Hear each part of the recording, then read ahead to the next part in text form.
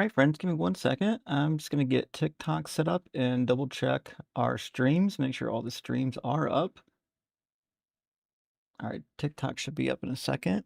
And then let me check YouTube Studio and make sure the streams are live, lest I make a mistake and end up with a dead stream again. All right, let's see. DZ Debates is live. Awesome. Let's try Deconstruction Zone. Deconstruction Zone's live. Awesome. So I think we're good on that front. Fantastic. All right. Exciting. Let me get my web browser set up before I forget.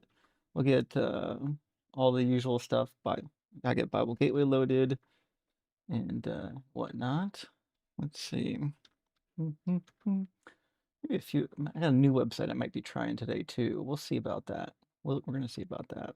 It may or may not be helpful. Nevertheless, welcome in, friends. I think everything's up and going. I'm gonna start TikTok before I forget to do that. Let's see. Oh, make sure the guest box is open. I gotta do that. 1 second.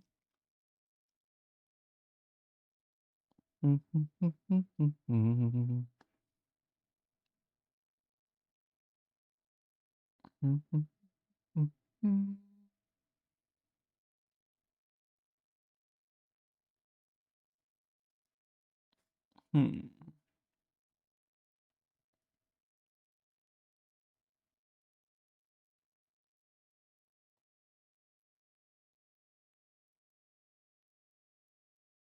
Cool. All right. We should be good now. Let's double check that. Here. The guest box is open on YouTube. Guest box on TikTok. TikTok will be open in a second.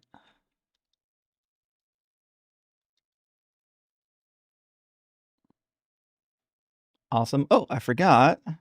My goodness. Real quick, I got to adjust these layers real quick so you can see the prompt. There we go.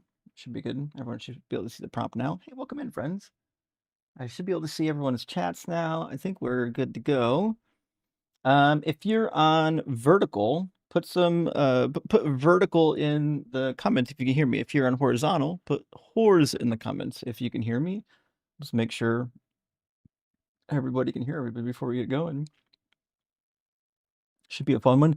I don't think it's been a little bit since we did this topic. I mean, to be fair, we've done some topics that I think are adjacent to this, and it's almost like at some point all roads lead to this. Every time you kind of touch one of the holy books, it's very difficult to not touch on this particular topic when like we're reading the book. So we'll see what we get tonight. Um, I predict, I prophesy even, we'll get at least 2 people most likely that come in and say something akin to, "What's your standard of good?" And then that same clown most likely is gonna try to claim that good is equal to God somehow, and that it's the, opposite of good is just a deprivation. I don't know where they got these, ideas from. I'm sure it's some bullshit from, like, Thomas Aquinas or something, but it's wild. It's a little bit wild to me that they run these arguments. I have no idea why they think that they're convincing.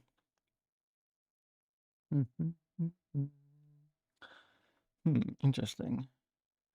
Anyways, I think both guest boxes are open. Let me I just totally forgot to look at the TikTok guest box yet. It should be open here in a second. There we go. Now on TikTok, I can see the TikTok guest box, and I can see the YouTube guest box. So we should be good to go. And while I'm at it, let me open up my phone, and I'll do a double test on the YouTube guest box real quick and make sure that everything's as it should be. Let's see, tiny.cc/live. And if you want to get into the conversation, if you're like, hey, actually, I think God's really good. Hey, congratulations. You can use the link on the screen, tiny.cc/dzlive, and you'll get placed into a guest box or a guest waiting room, really. and then I'll pull you up when we get the opportunity to pull you up. That being said, I think everything's working. I just checked real quick, make sure that the guest box is working. It seems to be working on my phone, so I think we're okay. I think we're ready to go. Everything seems to be doing what it's supposed to, so that's exciting. Uh, I am working on a side project. I haven't told anyone yet. I'm working on a couple of projects, but I'm working on a really cool side project um, for researching. Oh, I just hit the wrong button. Researching ancient texts. I think y'all gonna like it. I'll show you to work while we're waiting for some guests to line up here.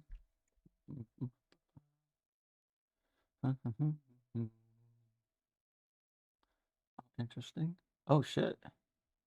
Somebody just somebody just popped in and sent out like a gazillion memberships. Holy smokes. Let me see what's going on here. Roy did. I just saw there was like a flurry, a flurry of stuff happening in one of my chat windows. Hold on. I got to get my live chat on the screen. I forgot to put that up there. 1 second. Always helps if you actually add it to the screen. That's usually the thing that you want to do.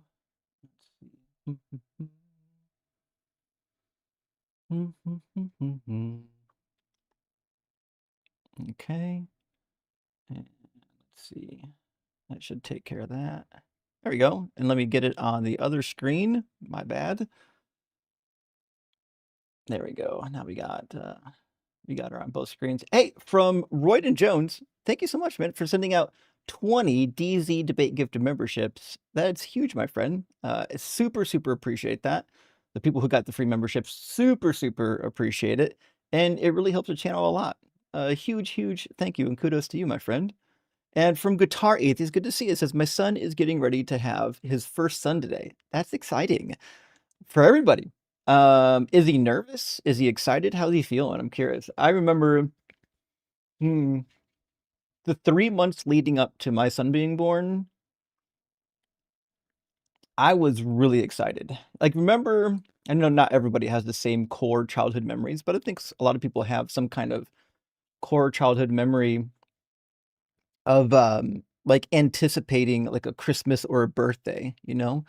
That's how I felt when my son was born, and when he was born, it was like the awesomest moment. So I'm sure your son and you are really excited. At least I hope so. Enjoy the baby, take lots of pictures, and that's one thing I wish I had done more of is taken more pictures. It's weird to say that now because at the time I thought there was too many pictures. But take lots of pictures. You're gonna want them. And I'm sorry, sweet. We the people. There we go. Justin, did I hear you have a book in the works? That is true. Also, you need to debate Jay Dyer and crush him. He's the worst. He might be one of the worst. That being said, well, first of all, Jay Dyer doesn't go on our platforms to debate. He, as far as I know, only really debates on his platform. So I don't know if he'll ever show up here. And I don't think, and I could be wrong, but I don't think he really does the public debates, as far as I know. So I don't think like he's going to be on like modern day debate or anything anytime soon. So I don't really know what the opportunity is to debate someone like Jay. But if the opportunity arises, I would take it. I mean, it's just another pre-sup debate, you know. Shirley, hey, good to see you, Francis. Hi, Justin. You have a lot of side projects. You go, girl. You know, I have. You're not wrong. I have too many, by the way. This is a real problem of mine. But I'm going to finish these projects and not commit to another one for a little while. At least that's what I tell myself. That's like the lies you have to tell yourself to fall asleep at night. That's the lie that I tell myself to fall asleep at night. So it is what it is. You know, I do what I can. And it sometimes you know, sometimes I do it and sometimes I just wish I did. Let me grab before I forget. Done. Actually, there we go. All right, this is my current project. I kind of got tired of fucking around with like Bible Hub and some of these garbage websites. So I'm working on one myself that we can do, I would say, like proper textual research on. And it's working pretty well so far. I think once I'm ready to launch it here, I think it'll be a pretty effective tool. It's not perfect yet. It needs a little bit of work, but I think we're getting closer. I'm using most of the same resources that Bible Hub is using, except my site has just got a lot more information, and I'm actually monitoring the information to make sure it's going to be correct. We do have like overviews on all the words from the standard lexicons, and I'm working on a section as well. Obviously, it's going to show you where it's used within the books, but I'm also working on a section to do the dating of the words, so you can see what time period a lot of these Hebrew words were popular in. It helps you kind of work on dating the text. The next tool that I'm working on is going to be it's an algorithm to basically compare references. So you could type in a phrase, maybe a phrase from the Bible, and you can cross-reference it to just about any phrase in all of the ancient literature. And it'll come with it's basically it's a 6 category criteria, and it comes up with like a score, like how closely does this quote uh, compared to some other quotes, and then you'll be able to sort by ranking. It should be pretty cool, and it'll really help for a lot of research. Roy, thank you for the super sticker, my friend. And Kurt, thank you so much for the super chat. Says, good morning, Justin. I hope all is well. Kurt, all is well because you're here. Thanks for being here. And Two Hand Dan says, exploring the cheat sheet, laughed for an hour over the yeah, the MSRI tab. Want the equation on a t-shirt. Yeah, you know what? You're Horse Rule, Verts Rule, Justin fucking Rock. You're right. That does need to be on a t-shirt. I don't know why I didn't think of that. Shit. That is, you're right. I dropped the ball here. That absolutely needs to be on a t-shirt, and I just didn't do it. And because of that, we don't have it yet. So I'll make sure that happens. But yeah, the was it the Magisterium Resident or the Magisterium Solar Resonant Index is, I think, that was in conjunction with Carnage. Carnage developed the initial model, and then we kind of went to work on making it interactive and making it actually spit out some kind of a score. It was a lot of fun. I'm definitely glad that we were able to work on that. It was a cool project. And yeah, it's funny as hell. Every once in a while, we get people who take it seriously, and that's wild. Guav says, today's limerick. There once was a man named Justin whose topic was deconstruction. Believers called in, but never did win, for he cooked them all to destruction. Listen, that's fantastic. That is, as by way of limericks, that's like 9 out of 10 for sure. Fantastic. And Guitar coming in again, I'm sure he's excited and nervous at the same. Yes. Yeah, bringing a new life into the world, while it is like super exciting, it's true. It can be nerve-wracking for sure. Like, what if you mess up? What if what if you drop the baby? you know? I have a good friend named Bob, and he's got like 7 kids now, but he had kids before a lot of us in our friends group. I remember I talked to him a while ago about when I was younger, probably late 20s, about having kids. And he goes, it's okay, Justin. Kids bounce, babies bounce. That's why they call them bouncing babies. I was like, Bob, I don't think that's fucking why they call them bouncing babies. But his point was, and it's not a wrong point, is babies do tend to what's the word I'm looking for? They recover well. Their bodies are in that mode where they're growing and recovering and whatnot. Although there are, like, if you drop a baby on their head, it can cause lasting damage, unlike an adult where you might just get temporary damage. So there's some things to consider there. Unashamed, thank you so much for the super chat, my friend. I got to make this taller to read it all. There we go. And on this side, make it a little bit taller. There we go. It says, mate Doug, patron or patron. Doug, patron rock of rationality, guide your tongue and steady your hand. May every red herring become smoked herring. Oh, I like that. Every straw man become kindling, and every bad argument leave the pit tenderized and well done. Listen, that's some fantastic work, Unashamed. I mean, that's some of the best work I've ever seen you do. You keep that up, and you're gonna like climb your way to the top of the limerick charts. I don't know if we have an official rating system yet, but I think we're gonna have to get one, at least for you.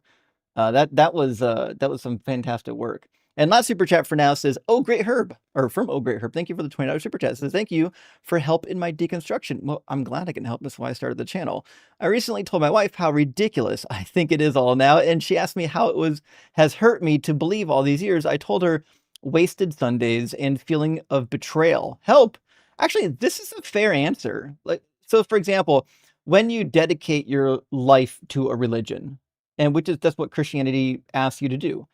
Well, when you do that, there are things that you're going to be giving up.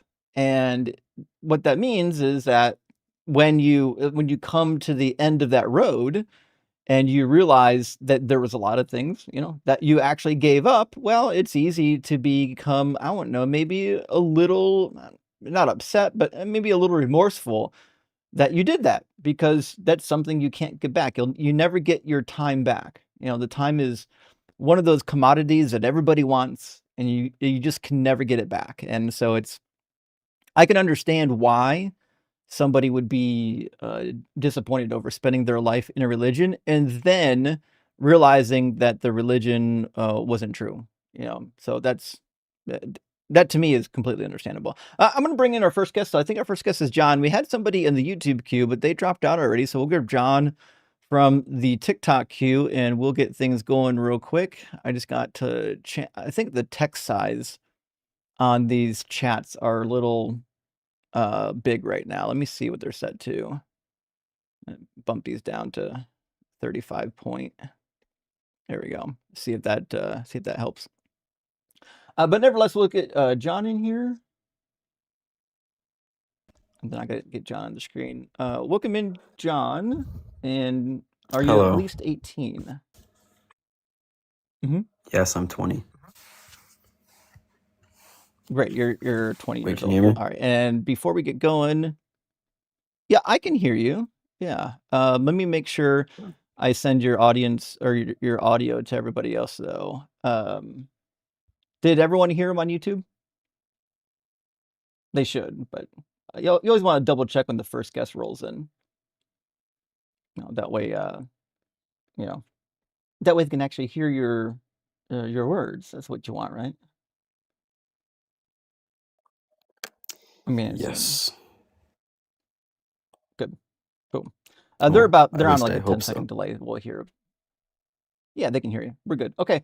So John, you said you're at least 18, and are you a believer in some kind of a God? I am, yes. In the Okay. Christian God. And which God do you? Okay, so you're Christian. All right. And do you Yeah. think that the Christian God is good, like all good? Yes. I think he's good in accordance to his nature. What do you mean by in accordance with his nature? Yeah, I think he's all good. I don't need to add that part in. I think he's all good. Yeah, I mean, you're welcome to. I just don't know what it does for the conversation. Okay, when you say that God is all good, is it fair to say, like, am I mischaracterizing this statement and suggesting that if God is all good, he always does like the best thing?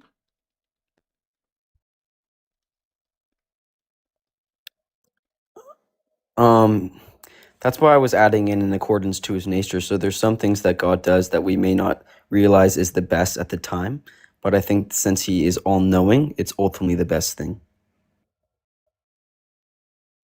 Sure. I mean, obviously you would believe that, but like you would agree that somebody who is all good would always do the best thing. It just seems like it's part of the being all good, right?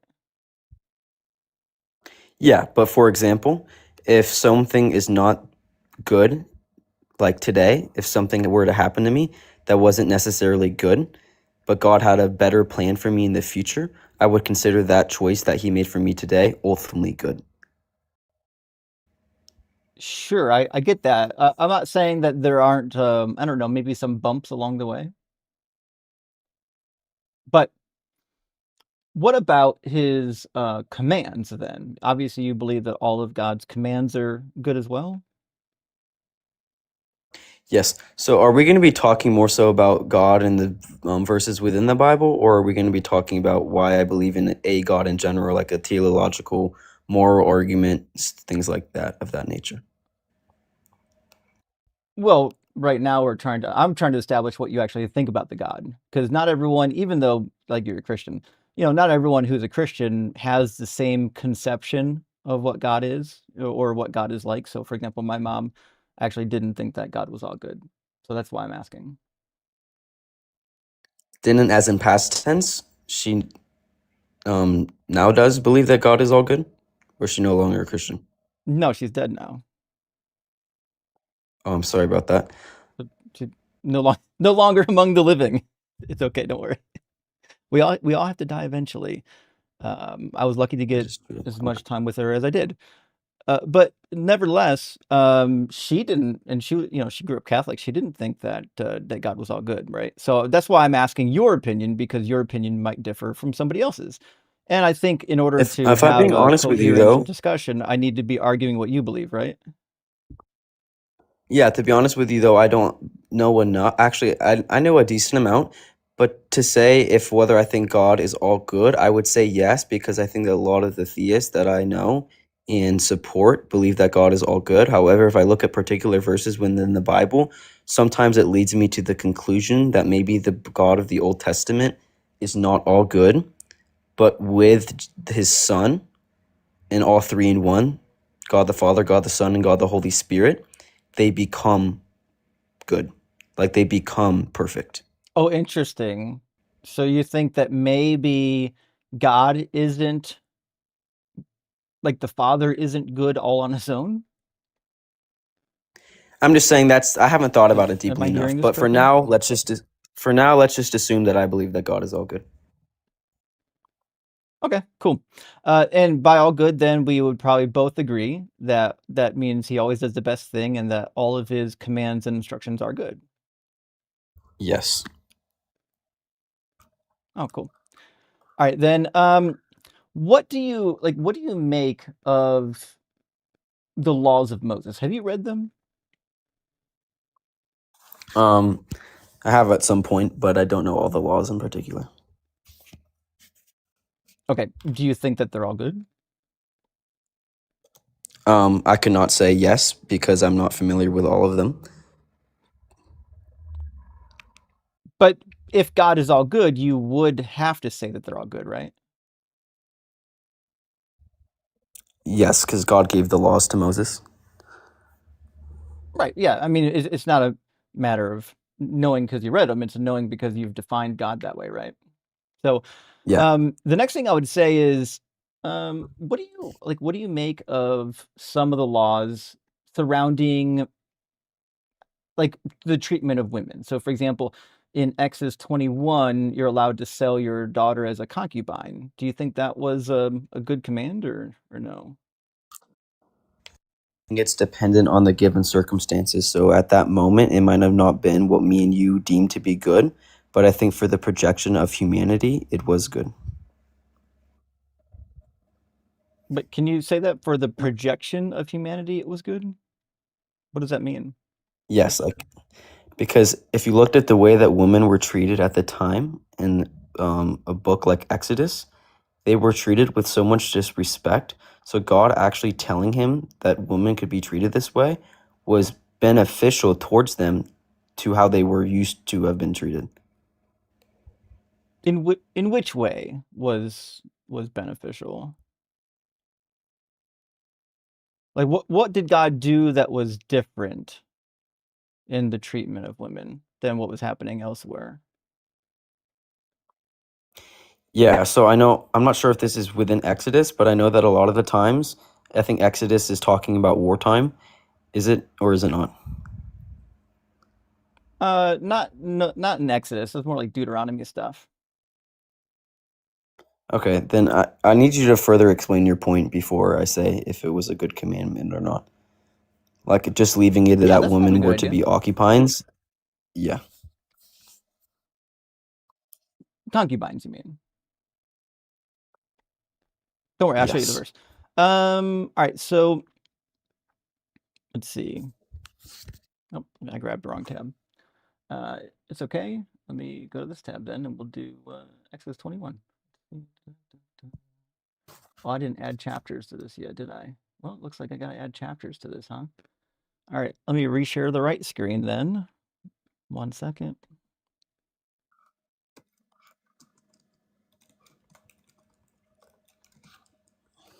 Cool. Now I got the right screen. I don't know why the super chat keeps popping up. Fucking get out of here. All right. So it says here when we get down to verse 7. There we go. When a man sells his daughter as a slave, she shall not go out as the male slaves do. If she does not please her master who designated her for himself, then he shall let her be redeemed. So it says here that you can sell a woman as a slave, and then she becomes essentially a concubine. That's why she's allowed to be essentially divorced if she doesn't please her master who has betrothed her.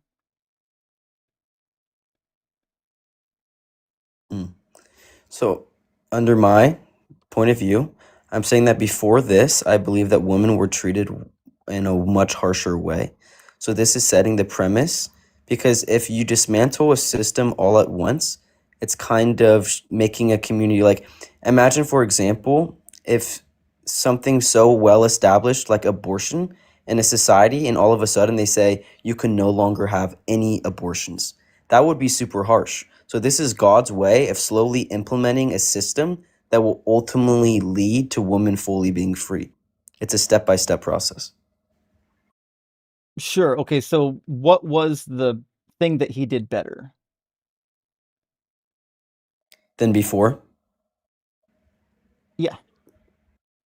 Yeah, so I think that before women didn't even have the right to divorce their husbands. I think that this was a They don't in the positive that Bible either. Jesus was implementing. I what? They don't get the right in the Bible either. To divorce their husbands? No. And just to be clear, they did have the right to divorce their husbands. Even as early as the Hammurabi Law Code, there were divorce laws for women. Okay, interesting. Yeah. And they even had legal codes as well. Like if you divorce your woman, because they didn't say wife, you said your woman or your man. If you divorce them, and like you can't just kick them out of your house, you have to provide for them, especially if they had children. If they had children, you usually had to use your estate to provide some sort of support for them after you divorce them. This we don't find in the Bible. In fact, women in the Bible just get divorced. They're just gone. Bye. Mm. So, what about verses 8 through 11 that add on to the restraints that must be placed on this? So it says he has to let her be What about redeemed if she's designed for his son. She's treated with the rights of a daughter. hmm If he takes another wife, he can't hmm reduce her food, clothing, or martial rights. And if he fails any of these things, she goes free, no payment required. So this sounds like it's hmm describing um like a what's the word? A protective arrangement. Like not slavery How? or Well, it says slave. yeah, but So slaves weren't if the treated that way. girl That's why you have marries to read the further the verses. son, I've read all of them. So if the slave girl marries the son, she gets treated as though she's a daughter because it's going to be the son's first wife. If the slave girl gets betrothed to the owner, then obviously it's not his first wife, it's his second wife, and that makes her a second tier wife, which is to be a concubine, which is why you have the note in verse 10, if he takes another wife to himself, he shall not diminish the food, clothing, and marital rights of his first wife, because you can have more than one wife. This young woman sold to the slave girl could either be a second wife or a primary wife to the son. But in no case is she deciding this for herself. Her father's selling her as a slave to be done with her or whatever the owner wants. So I'm curious, I don't know enough about the Bible. So when I look at a verse like this, I don't know how women were treated before this. And according to your own knowledge, since you have read the Bible in its entirety, why would God be establishing these rules and quote unquote regulations for women if there was not some sort of system that was already in place? What was that system already set in place for him to have established these new rules regarding it? There was no system. The Israelites left Egypt and he said, "Okay, here are my laws." So these laws just came out of nowhere. Like, I'm saying it's quite weird or They interesting to came out of me God. how God would. Why would God come out and say this is how women are supposed to be treated for the first time without have something like women had to have been treated in a different way prior to For the this? first time. What do you mean for the first time? I'm saying that there's verses prior to this that I cannot think of off the top of my head Hmm. that described how you would treat women, and it was not in this manner. Where? Where? Show me the verse. That's what I'm asking you for. So there's no verse before this describing Oh, there's that? not one. There's no verse in the Bible that says you, like in Exodus, there's no laws that says you must treat your wife in a particular way. There are some rules, like even in Exodus 21, if you accidentally injure a pregnant woman so that she miscarries, there's a fine. In Deuteronomy 22, if you sexually assault a woman who's betrothed, you're going to get executed. But as long as she's not betrothed, you just got to pay the bride price. So, I mean, God does allow selling a girl as a concubine and, allows you to marry the person that you sexually assault. Hmm. And also in Deuteronomy 25, God says that if your husband dies, you have to marry the brother of your deceased husband so that you can produce children to carry on the lineage. Like you don't just get to go free. Hmm. The thing is that when I Which, read the Old Testament, I have a lot mhm, of questions, and I think that without Jesus, sure. I would probably not be a Christian. But I think that with Well, Jesus, it yeah, changes the whole narrative. that seems obvious. Does he not believe in the What does Jesus Trinity? have to do with it? I What does I Jesus think have to do he's with it? figuring that out still. Am I understanding you correctly, John? No, no, no. I'm not figuring it out. I'm just saying that I have some sort of kind of side thing within my own realm of knowledge because the view that many people hold, I don't necessarily agree with. So you don't think that Jesus and God are one and the same?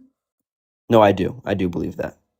So if the God in the Old Testament is bad in some way, that would automatically make Jesus bad in that same way. Yeah, that's why I'm holding to the belief that God is good in the Old Testament, where there are some verses like this that make me question that. And that's why I have to do more research as to kind of ways around it. How did you come to the conclusion that God was good in the first place? Because of creation. What do you mean? I believe that God is good because of the things that we can see, and we live in a world where you and I are able to have conversations. And I think the beauty around us is what makes God perfect. So, because nature is beautiful, the God of the Bible is true? I think because of the message that Jesus preaches and the forgiveness that people can seek in him, it's what makes it true. Okay, so you look at nature and you think there is a God. Granted, nature is not always beautiful. It is often unkind and cold and unforgiving, but you look at nature and believe that there is a God, and then you believe the God of the Bible is true because you can ask him for forgiveness? Here, I'll restate myself because I did explain that quite badly. I'm saying that the reason I believe that there is a God, not even the God of the Bible, is because I believe that creation is a leading factor, that there has to be a creator. I also think of things like the contingency argument, which is why I believe in a higher being. The reason that I choose to believe in Jesus is because I see that he has been able to transform lives around the world. I'm currently in South Africa, and people's hope that they have is through Jesus. I was in Europe. The hope that people have is through Jesus. Like, I've seen Jesus change the lives of people, and I think that is why I'm ultimately a Christian, is because people can find forgiveness through Jesus. And I ultimately, yeah, that's why I'm a Christian. So, if people find forgiveness and transformation in another God, would that be evidence that that God is true as well? No, I think it's a combination of things So, that leads besides me to my seeing conclusion. people be transformed, what other reason then do you have to believe that Jesus is real? Yeah, that he was a son of God, that he was buried and rose again from the grave. I'm asking, why do you believe that's true? Because there's evidence for the resurrection. Uh-huh. And so have you looked at the evidence for the other gods? Yes, I don't think that it's comparable to the resurrection of Jesus from the grave. I see. Okay. Um Justin, I'll let you take over. Sure. Is this your first time having a All right, conversation we've with someone? Did you just ask me if it's my first Who? time? Having a conversation with someone, yes. Like a debate, not a conversation, like a I don't debate. think I guess he's lost. I don't know. I was turning it back over to Justin because I didn't want to take over his live, not because I can't continue the conversation. Okay, that was just a little interesting. I gave you my answers, you laughed at me, and then you passed the mic over back to Justin.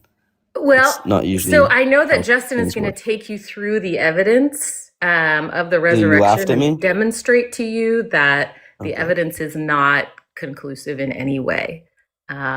Okay. But Usually when you're done talking to someone, you don't start laughing at the person that you've been engaging in conversation with.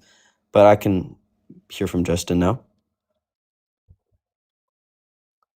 I don't think she was laughing at you. I think she's laughing because she knows what's going to happen next. Because we've done this a lot. Does that make Interesting. sense? Okay. Sure. Yeah, this is not our first time at the rodeo. Okay, so why do you think that the resurrection happened, and why do you think that it's meaningful? Like, even if I granted that it happened, why would that matter?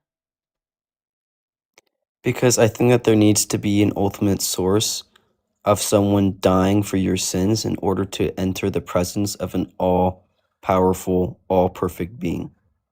Someone has to take the penalty Why? that Why is does something have perfect to in and die of for your himself. sins? Why? A So perfect could being we has not to just die sacrifice for a your baby? sins. A Why? baby's not perfect. What's wrong with a baby? A baby Have they has sinned? sin. Yes, a baby Oh, enters the what sin world did a baby with commit? sin. Because Does a I believe that baby you're commit born sin? into sin.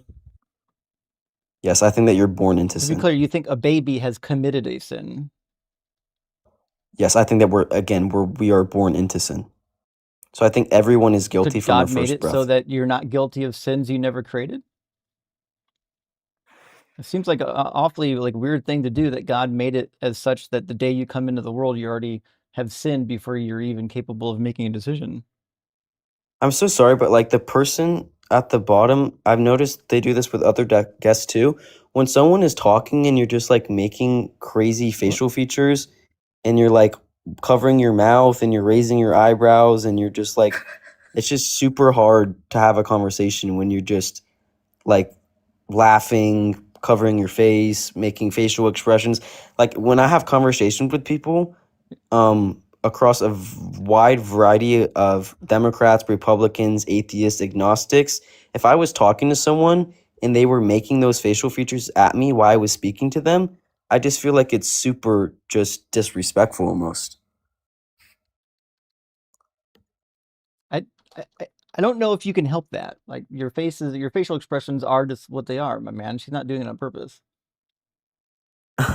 Okay. I mean, if okay, you can definitely Like, control she's that. not purposely If it's making like facial expressions to upset you.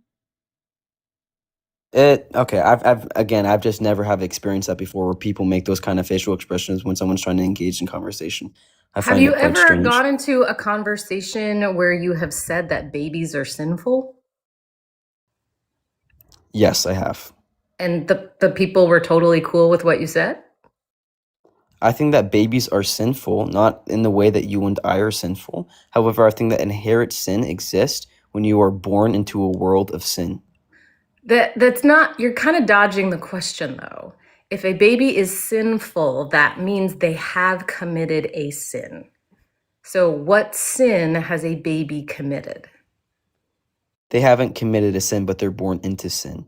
And What does that mean, that's being born into it? being born into sin makes you inherently guilty. So, if a baby dies, obviously that baby has not had a chance to accept Jesus, but that baby is just inherently guilty, even though they haven't done anything wrong. They should go to hell then, right? No, because I think it's predicated on two separate things. I think what sends someone to hell is the evil that they have within themselves, but it's also predicated on the fact that they have heard the name about Jesus and have been able to freely make that choice. So someone on a random island at the age of 40 who is sinful, they have committed sins, but they've never heard the name of Jesus, I believe will ultimately not be judged the same way that you and I are judged.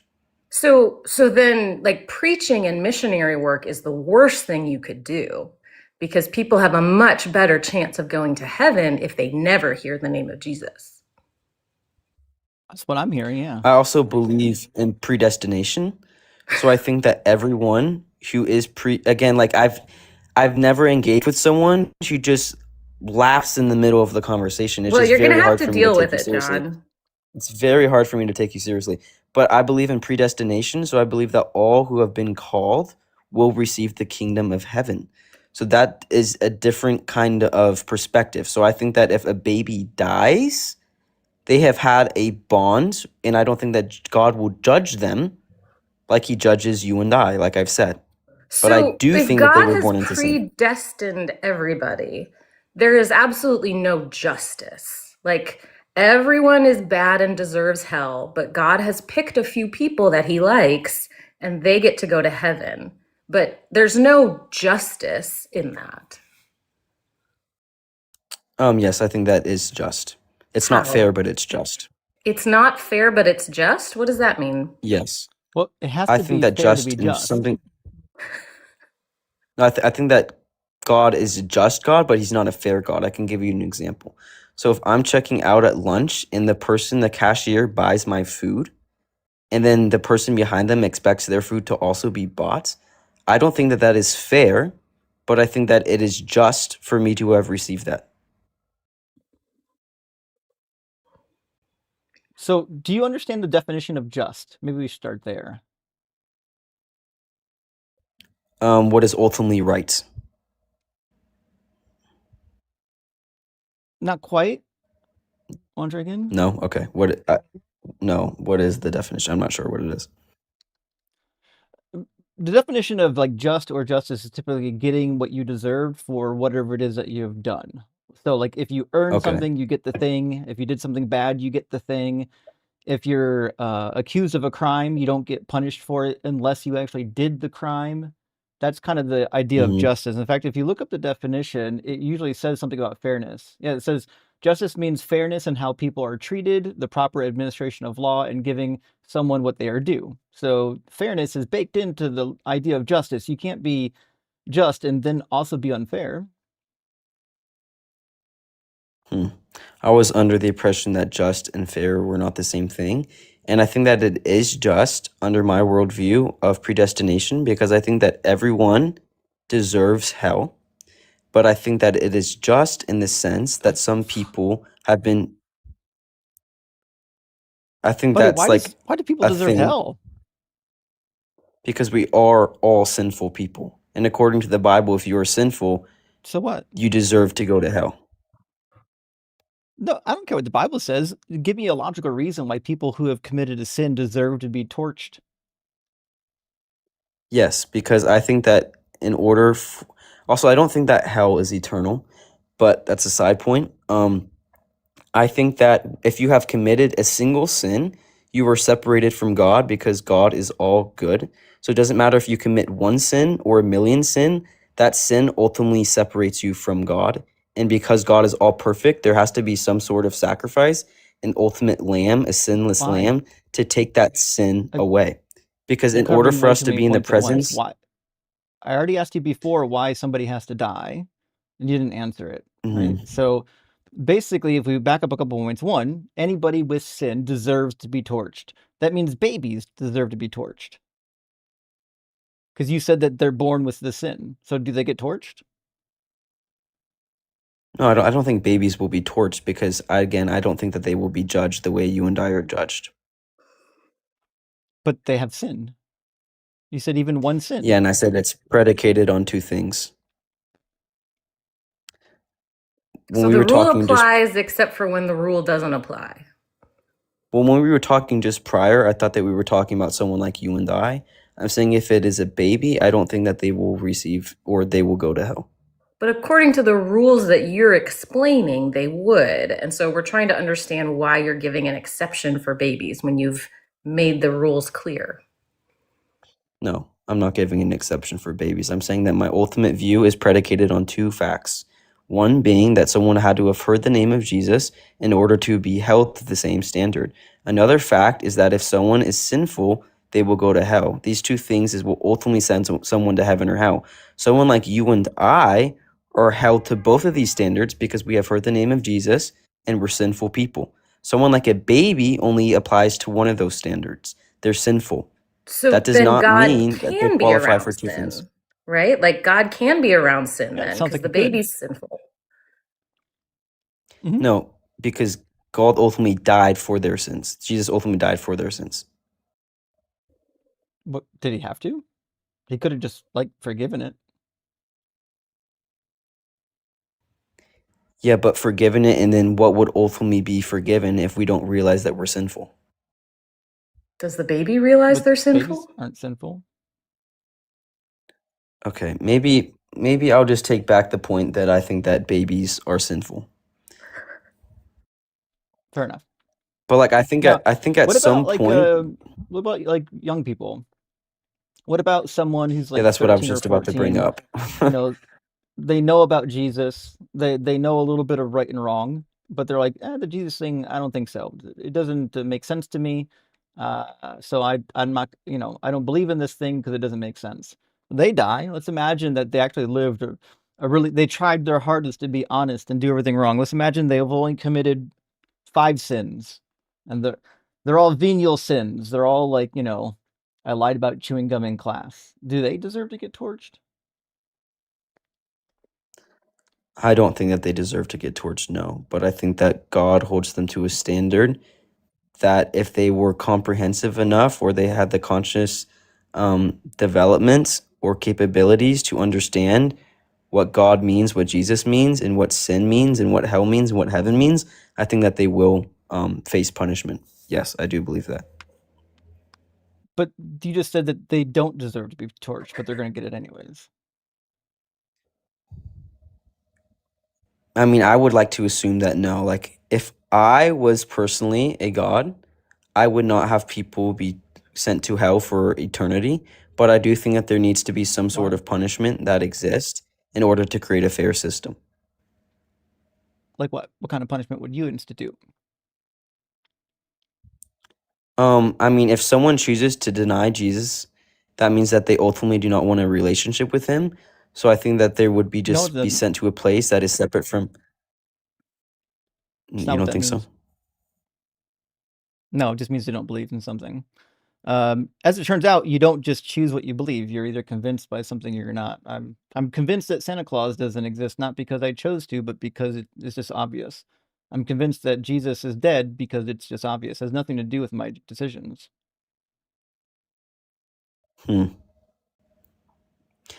I also would like to think that God knows your heart. So if you're simply rejecting the fact that Jesus is not real because you want to not believe in changing your life and having to live a quote unquote sinless life, even though Christians don't live sinless lives, I think that's Oh, you did different it than again. from not simply believing in the facts that were presented to you. John, you just did it again. You're just accusing people who don't believe of having bad motives. No, I'm saying that there's different You motives for why understand that people don't people believe. come in all different varieties, and most people who don't believe are literally just not convinced. In fact, there's this weird And talking point in church, like people choose to stop believing because they want to sin. What a ludicrous thing. Literally being in the faith is the thing that allows you to sin as much as you want. It's crazy to think that people don't want to be Christians just because they don't want to sin. I don't think that's true on a regular basis. You could even pull up statistics about atheists and Christians and how much they give within certain communities, how likely they are to foster and adopt, how likely they are to donate to Is certain not giving a organizations, sin? nonprofits. How Or No, likely I'm they just are to saying, go to like, jail? I'm just saying that if we yeah, look at there's even way more religious statistics, people in jail. people within Christianity, I'm saying that the amount of good things that Christianity has been able to do for communities that are literally broken, I don't think that an atheist could go in there and preach a message that would give people that same hope Why do and you that think same feeling. preaching is if there is a community that is, quote, broken, why do you think hmm preaching would be the answer rather than helping them? Because I think that in order for a society to thrive, there needs to be some sort of binding factor that brings people together. And I think that religion can play that part. And in order for a society to be ultimately helped, there needs to be some cohesion within that society. And I think that people believing in a figure like Jesus, that is the ultimate figure of hope and salvation, can lead people to a better, more progressive society. Progressive in what way? Jesus said to follow the law of Moses. How's that Do we progressive? still follow the law of Moses? Did Jesus tell you to? We're still following the law of Moses? Some of them, yeah. Some Christians do. But that's not my question. My question In the is, Old what did Jesus Testament, tell he you to told me do? to. Because Jesus said to follow the law. In fact, Yahweh said to follow the law forever, which means Jesus and Yahweh agree. Did you not read Matthew when Jesus said to follow the law? You'll be least in the kingdom if you don't. I can pull Sure. it up. So I just have to ask you a question since you guys have been asking me questions the whole time. I have a question for you guys. So if you think that a society, you have two societies, these are hypotheticals. You have one society that two societies are broken. They're trying to figure out how they will move forward in life. One, you can go to them and say that, hey, things are things. We just need to move forward, and there really is no end all be all purpose. You guys just are here. You have suffered, and ultimately, your suffering is okay because we're just a mere product of evolution. And in the end, we will die, and that's that. Or you go to the society Why and you would you say, think hey, we would guys, say any of your that? suffering will one day, because LARPing that's as what an you believe. atheist You is wouldn't always tell them what you believe? embarrassing. That's not what we You believe. wouldn't How tell about them you what you ask them what we believe? believe? How about you ask them what we Do believe? you believe that when you die, nothing else will happen? Yeah, we're dead. We're gone. Okay. Do you believe that suffering is a mere product of evolution? No. No? Suffering is just an inevitable quality of the fact that life exists and we're conscious. If we weren't conscious, we wouldn't be able to suffer. So This is if a we really lost our long ability way. to Oh, sorry. Oh, it's I good. was just going to say, this is a really long way around, like, not acknowledging the fact that Jesus told you to follow the law. Okay, so you're not Yeah, answering it my is, question. actually. Thanks. I appreciate that. So, do you want to talk about what Justin asked you first? Okay, so thanks for neither of you guys answering my questions. He says that I can ask you that in the meantime while he pulls up the verse. So that's what I was doing. Oh, I So, already had the if verse. you do, like, have you ever, when you think about like community outreach and community interventions, is your impression that if you want to help a community, you stand up in front of the community and tell them what to do? I think you stand up to that community and you give them hope, an unwavering hope that lasts beyond trials and tribulations. I don't think you have then done any community outreach that isn't missionary work. I would encourage you to maybe do some research on community intervention and what types of interventions are actually helpful for communities. I've done very much community intervention. I'm doing economics, and I look at the economics behind communities and why they are hurting and ways to implement economic policies to help them thrive. and you can thrive economically, but if there's some unwavering thing that is within you that you're struggling each and every day, I think only Jesus can provide that hope. So you can go into a community and you can help them prosper economically, but I don't think that the community can ever truly prosper if they have not heard the message of Jesus. So they prosper without prospering. Yeah, how does that work? Yes. So How do you there's like no prosper rich without Muslims? prospering? I'm saying that He you can thinks prosper Muslims just in a don't sense. really count. I'm saying that there is two levels of prospering. You can prosper in a material sense and you can have everything that you've ever wanted, but deep down there will always be something missing. And I think Jesus provides that comfort. He provides that ultimate source of that one thing that is missing. And I think that other religions are able to provide people with that same sense. But just because another religion provides someone with that same sense of belonging, doesn't necessarily mean that it's true. That's why we ultimately have to decipher which one has more evidence. Well, I don't think there's any evidence for Christianity. In fact, I think the evidence that we're given is like the weakest possible evidence, but I also don't understand how it's comforting to believe in a God that claims he loves you, but then will literally light you on fire just because you're imperfect, even though you actually can't help it. He designed you to be imperfect. That to me is crazy. Mm. So what made you think that way? Because for a long time, weren't you a Christian? So what made you have that realization? This is logical. I was So brainwashed as before a you were child illogical? to think that this was normal. But you seem to have cured it, because didn't you go on to seminary school? Hmm. So you were brainwashed then? No. Then why did you Once you become study an it? adult, you have to understand that you're not brainwashed. Brainwashing is what happens when you're like growing up. I mean, you could brainwash So adults. It's much harder. So for the people that I've come across, international students at my university who had never heard the name of Jesus, they stepped into a church and heard about his life, his burial, and his resurrection, and that their sins could be forgiven. Are they also brainwashed because they now believe? No, I didn't say they were. I said I was. It's weird how you just keep Okay, so assuming like things about my words that so I you didn't don't think say. that So I'm so not you don't saying think that that all every people Christian come to was brainwashed. Christianity because they were brainwashed? Okay, No, it's just like a majority of them. So it's it's not the huh? point though. The point is pretty simple, which is it doesn't make sense, right? The reason why Hmm. most people are in some kind of a religion is because they grew up in a society that believed in that religion and they were surrounded by it. The number one predictor overall of what your religion is going to be is where you grew up. That's just a cold hard fact.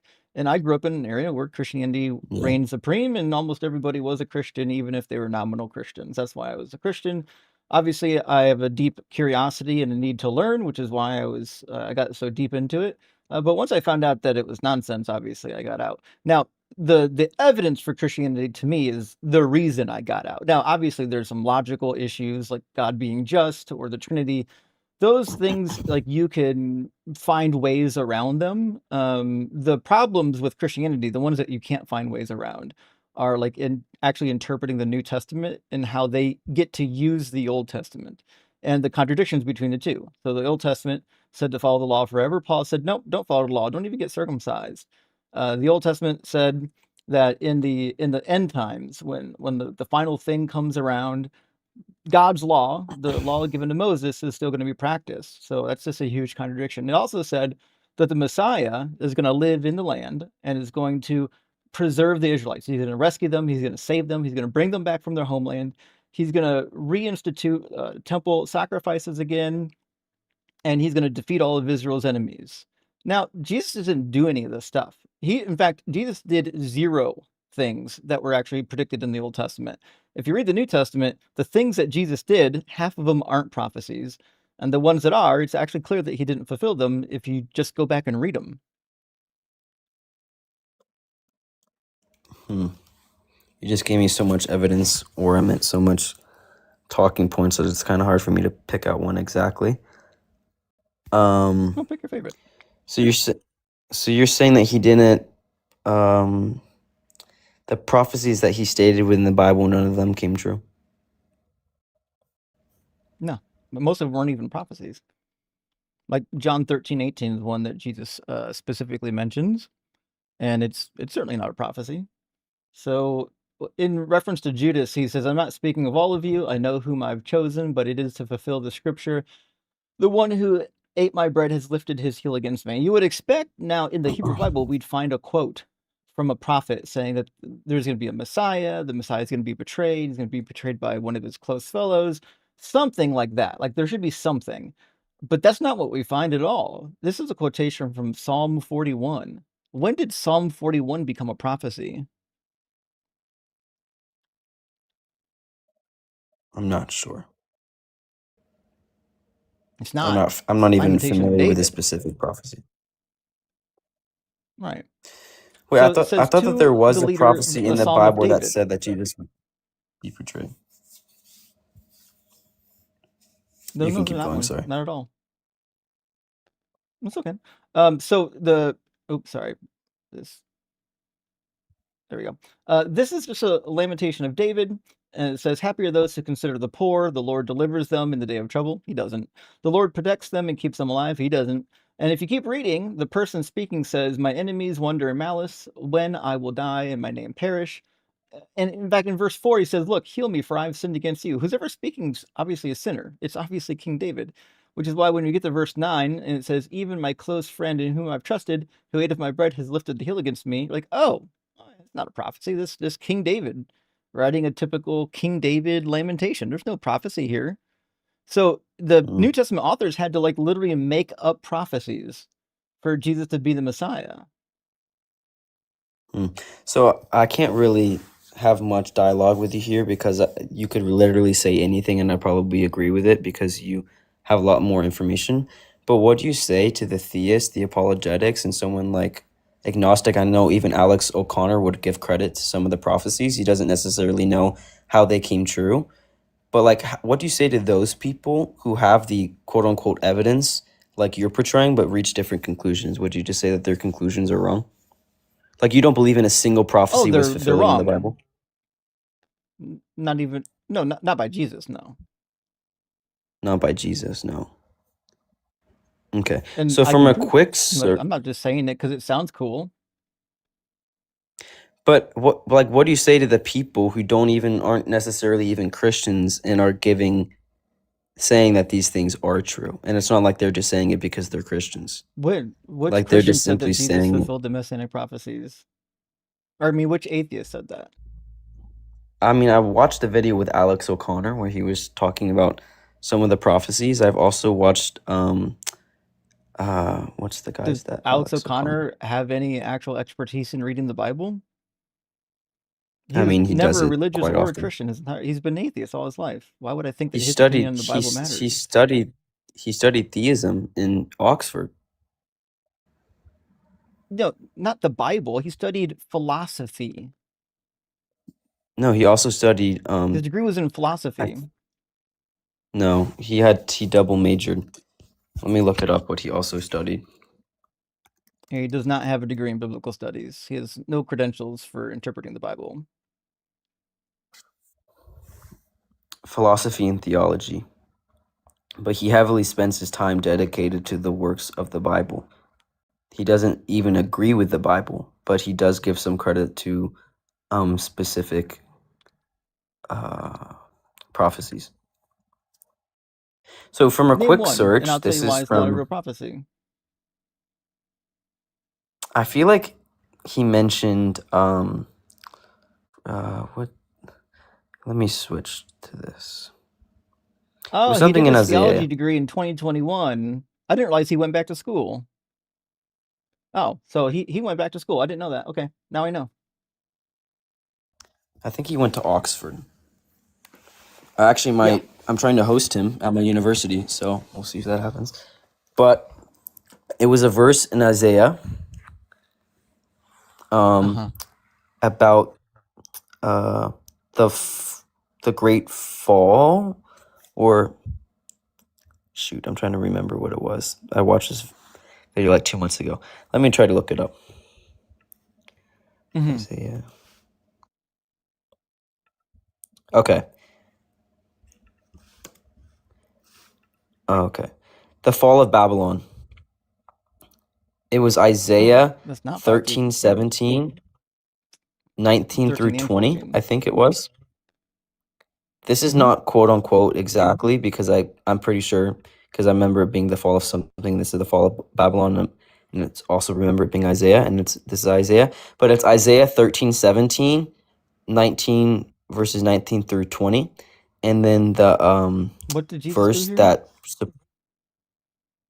this is just a prophecy.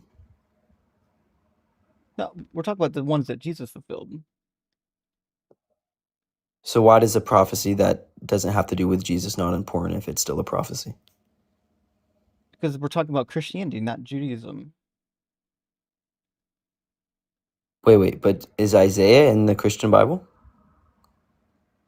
Yeah, but It is. Isaiah could still be Yeah, it is. true and Christianity could still be false.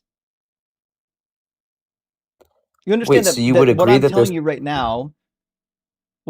right now, a Jew could tell you as well. Like, you don't have to be an atheist to hold this position.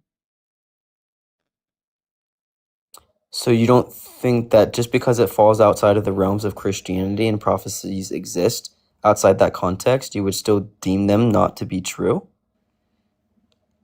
Which ones are you talking about? Like, We're talking specifically about the ones concerning the Messiah. yeah, but I'm saying why do you not grant value to the ones that are not referring to the Messiah? Oh, easy, because Like, they're why would you generic and not? they also exist in the Babylonian and the Assyrian literature. Like, first of all, most of chapter 13 Okay. and 14 were written already after the fall of Babylon. So that's not impressive. We have no manuscripts that predate the fall of Babylon. There's no good reason to think that this was written before the fall of Babylon. And second Isaiah and third Isaiah, we know for a fact, was subsequently written way after Isaiah was already dead, almost 200 years after Isaiah was dead. So we know this was a compilation over a long period of time. So it seems to me that the thing that fits this best is one of two things. Either somebody wrote it after the fall of Babylon, or number two, they took a good guess right before Babylon was going to fall, which happens a lot in the ancient world. I've got a bunch of prophecies from non-Christian and Jewish sources that do the same geopolitical guesses.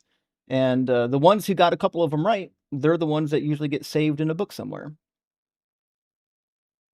I see. Like, it was pretty obvious that they were going to fall. At the end of the Babylonian Empire, the king had been gone for a little over 7 years. The festivals had stopped. The sacrifices to Marduk had stopped. They weren't even doing the New Year festival anymore. Like, you could have like walked in there with a fucking football team and took it over. Like, yeah, the Medes marching westward was going to fuck them up. Anyone could have guessed that. Okay, I see. Did you think I was initially going to mention the verse Isaiah 7:14? No, I assumed you were going to mention 53. Okay. Can we talk about Isaiah 7 verse 14, the one about the virgin birth? Yeah, sure. What about it? Okay. So Isaiah says, "Behold, a virgin shall conceive and bear a son, and shall call his name Emmanuel." And then in Matthew 1:22 verses 23, they cite this directly 23. as fulfilled in Jesus' Yeah. birth. Yeah, show me the part in verse 14 where there's a virgin. Because my text says, therefore, the Lord himself will give you a sign. Look, the young woman is with child. Why do you think they disagree?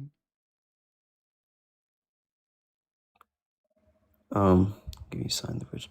So I'm not sure which one mine is, if it's NIV, ESV. Oh yeah, mine is NIV.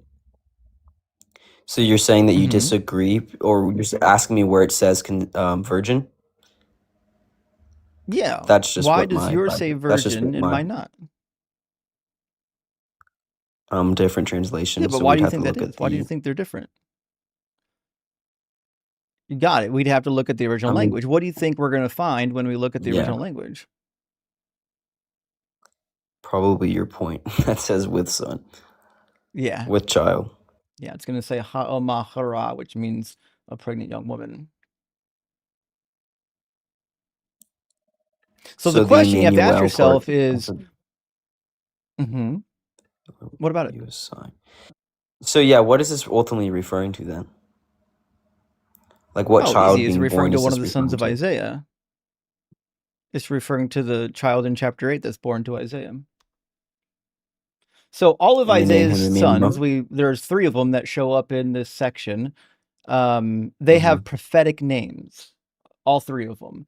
And 2 of them are acting like timelines, meaning something is going to happen before the child is X number of years old.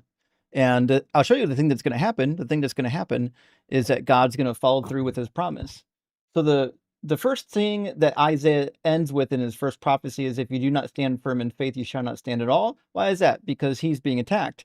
Ahaz, the king of the Judeans, being attacked by his neighbors to the north, his own Hebrew brethren.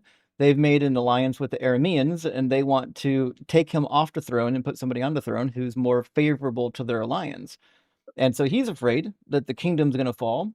And so Isaiah is sent by God to send him a message of hope. And then he gets sent a second time. It says, again, the Lord spoke to Ahaz, saying, ask a sign of the Lord your God, and let it be as deep as Sheol or as high as heaven. But Ahaz said, I will not ask, and I will not put the Lord to the test. Then Isaiah said, hear then, O house of David, is it too little for you to weary mortals, that you weary my God also?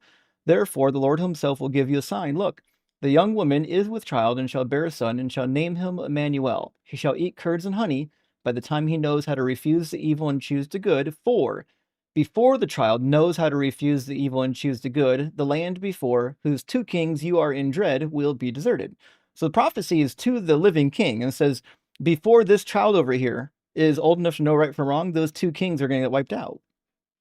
It's pretty simple. It has nothing to do with Jesus' time period at all. All right, keep it up for a second. Mm-hmm.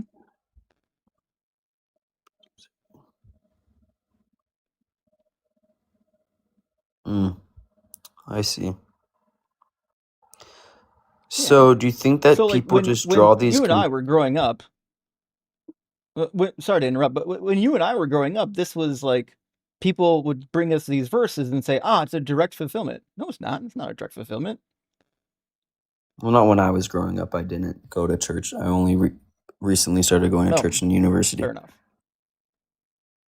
Fair enough. But whoever is teaching you about the religion probably told you that these are like direct prophecies about Jesus, and they're actually just not. In fact, if you look through most of the scholarly literature, you'll find that all of the prophecies about Jesus are either some kind of partial fulfillment, or typology, or some other nonsense that you wouldn't accept in any other religion. Like the idea that, well, Jesus fulfilled it spiritually. Well, what the hell does that mean? Well, it means he just did something vaguely, passingly familiar to what the text says. Like, that doesn't do anything for me. Did he actually fulfill it or not? Well, the answer is no every time. Do you think that there's even partial fulfillments, or not even partial fulfillments? I think partial fulfillments would be unfulfilled prophecies. If God says something's going to happen X, Y, and Z, and you only do Y, well, you didn't fulfill the prophecy then, did you? What about the verse that talks about Jesus being betrayed of silver? I'm not sure the exact ones, but I remember in apologetics mentioning that Actually, verse. I think it's in Zechariah. this is one of my favorites. Yeah. This is Matthew 27. I'll pull it up. I think Matthew 27 Zechariah. illustrates a really good point. Well, that's where Matthew, I'll fill you in on the Zechariah bit. Okay. So Matthew 27:9, it says, then was fulfilled what had been spoken through the prophet Jeremiah, and they took 30 pieces of silver, the price of the one on whom a price had been set, on whom some of the people of Israel had set a price, and they gave them for the potter's field as the Lord commanded me. Oh, interesting. So we should, first of all, be able to go to Jeremiah and find this quote. You're already ahead of me. I think you said it's not in Jeremiah, is it? It's in Zechariah, isn't it? I think it's in Zechariah. It is. Yeah, Zechariah chapter 11. Now, what you'll find is there's no Messiah being betrayed in Zechariah chapter 11. In fact, there are 2 shepherds. One of them possibly seems to be a good shepherd, and one of them seems to be a bad shepherd, but it's just a performance piece. And in the performance piece, Yahweh is supposed to be the good shepherd, and then the bad shepherd is who he's turning them over to, because he's upset with their leadership in Jerusalem. But there's no Messiah in that chapter at all, and it certainly doesn't come from Jeremiah. The funny part is this part does, and they gave them for the potter's field. Yeah, well, in Jeremiah there is a command to buy the potter's field in that book, but not for 30 pieces of silver. So we've got two amalgamated quotes that neither one of them have anything to do I'm with the sorry. I'm Messiah kind of being confused. betrayed. I was tracking on the last one, not tracking on this one, but I also can't see which verses you're referencing or the book you're referencing. So when you're going between these two, you're going back from Matthew and then you're going to which verse? Well, I'm still in Matthew. The verse in question is verse 9 and 10. It's a single prophecy, but they come from different books. It's a single prophecy, but they come from different books. Right. So verse 9 is a quote from Zechariah. Verse 10 So is they have one quote as maybe if a it's paraphrase sorry. from Jeremiah. Sorry. No, go ahead. It's all right. Sorry, I was just going to clarify You see that the problem? like what's displayed on the screen, John, is Mhm. all that Justin is reading, and he's explaining to you that you can find a little part of this quote in one place and the rest of this quote in another place. That's all. Oh, I see. Wait, so why does that mean that? Wait, can you compare this to Zechariah? Because that was the one I was under the impression that was the Well, I always forget. I don't know why I well, keep forgetting the word prophecy. It's kind of pissing me off. But Mhm. if Jeremiah didn't say it, then Matthew is wrong. Right. Oh. Problem number one. Mm. And what does Jeremiah say? Nothing about this? Not a thing. So Jeremiah is only given credit, or should be given credit, for the last part of the quote. Because in the book of Jeremiah, he does get commanded to buy the potter's field. So the author, whoever wrote this, just confused, he got confused when he quoted the passages. And then he also didn't care about what the actual context was, because the actual context of both of these passages have nothing to do with the Messiah being betrayed.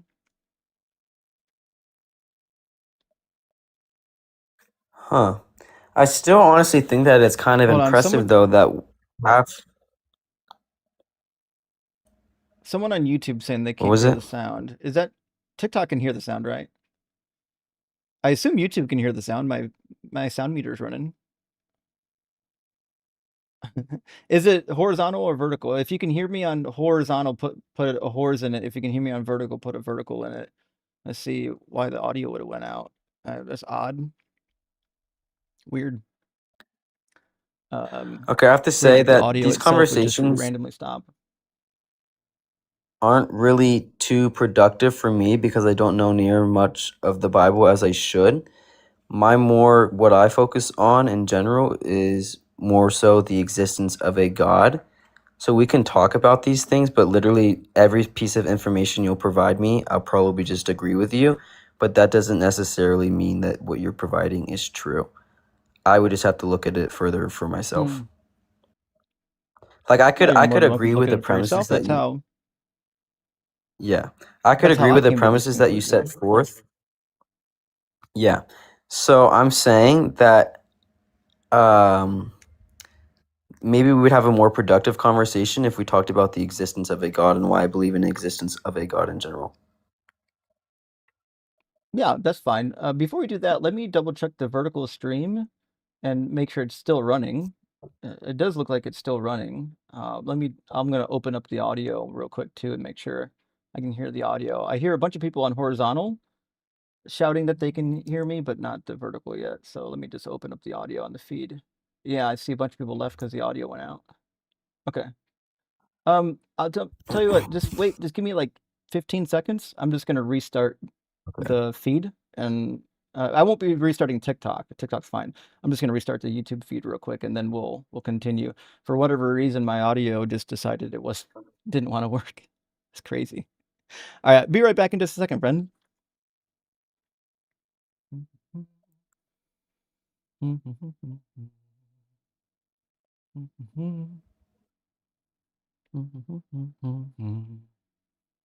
Okay, I think the feed's gonna be up here in just a second. You guys can still hear me on TikTok? Oh, I gotta restart my projector. 1 second. Oh, there we go. I was gonna say I can hear you, but I couldn't see you. But now I can see you. Sorry, I forgot to restart that. Yeah. Okay, everyone can hear me, right? Yeah. Cool. All right. We'll make sure. I'm gonna turn the audio on vertical real quick. See if I can hear myself. Yep, I can hear myself on vertical now, so we should be good. Sorry about that, friends. So, John, we'll wrap it up on the last talking point that we're on right now, which is the evidence for God. Do you think that there's a compelling reason to believe in some God, any God at all? Yes. Sure. What do you think the I evidence believe is? that. Yeah. So the two main beliefs that I have for why I believe in a God is I don't think that order can come out of chaos. I don't think that a random explosion or something that happened without some greater purpose or design could have created things like universal constants, or it could created life, or it could have created the processes for evolution, and they're ultimately being conscious beings as you and I. But one of the main reasons that I believe in a God is because I think that everything that exists is either contingent or necessary, and that's my main argument. I thought you'd have a philosophical argument in somewhere. Only people who like philosophy use the word predicate unless you're a fan of grammar. So, let me show you something real I quick. don't know much philosophy. That's all right.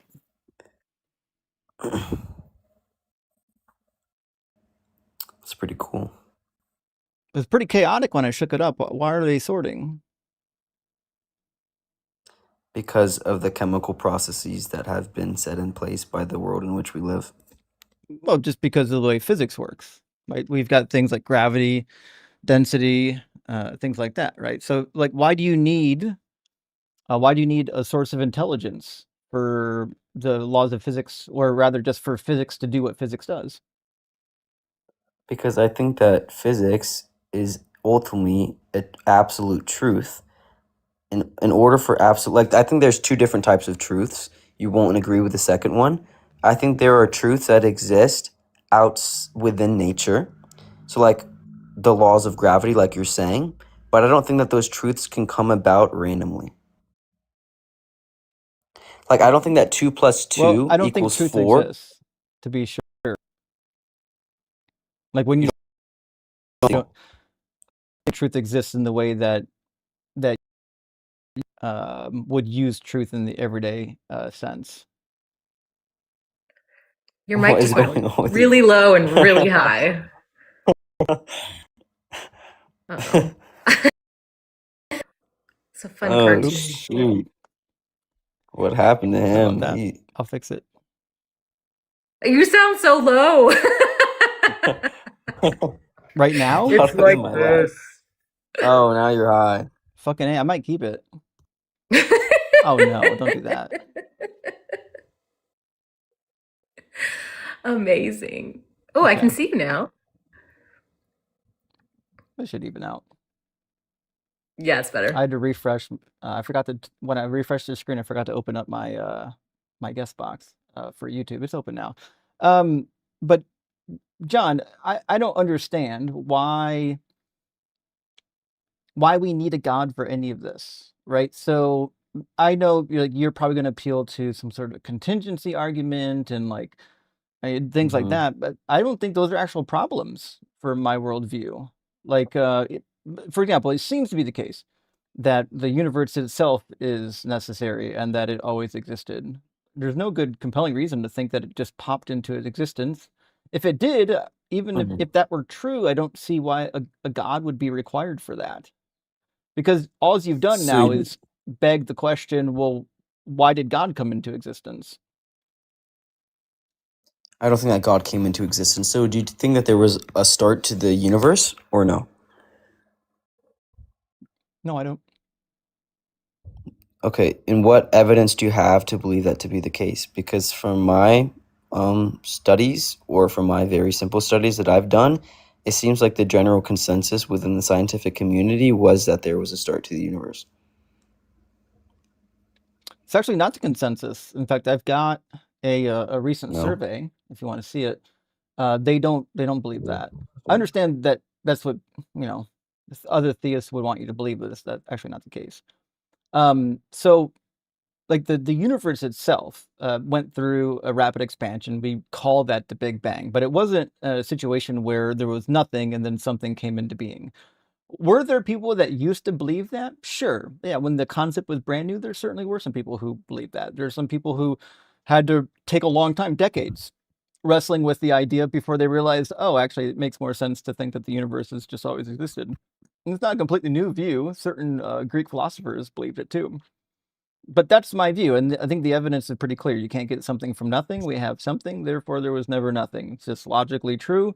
The other reason we would assume is because we can explain a universe existing forever without like meeting any problems. Like there's nothing in the worldview that would break it, right? So it's coherent. We also have data from the DESI data, the dark instrument or dark energy spectroscopy, whatever. I'll remember the last letter later, but it shows that the acceleration rate of the expansion is actually either slowing down or not uniform, which would lead one to believe that it's possible that the universe is went through bangs and busts or cycles even, which again would line up with the idea that the universe is eternal.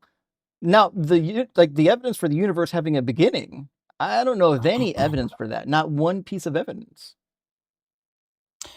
I'm interested to see the survey that you mentioned. Do you have that on hand?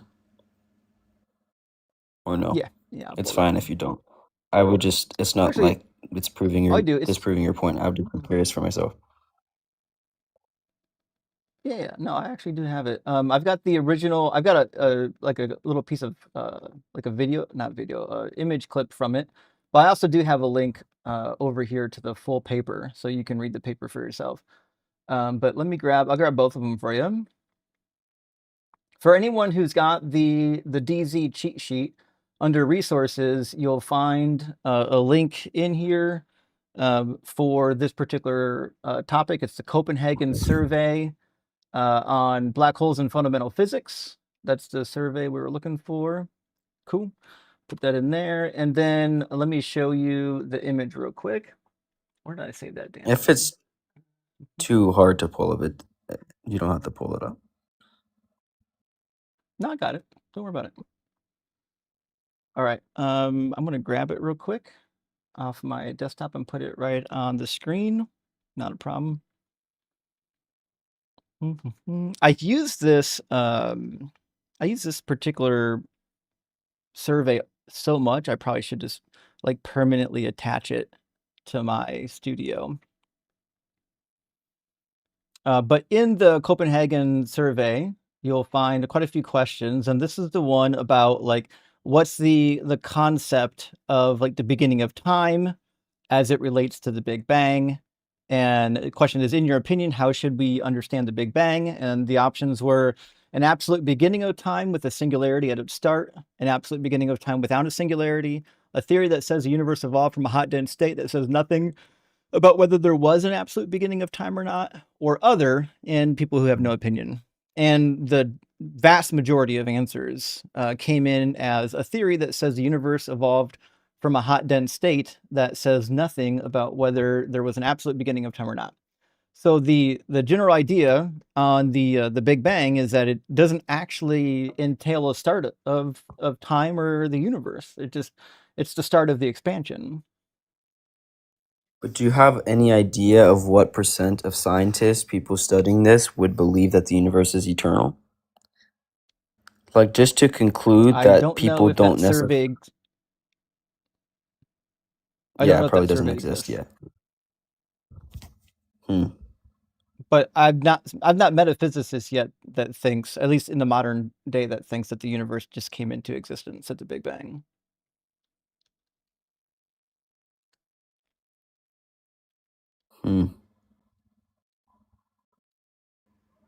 So, if an eternal universe exists, that would mean that there is an infinite amount of energy or transferable energy that exists within the universe. Otherwise, we would have reached a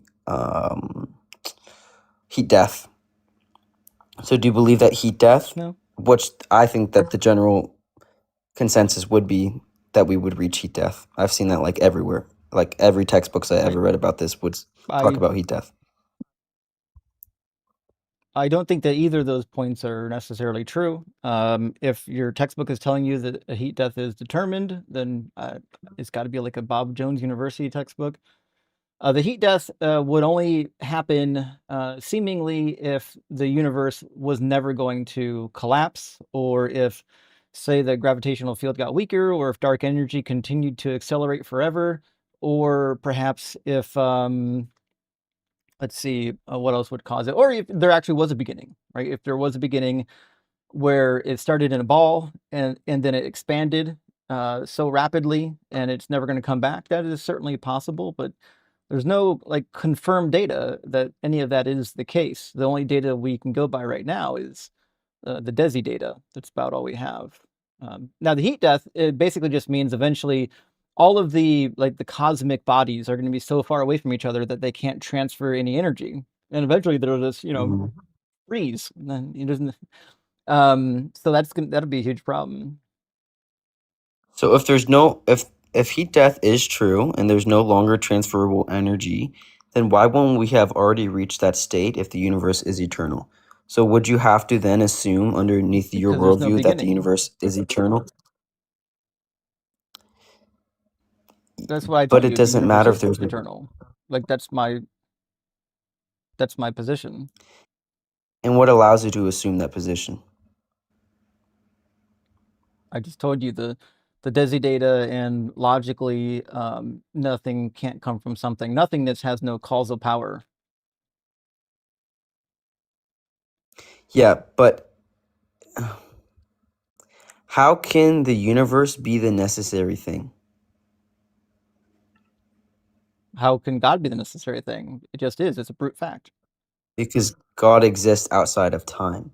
Something that is within time and Why would you is think within that? time of the because we live within time and the universe is within our region So, of being. So that means that the universe is created within our time. Something would exist like the rules of so what? soccer have to come from outside. They can't merely form. The rules of soccer can't merely form within the realms of soccer. Just as the universe cannot But the universe, if it's that's not necessary, it how ultimately has physics to. work. Physics aren't like looking at a rule list. Like nothing in the universe is looking at the laws and saying, "Oh, I can't do this." When we call them laws, it's not that they're controlling the universe. They're laws just because they're constants. This seems to be constant. Like even some of these laws can be broken on the quantum level, which is pretty wild. Hmm. So you're just saying that we're ultimately assuming that the universe is eternal because things need an No, explanation. saying we have data for it. And- But the data seems pretty weak in my opinion. If one of the main pieces of evidence is that Well, we're then give ultimately well then give me the data that it had a beginning. I think that okay would be the contingent argument. I See, think that that's the everything point. Like, I agree. There's not a lot of data that talks about the lifespan of the universe, but there's zero data that mentions the beginning or confirms the beginning of the universe. because there has to be a beginning in order for us to have reached the point of Why? today. If you have an infinite line Well, it's of not true. dots, right? If you have an infinite line of dots, imagine this, we could have never reached this dot because there's infinite dots prior to us. So today would not even Yeah, be a because you're thing making because there's category error. Yeah, because you're making a what's the category error. category? You can't start from infinity because infinity doesn't have a starting point. Exactly. Every point that you So start if from is going things to be finite. Like there's an infinite amount of numbers, but you can always go from 1 to 2. And wouldn't your God have the exact same problem? and because he was outside of Well, time he thinks that God's and he outside of brought time, which is Right. even more I absurd. forgot that. Yeah, that has its own problems. You're right. Go ahead. Wait, do you think that do most Christians not hold that view that he's outside of time or do they? That's actually a I would say question. most. Yeah, most do. They shouldn't, Most but they Christians do. do. But I feel like that's the only thing that makes logical sense to me, because if something exists outside of Why? time, it's ultimately it's because everything within the material world is described predicated on something that comes before it. So in order for something to be a necessary No, it's truth, not. it has to exist outside of time in order to bring those things into existence. There's no such thing as a Otherwise, you just have an necessary infinite. truth. Truth doesn't exist. Truth You is don't think a that anything process we is. engage in. It's evaluating something. Wait, so you don't think that necessary truths exist? Like there's no. I don't think truths exist. Like you can't put truth in a bucket. It's not a thing that has ontology. When something is true, it just means Oh. it matches reality. The proposition being made matches reality. Therefore, it's true. It doesn't mean that there's some like fundamental truth value in the universe. So you think that in order for something to be true, it has to match reality? That's what I also agree. I agree with that. So you do believe in truth. Yeah, but that's You just an just said you didn't. evaluation. What I'm saying is that's a process, not a thing.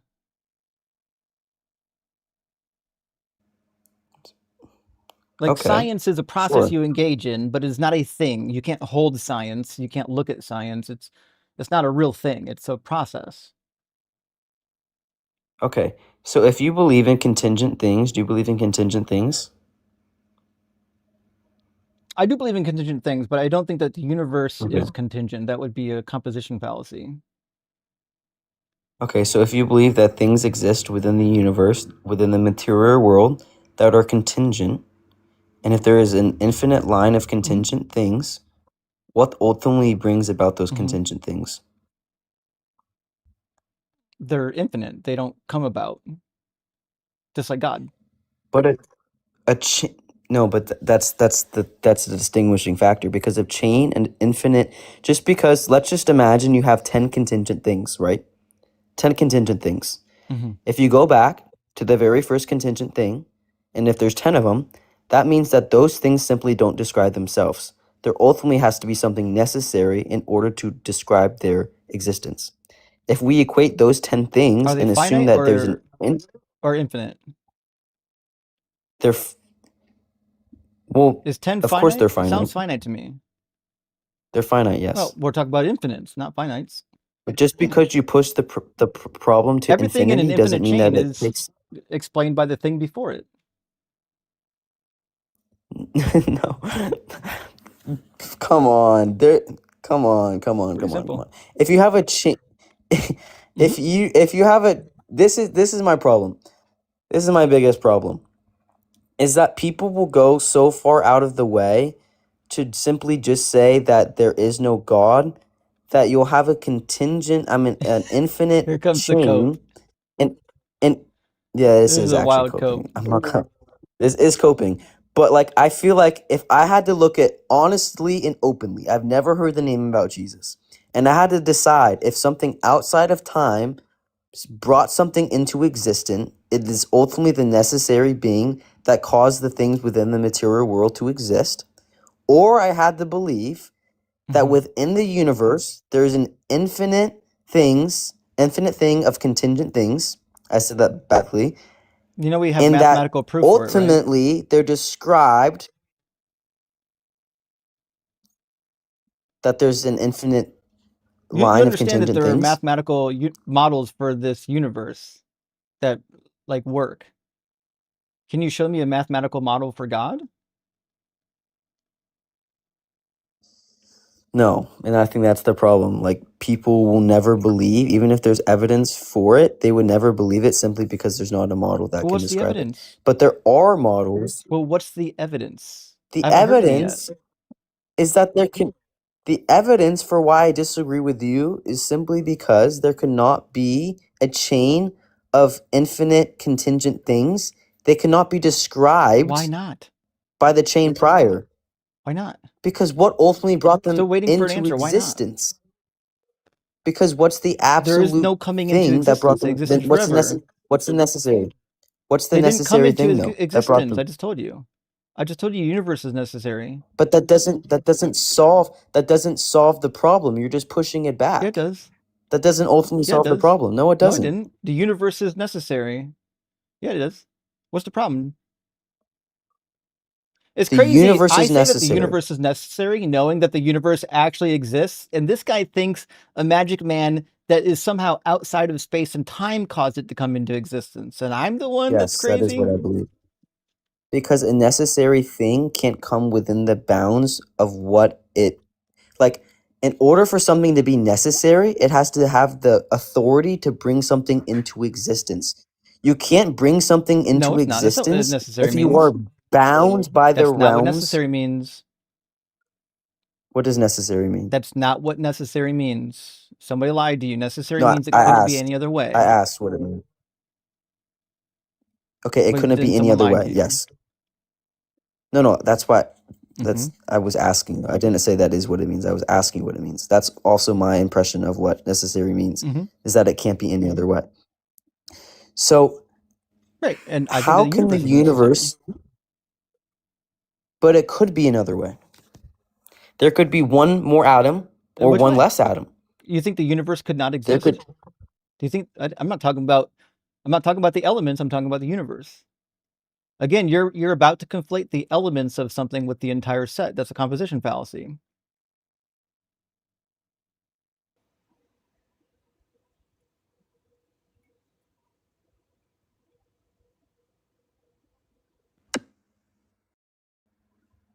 Did we lose him? Can you hear me right now? Yeah, I think the audio just got Can you a hear me little now? bit delayed coming through, that's all. Yeah, we can hear you. I was getting a phone call. Um. Oh, well, that would explain it. So the point is, a composition fallacy is when you assume that the set itself takes on the properties of the elements in the set. I'm not saying that the elements in the set are necessary. I'm saying that the universe, the absolute set, is necessary.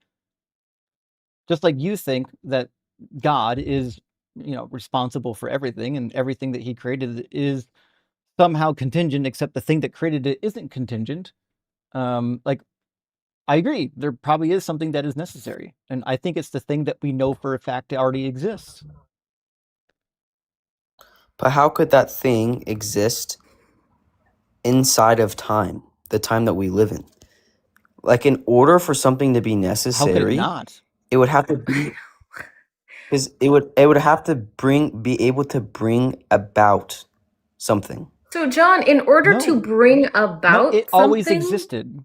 Go ahead, that Sarah. would require time, right? So, if hmm just God existed, and then at some point God created something, that means that there's a before and an after, and that God made a change, which requires time.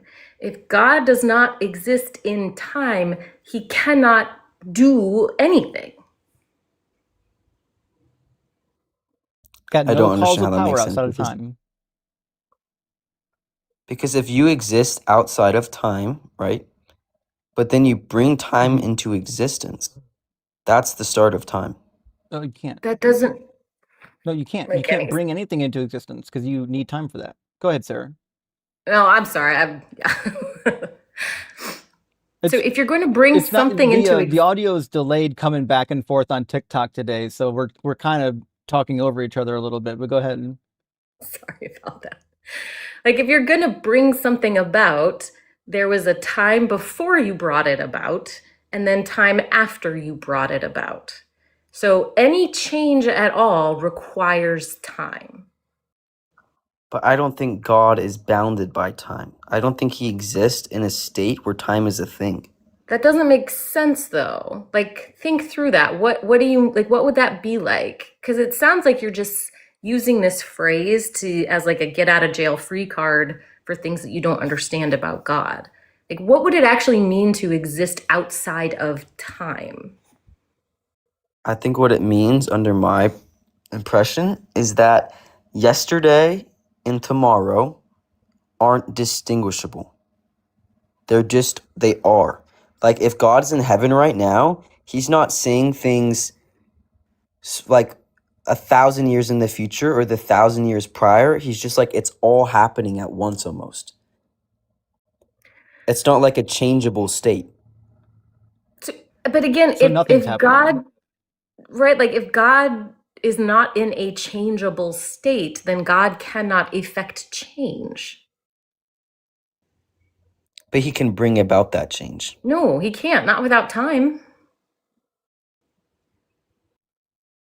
But he can bring about time. That's what I'm saying. Just No, he because someone is can't, not not without time. So to bring about something, there is a time before it existed, and then it exists. And so you can't have a before and an after without time. But again, I think that we're talking about two separate things. I think that there is, let's just call it the universe, and where God exists outside of the universe. So before God created the universe, there was no universe. But he You, brought it out in an instant, like a snap of a fingers. right, you just said before. Yes, before. That's God time. was not bound by time then. But if there is a But before, before is in then time. that is time. But it's two separate realities. That's what I'm It saying. It's doesn't two separate matter. realities. So, Both in like, time. It does in matter. God's reality, let's say you're trying to argue that God's like living in another dimension.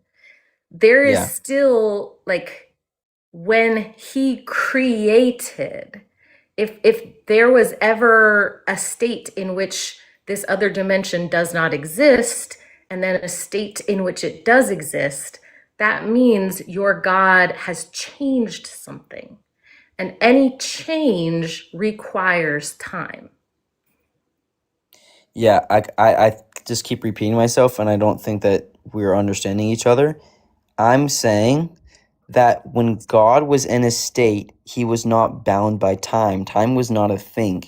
So and what I am saying to you is that your statement is nonsense, because for any type of change at all ever, you must have time. So if you want to claim that God is outside of time or not bound by time, then he cannot ever do anything ever. Okay, so according to your own logic, if time is the thing that is the necessary cause to I bring didn't say something that. into, but if okay, so you I have to didn't have say that. time. You have to have time. Can you please repeat yourself? You have to have time in order to do what? Anything. So if God is going to act, you must have time because there is a before and an after that action. So what do you mean by in order to do anything? You said God brought about. For God to bring something about, there is before he brought it about and after he brought it about, meaning God is experiencing time. Okay, sure. So you think that's Okay, great. something that is just time and No, nothing brings it no. All I'm telling you, my entire point is that your claim that God is outside of time is an incoherent claim. You cannot have a God that is outside of time who also creates things. Okay, okay. Okay, great. So we agree then that if God's going to create, he has to be in time. Sure. So then if you grant that premise, then this idea that God makes sense as your first cause, but the universe doesn't make sense as the first cause is also nonsense. So then God and the universe are now on the same philosophical playing field. So why do you think people hold on to the conclusion that God must be outside of time? They may not have thought about it that deeply. Mm-hmm. I mean, is it That's literally C.S. the thing that Lewis brought me or from generic theism to atheism. yeah. I think it was Wait, what C.S. was it about Lewis C.S. who Lewis? wrote about like, oh, what's happening right now are the words on the page, but God is outside the book writing it. Like, I think imagery like that makes sense to people, even though it's not actually logically coherent. So do you guys believe that time has always been a thing? Yes. Yeah. Okay. So I'm still kind of confused. If time has always been a thing and everything is infinite, like in order, imagine dots on a piece of paper, right? And you get to the first dot. Hmm. Under my mind, there must be a first dot in order for us to have reached to today. However, if there's a line of Why? infinite dots on a piece of paper, because there has to be a starting point in order for us to reach today. Like we Why? are the most recent Why? dot. What do you So mean why? the number 1 is still a number in an infinite chain of numbers, but we can go from 1 to 2. Why does any of this require a starting point? We don't have a starting number. Because how would we get to today's dot if there's an infinite amount of dots before us? The We wouldn't same have way reached. that, Um, like, if you can, Wait, I'm no. sorry, yeah, go go ahead. ahead. Explain it. Please explain it without giving me a model. I'll Please. explain it to you. Leaving Faith, can you All please right, explain so it to me? here, Wait, I I'm want to gonna hear it dr- from Leaving Faith I want to because draw she it was on just both asking me questions. screens. Oh, I sure, want to go hear for it, please, from Leaving Faith. So, Leaving Faith, my question is, if there's not a first dot, if there's no starting point, and everything is infinite, there's an infinite line of dots prior to us, how would we have ever reached today if there's an infinite of dots before us? So, exactly what Justin is probably about to say. If time is moving forward, we are experiencing this particular moment in time. It's exactly the same reasoning you could use for God existing in his relationship with the Son and the Holy Spirit, and then at some point, he decides to create the universe. It's the same problem that you have there. So we are Wait, so experiencing a the moment burden in shifted. time. So you kind of just moved the burden to me and talking about how I would have the same problem. I'm not talking about my problem. I'm talking about the It's problem like you that you didn't guys really have. listen to what I said. Why don't you go ahead, Justin? I don't think he actually is interested in what I have to say. Okay, so my core idea. It So doesn't seem picture to the be the past case. as a series of dots stretching backwards from today. What? Each one a day. Yeah, I got dots If on the the screen. past is infinite, there Yeah. is no first dot. It goes back forever with no starting point. Agreed. Yep. And what's the problem? Because we would have never reached to today if there is a line of infinite dots. Why? Why would we have not reached Because we would today? have to complete. How would we complete the sequence? Complete. What sequence? Yeah. Of the prior dots. What sequence? You can't complete Reaching infinity. Reaching There's infinite today dots. means completing the sequence. We have Yeah. to traverse, or There is no whatever the word sequence. is. John, have you ever heard of Zeno's problem, if you like philosophy? Yes, I have. Oh, well, that should answer your question. But I kind of forget what it is. Okay. But I have So, heard of it. Oh, you know what? My my drawing's not really centered. Give me a second. Okay, so John, I'm gonna give you the answer to the problem. I've kind of been beating around the bush just to see if you can get to it yourself or figure it out yourself. I'm not sure you're going to. So the problem and the reason why I said this is not an issue for us is just a category error on your part, is because essentially what you're saying, if we're here, right, if we're right there, that's today, right? You're saying, well, we can never get to today if we start from infinity. Well, Wait, what are there you is showing no me? start to I can't infinity. see what you're You see, showing. this is the you can't see the screen. Well, are Sarah, those? can I you see don't this? know what that is. those are dots. You were talking about dots Those are on a dots. screen, Yeah, right? yeah. Okay, sure. So he's showing you the dots and then Okay. pointing at one And dot Okay. there's that's today. dots, and this is the arrow of time. Okay. Okay. Okay. Yep. All right. So Mhm. my point is, what you're saying. Listen, we can't go from we'll call this way over here infinity. We can't go from infinity to here because we'd have to cover infinity dots. Well, that's not true because you can't start from the beginning of infinity. Infinity has no beginning. Every place you're ever going to start from is always going to be a finite point on this timeline. You can never start from the beginning of infinity because infinity has no beginning. Every moment on the timeline is a finite slice of time. That still doesn't do away with the problem though. Because I if don't think you understand my answer then. everything, because there has to be a So starting point. what you're Oh, asking is, wait. how can you get from the start of infinity to today? And I'm telling you, infinity has no start, which means your question is malformed. You're assuming something exists that does not exist. You can't ask about the start of infinity because there is no start of infinity. Okay, so if infinity is just a chain of infinite things and there is no Mhm. start, does that mean that it's almost like circular? I don't know what you mean by circular. Things are not repeating themselves, if that's what you're asking, John. Okay, yeah, so things are not repeating themselves.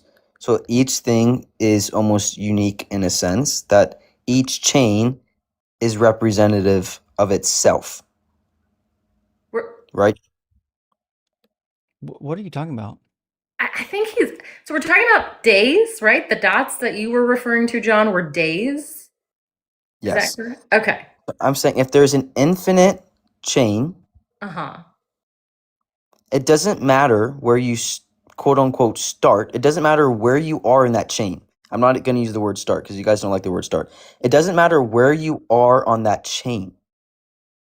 You could be in the middle of it. You could be a little left. You could be a little right. You would still never reach today's moments.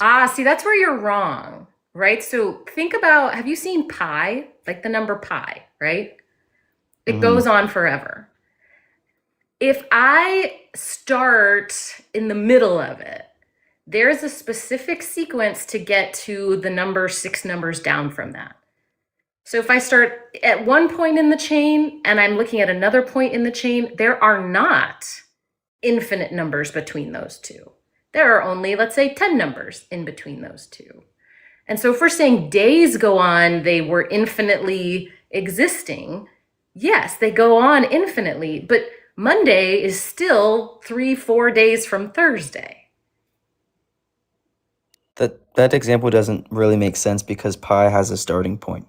All right, I was trying to help you, but okay. So let's say again, days are infinite. Well, then If you understand my I pick objection Monday now. and Thursday. Infinity doesn't have a starting point, which means you can't measure from the beginning of infinity. So where do you measure from? From every point on the timeline, which is finite. But again, John, just to be clear, there are not, John, there are not infinite days. If I pick 2 different days on our infinite timeline, there are not infinite days between those 2 points. My objection is you couldn't pick 2 days because those 2 days and like you can't reach any timeline ever because it's infinite. In order for us to have gotten to today, From where? we would have had an infinite where? timeline. From anywhere. From where? From anywhere. From anywhere on the infinite regress. Well, that's not true. All right, so this is the timeline again. This is today. Let's imagine we're starting here. Why can't we get from here to here? What's the problem? Because that is an infinite amount of time. No, it is not. There is not an infinite is amount of not. time between These are 2 all- points. Yeah. 2 points on the how? timeline are always going to be finite. They're not infinite. This is the reason I was trying The to same use way the there's number a finite amount pi. of time between now and the beginning of our Let conversation. me look it up. Are 2 points on an infinite timeline? And this is you're saying that especially they're true what? because if you look up the speed of causation, you'll find that Is he the reason typing? why light has like a maximum limit is because there's such a thing as a speed of causation, which would even max out what we might be able to say our ability to count time. Are you typing this into Chat GPT? No, I'm I typing it suspect in, so. but it'll probably give me an AI overview. So yes. Don't do Google AI overview. For whatever you do, don't do Google. Please use a better engine. Use Claude or something. I use Claude for everything. I have the Pro. Me and Claude go crazy together. That's sounding weird. And you're in college, right? Yeah, I am.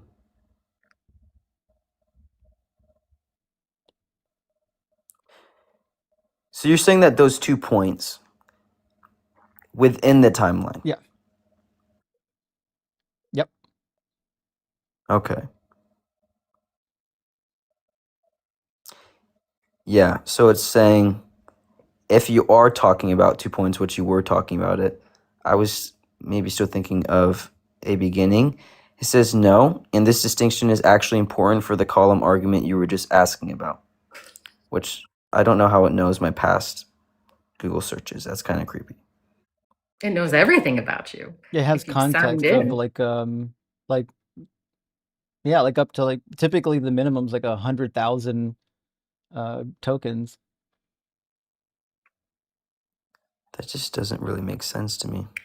So again, when you say like between 2 points, think about this again.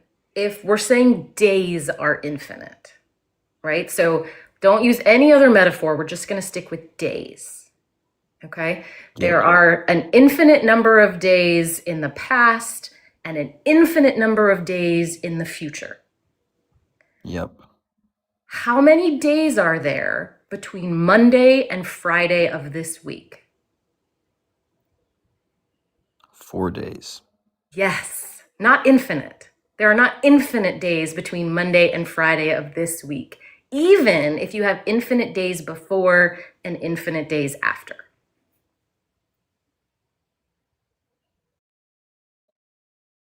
So if you have an infinite line, would we have to assume? Wait, I understood your point. I'm asking a clarifying question. If we had an infinite line, and if we're talking in today's terms, where would we be on that line? Would we be to the very far right, or does it not matter where we are? It's infinite. There is no like far right or at the beginning or in the middle because it's infinite.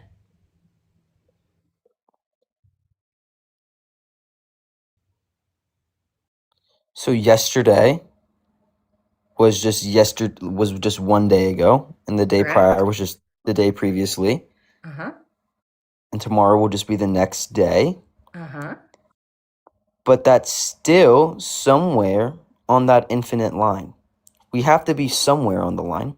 We are somewhere on the line. I agree. Yeah. It's just you can't say things like near the end or near the beginning or in the middle because those things don't exist in infinity.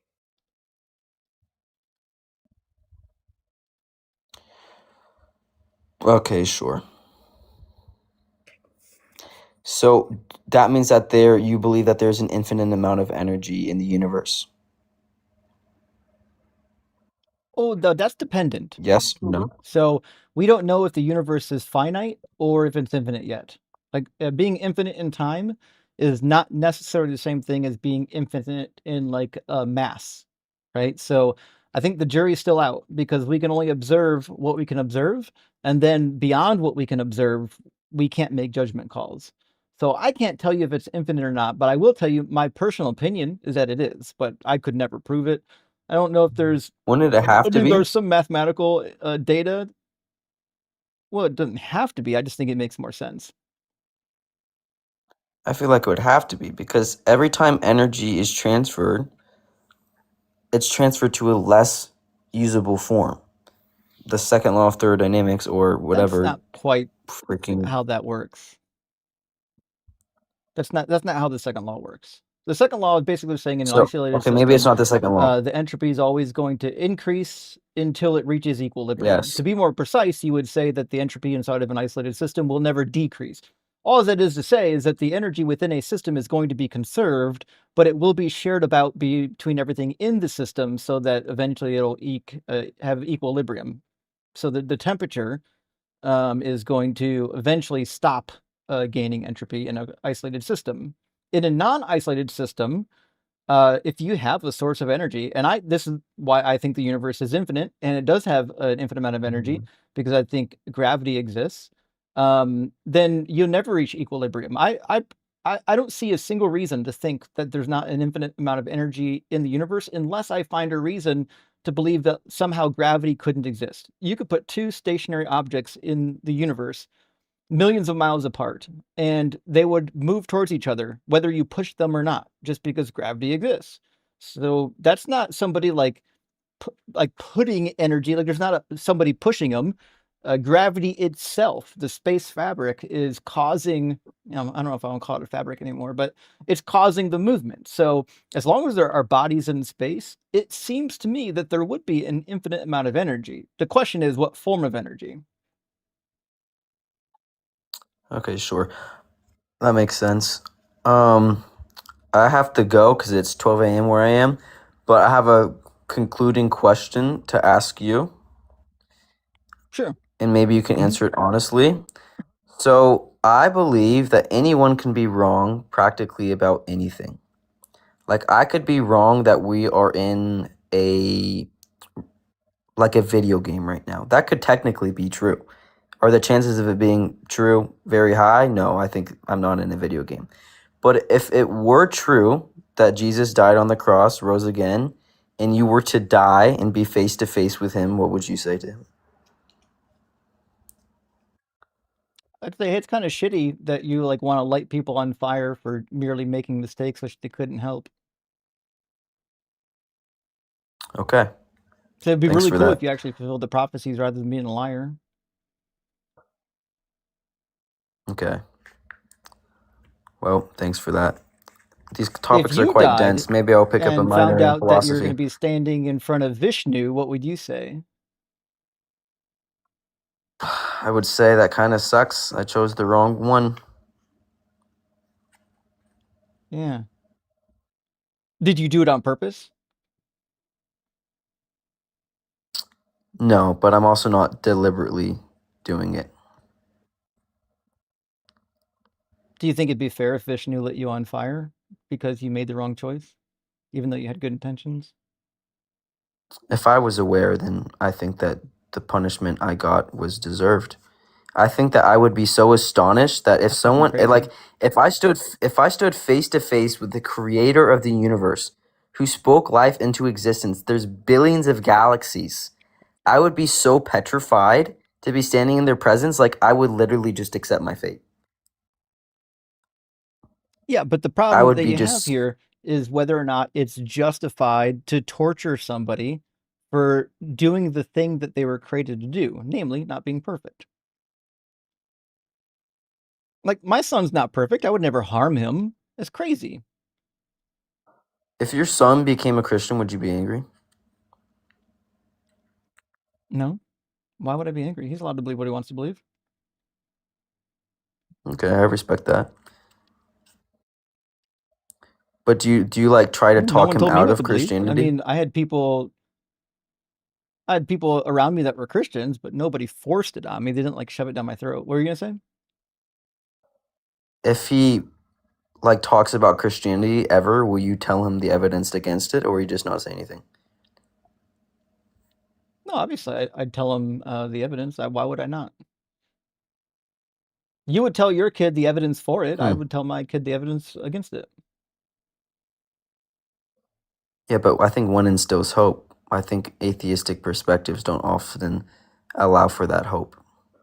Well, False hope is not one of them superior. is honest. Yeah, I agree. Do you know what percent of the world is atheist? It's like 7 to 8%.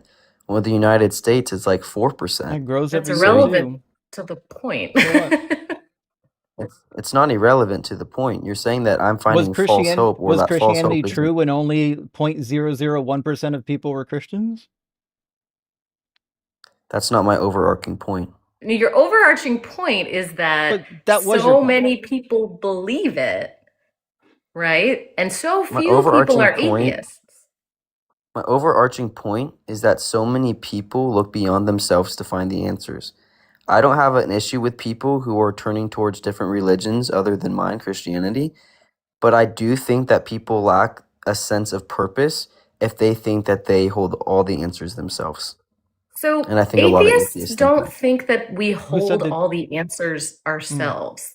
I think you're very confused about who certainly atheists not. I are. think I think that you don't think that there's something beyond you, and that creates a mentality as if you are like the sole purpose. No. Where are you getting that? No.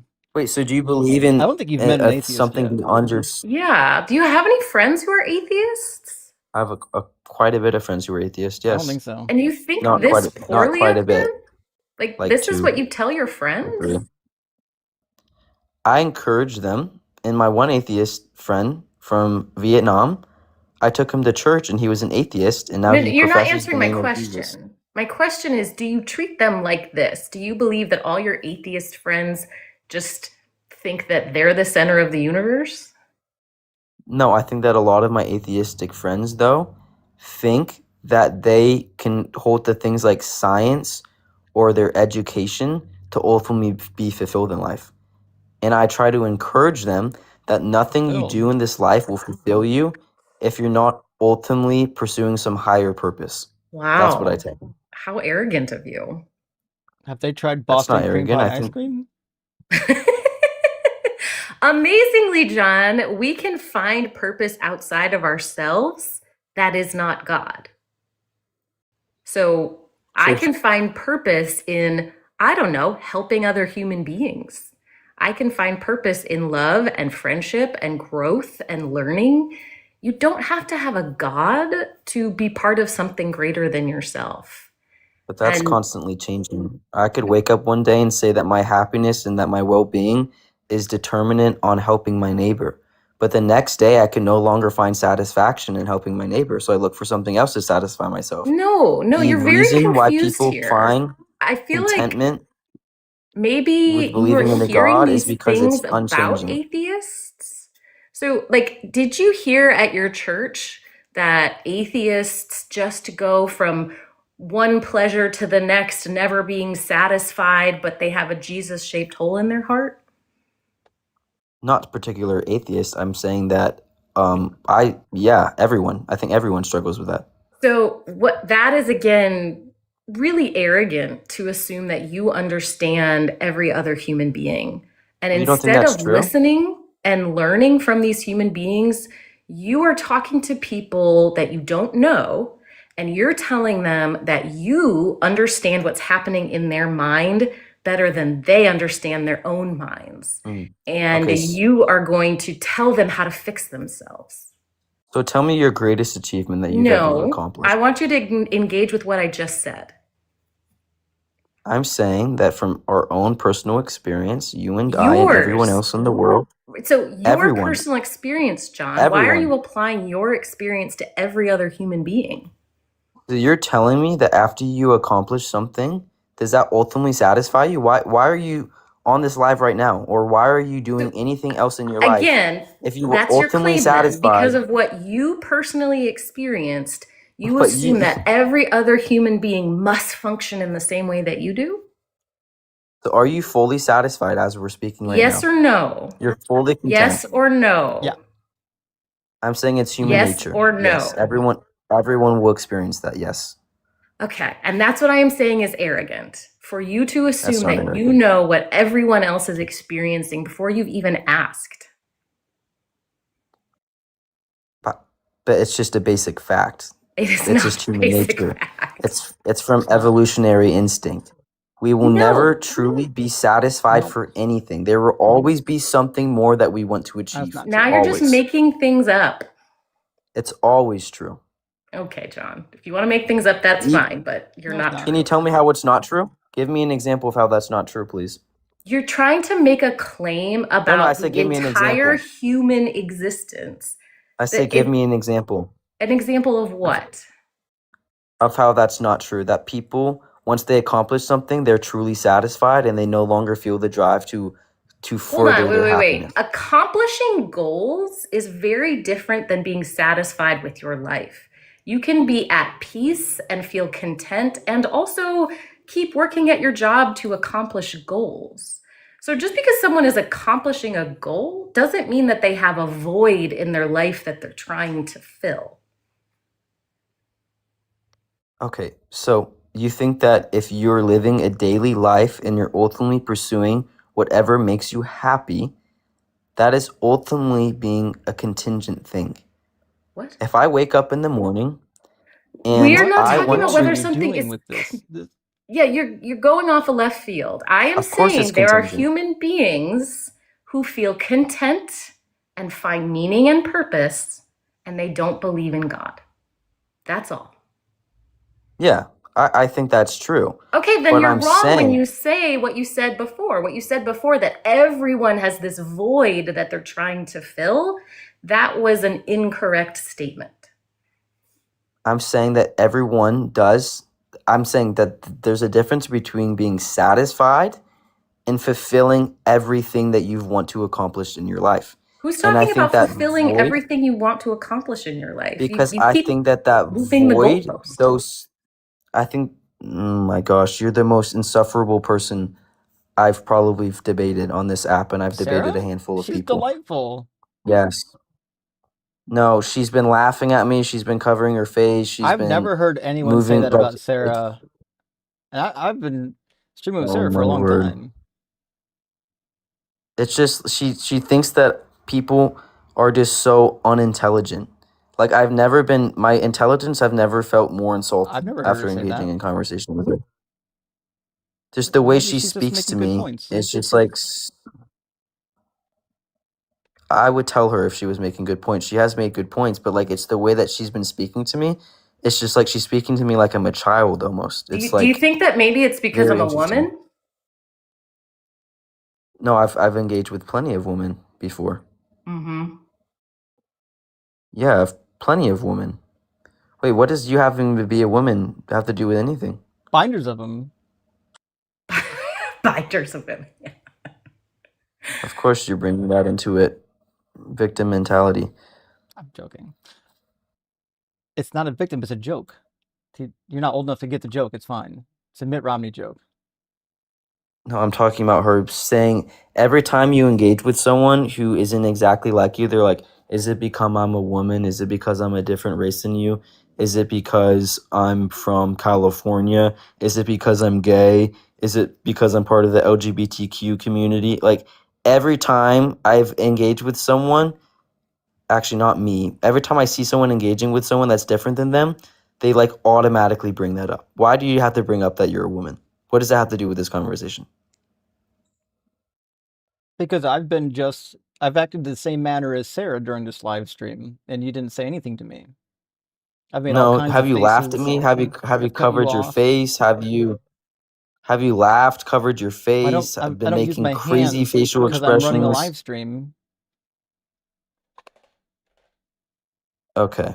If you were to notice her facial I'm just expressions while I've saying. been talking and then she laughs at me and then she yeah, She's not laughing says that at I'm you. moving the Sarah's goalposts. a happy person. She laughs at a lot of things. She's very giddy.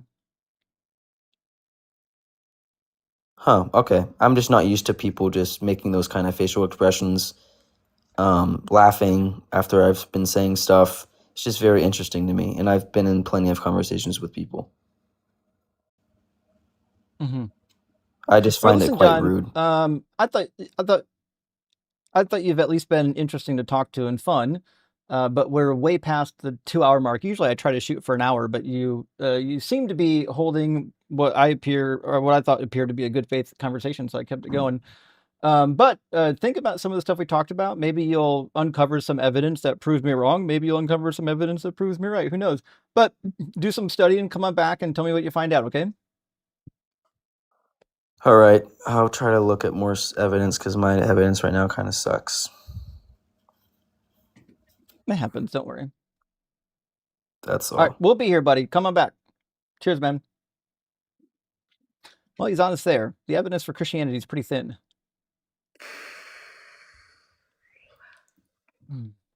Oh, well.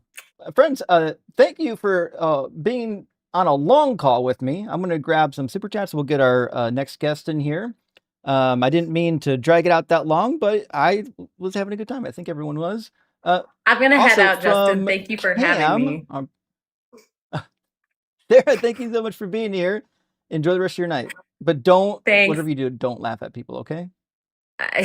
Man, that really set him off. He did not Well, like that. I was shocked that he took it as such an offense. I know, and you laughed at him too a Oh couple well. of times, and he was fine with it. Yeah, Ugh. that was weird. He just I don't know. I don't know what's going on with that Yep. one. All right. Well, Oh have a well. great night. It'll be all right. Thanks, you too, Sarah. Bye. Oh, follow Sarah on TikTok if you're not already. I should have. See, you know what? I didn't say it soon enough, and now she's gone. That's all right.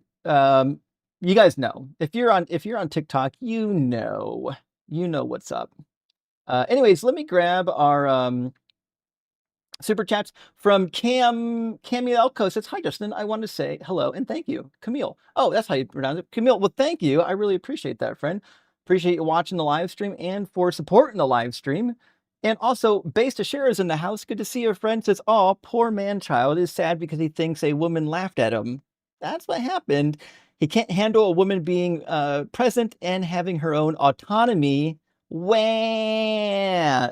I mean, to be fair, I understand you might feel like they're laughing at you, but even if they were, okay, is that a problem? Like, it's a human reaction. Like, it's gonna happen. You just gotta live with that kind of thing. Douglasaurus Erectus, thank you for the super chat. New rock band name, The Baby Sinners. First hit song, Jesus Made Me a Bad Baby. That is true. Remember, you were born into sin. You didn't decide it. You were born into it. And JP, thank you for the 666. Hell Nero says, bro seemed all nice and humble until he thought a woman was laughing at him. Don't talk to Sarah like that. What an asshole. Doug helped that young man. I agree. Put some respect on that name. Sarah is always kind and pleasant to people that are up here.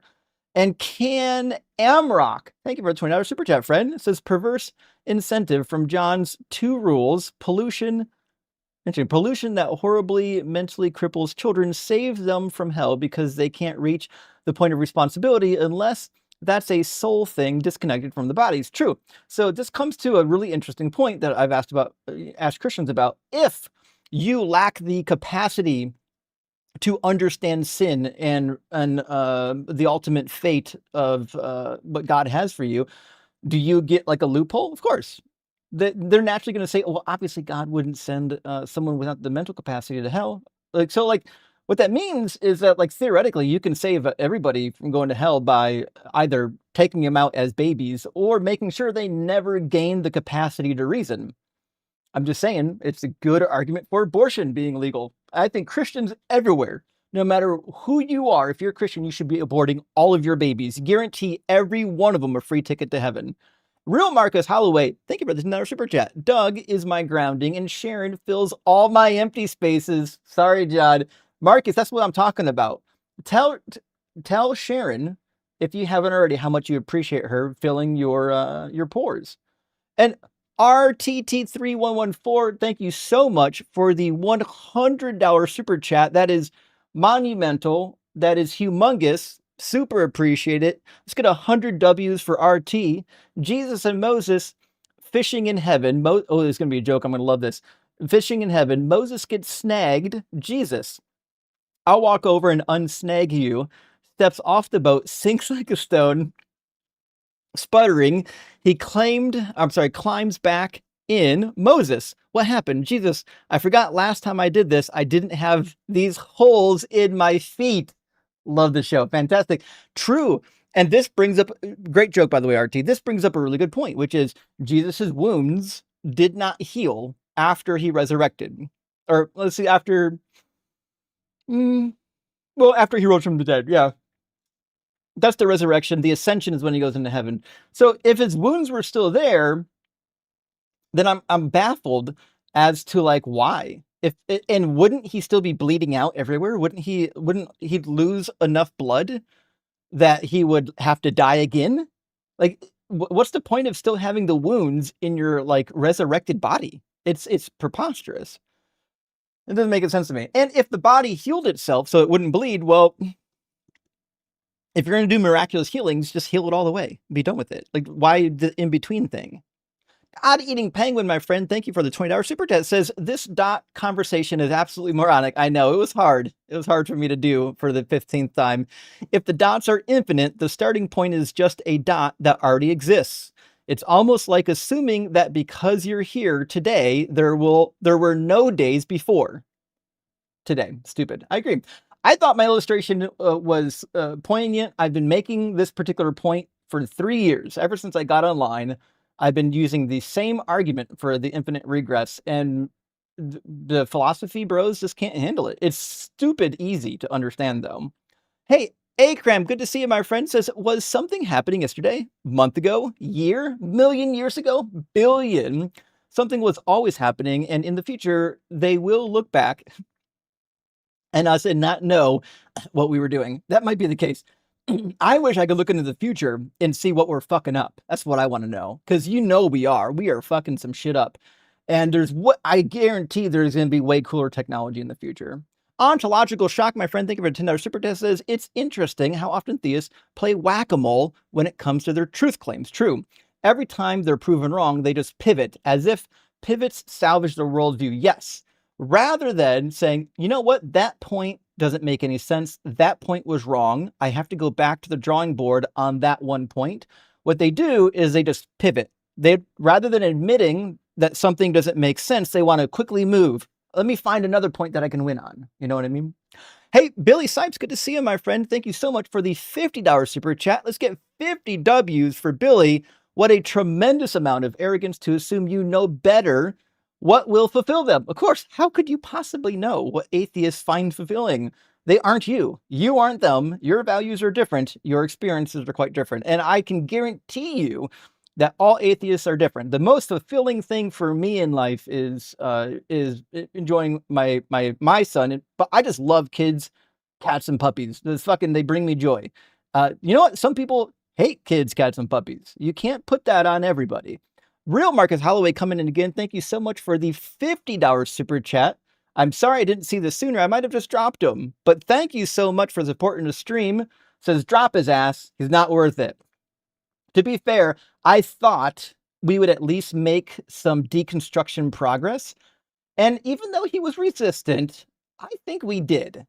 There's a couple times where he kind of stopped in his tracks and had to really think. And it seemed like it might have been beneficial. At least that was the way I was taking it. So let's bring in our next guest. I think it's going to be Dahlia, or sorry, Jane. I apologize. Jane was first in line. And then we'll bring in, I think, Dahlia and then our programmer, and then we'll take care of it. Oh, why are these super chats going wild? I got to fix that after the stream. Apparently, I got a setting I need to tweak. All right. Hey, can you hear me? Oh, welcome in. Oh, I just put the wrong person on screen. Sorry. There we go. Jane, there. We got you now. I can hear you. Can everyone in the audience hear Jane?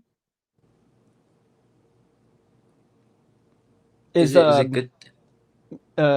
Is your name pronounced Jane? Am I saying that right? So that's actually my religion. I'm Jan. Do you know the religion? Of Jainism? Yeah, yes, sir. I have heard of it, but I can't say that I know much about it. Okay, well, I saw your prompt. God is not good, and I've been seeing your videos. I've been binge watching them for the past few months. So I just wanted to come on here and talk to you about why I think my God is good. If that's all right.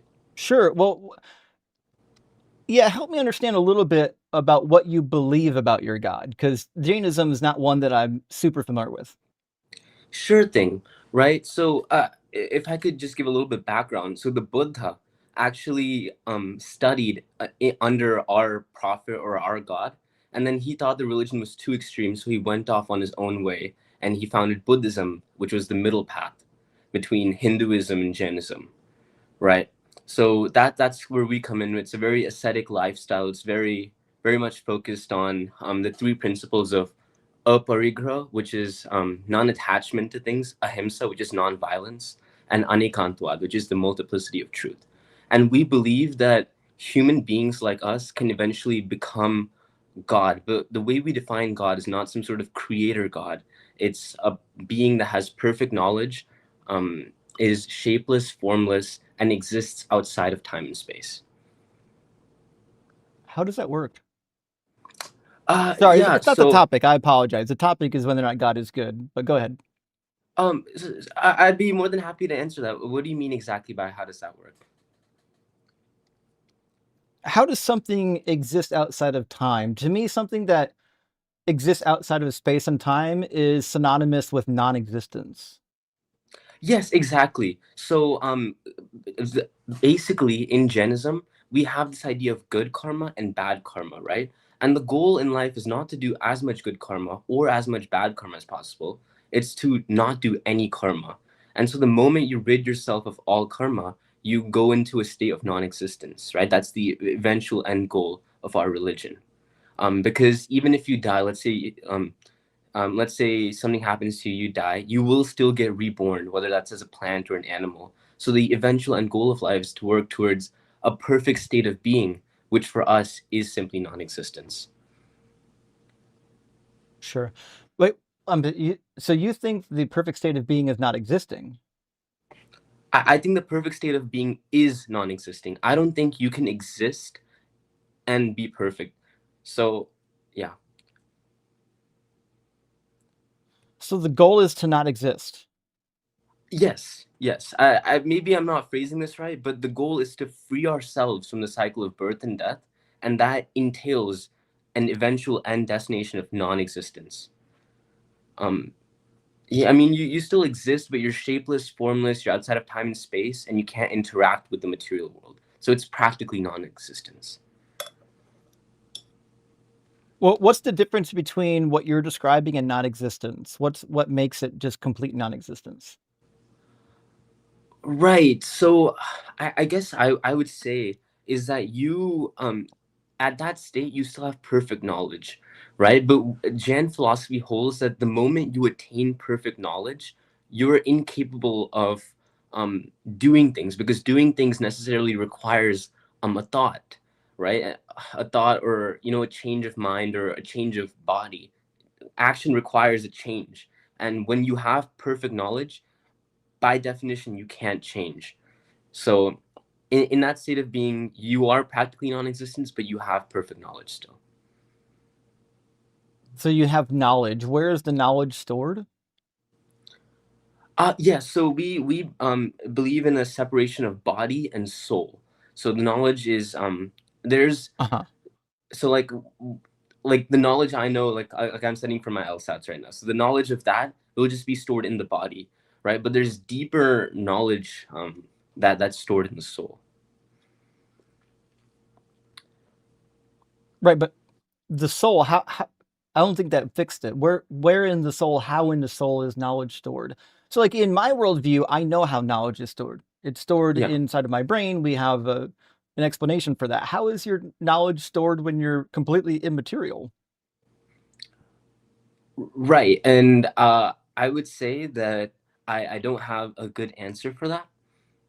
But I will also say is that I think my worldview is at least more coherent than just a materialist, fully atheist worldview could be. Right. And not to say not I don't mean that with any offense. Like I'm practic a lot of people would call me atheist as well because we believe in an eternal universe. We don't believe in a creator God, right? But I believe my Well, perception of neither do I, but that doesn't make you an atheist. r- r- mm, right, but it doesn't make me a theist either, right? Or at least a deist. I don't know. Okay, so let's I do love the God is not real topic. I run that one the most out of anything, but I do want Hmm. to try to stay on point. So Sure. is your God all good, or do you think he might, or whatever it is, do you think it might have some things about it that are not good? Where do you stand?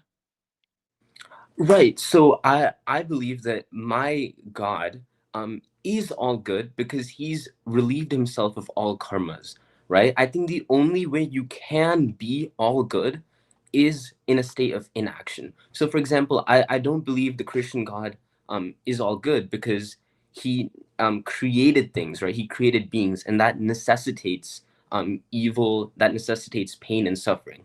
So you can't be all good unless you are in a state of perfect inaction.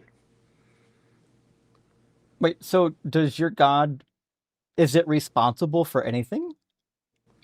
No, so let me explain. So we had prophets, right? The Tirthankars. We had prophets, they were men, and they taught us the right way to live, right? And then as they relieved themselves of all the karmas, they went and attained nirvana and came into a perfect state of inaction, which necessarily means they're now all good.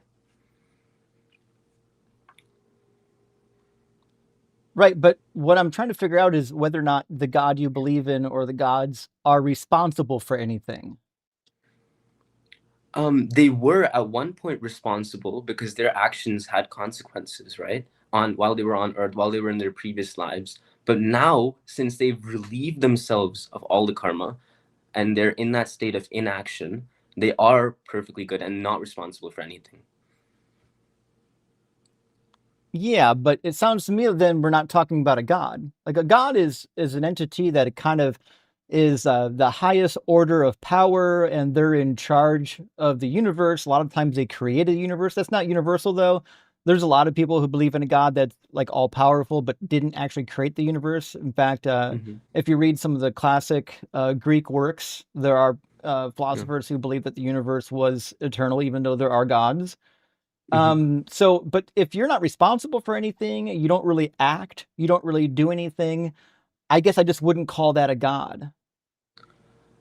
Right, but hmm. For example, I'm not. I mean, I go to the LDS Church a bunch. I love the social community there. So they believe in Heavenly Father. Oh, sorry, you're doing a double take. I'm sorry, but they believe in a Heavenly Father that was once a Yeah, man. I was surprised when you said LDS. That's very different than what I expected. Right. So I actually got baptized into the Mormon Church. I don't hold to any of the truth claims of the church. I just find it has a lot of social advantages of me being a Mormon. Um, sorry, that's like off topic here, but like for example, Mormons hold to that our Heavenly Father was once a man, right? And through the process of deification he became God. So why would you consider that being to be God but not, the Jan being, not the Jan Tirthankars? But well, well, in Christianity, even in LDS, a God is still something that is superhuman, but has Hmm. some kind of responsibility overseeing like the class, like not the classic. I mean the physical world, right? But if you're Not referring to an necessarily. Oh, entity I'm so that sorry to cut has you off. no no responsibilities, it doesn't do anything. Well, Hmm. calling it bad or good is irrelevant. It doesn't even those categories don't even apply. Right, but I want to push back on that a little bit because a lot of Protestants, and I'd say mainly mainline Protestants, hold to a cessationist view of God, in that miracles and the works ceased after the end of the apostolic age, right? And you would still consider the Yeah, being mostly they worship Calvinists. to be God. Mostly Calvinists, yes, but you would still consider the being they worship to be God, right? So how is that different? Their God isn't present in the material universe, but they still worship him, they still revere him. How is that different from the Jan God? But that I think you might have misunderstood what they're referring to. The cessationists don't believe that God doesn't act anymore. They just believe that God doesn't act in the way that he did with the disciples, where he'll pick people and imbue them with like supernatural powers, and then they can go out and do whatever they want. They still believe in miracles. They just believe that it only comes through prayer. So yes, I should have made that distinction. That's cessationism, but some Protestants hold to super cessationism, like fundamental Baptists, who say we don't even need to go out to preach the gospel because it's like whoever God saves and chooses, it's up to him, and there's nothing we can do or he can do that's not already been decided. So I might be getting their theology wrong a little bit, Oh yeah, but oh I yeah, the do believe that's Calvinists. what they That's what I hold to. said.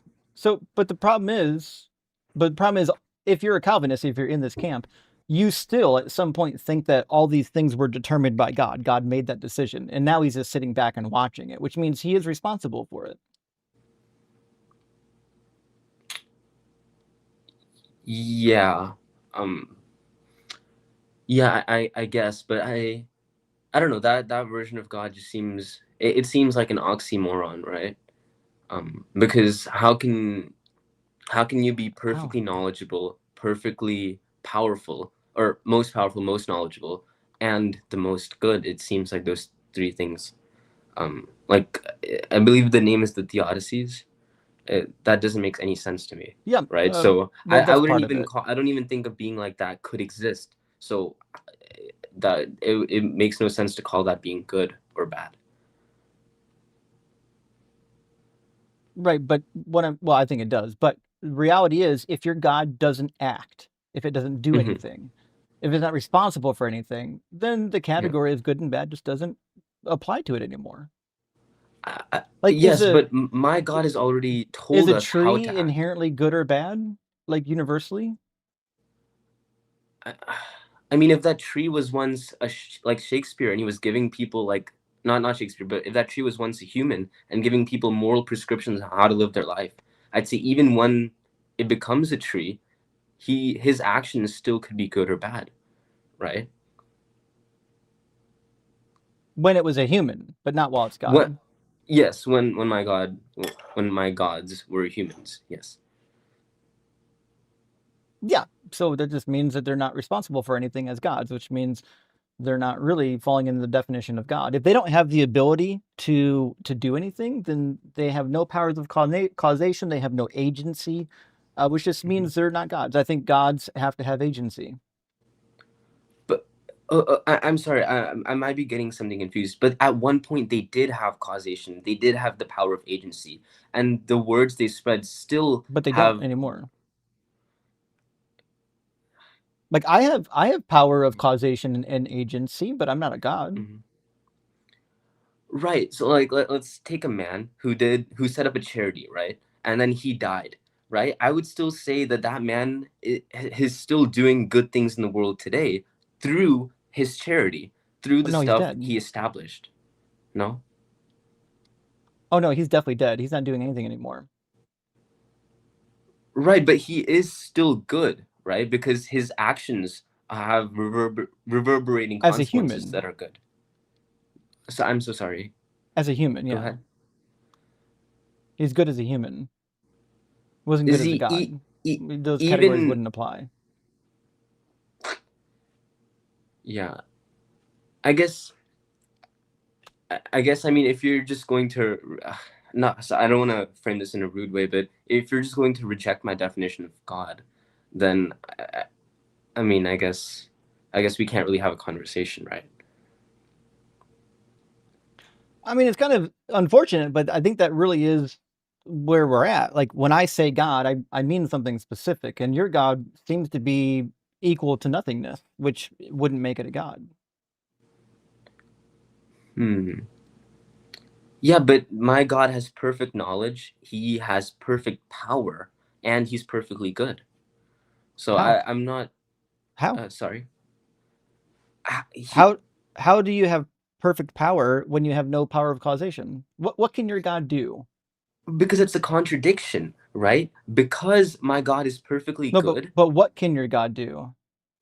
nothing because he is perfectly good. What is your God capable of doing? Oh, so Everything. if your God is capable of doing nothing, then your God has no capabilities. No. He is capable. There's a lot of gods, right? There's an infinite amount of gods, but they're capable of doing everything, but they choose not to because to do so would be a contradiction of their Oh, so third. they are terrible. How are they So terrible? if they can choose to make the suffering stop and they choose to let it go on, it just seems to me like they are bad. Right, but they're perfectly good because if they chose to act, that would necessarily action would necessarily entail more karma, right? I'm trying to say that Yeah, I mean inaction is the only karma negatively inaction. or better, because if you had a button right now that would prevent all newborn babies from dying in birth, would you do it? Yes, but that, according to my theology, that would be a bad thing for me to do. Oh, Not a bad thing. That would just be a why would it thing be I shouldn't bad? be doing. It, so, Why? Jain philosophy doesn't have bad and good. It has bad karma, good karma, and the absence of karma. So the end goal of life is to avoid accumulating any karma because you want to remove yourself from having karma would be attachment to bad? this world. Yes, yes. Any sort of So attachment to this world is karma, you know. So that's bad. okay. So karma's bad. Easy enough. So doing something that raises your karma would be bad, right? Yes. Okay. So what can a god do to lower somebody's karma? He's already done, the last god we had, he's already done everything he can to lower our karma by giving us the knowledge, you know, that we need to follow and follow What his knowledge? prescriptions. I don't Three things. I don't have Three the things. knowledge.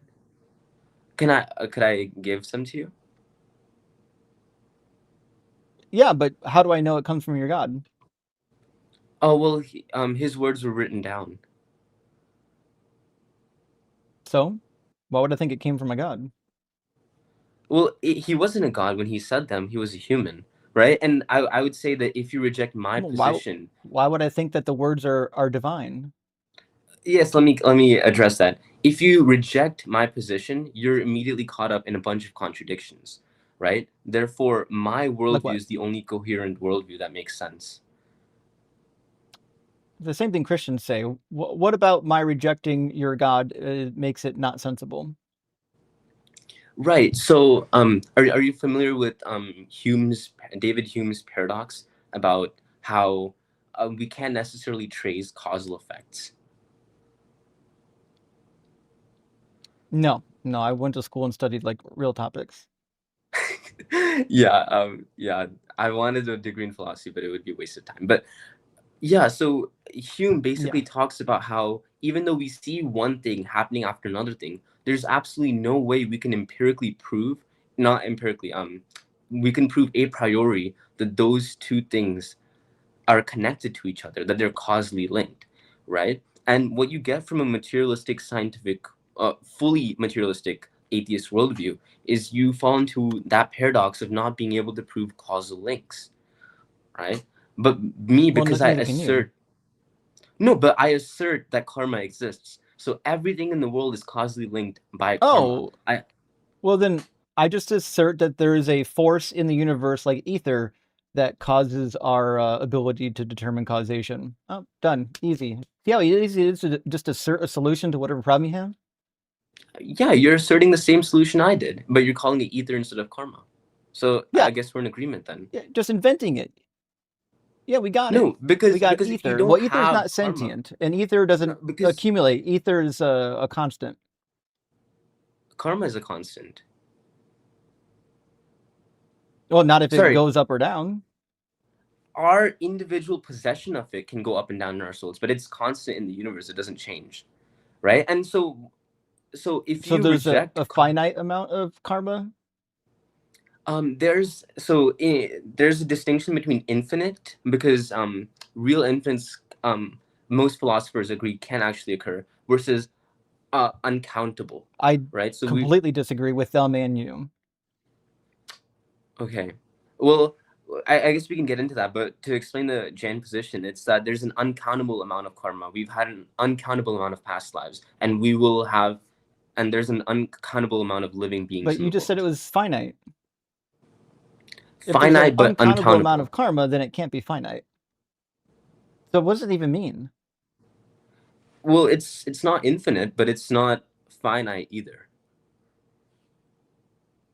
So that gets into, it's countable. Well, have you heard the parable of the, I don't know how relevant this is, but this is my best attempt of explaining. Have you heard the parable of the blind man and the elephant? No. So there's a bunch of blind men, and they go to touch an elephant, try to describe what it's like. Someone's touching the trunk, someone's touching, the tail, someone's touching the thick hide of the feet. And what they're all describing is, from their limited point of view, a version of the truth. So in Jain philosophy, there's a principle called anekantavad, which is the multiplicity of the truth, meaning that the truth itself is infinite. There's things that are completely false, but the actual truth is infinite. So that's why we can have things that appear to be I'm talking about karma, though. Is there an infinite amount of karma? Right. Like I said, it's not infinite, but it's not finite either. It's uncountable. Gotcha. So there's not an infinite amount. No. Okay. So that settles that. I don't even remember why we got on that now. Where did karma come from? It's always existed, just like this universe that has always existed as well. Can the gods affect how much karma is in the universe?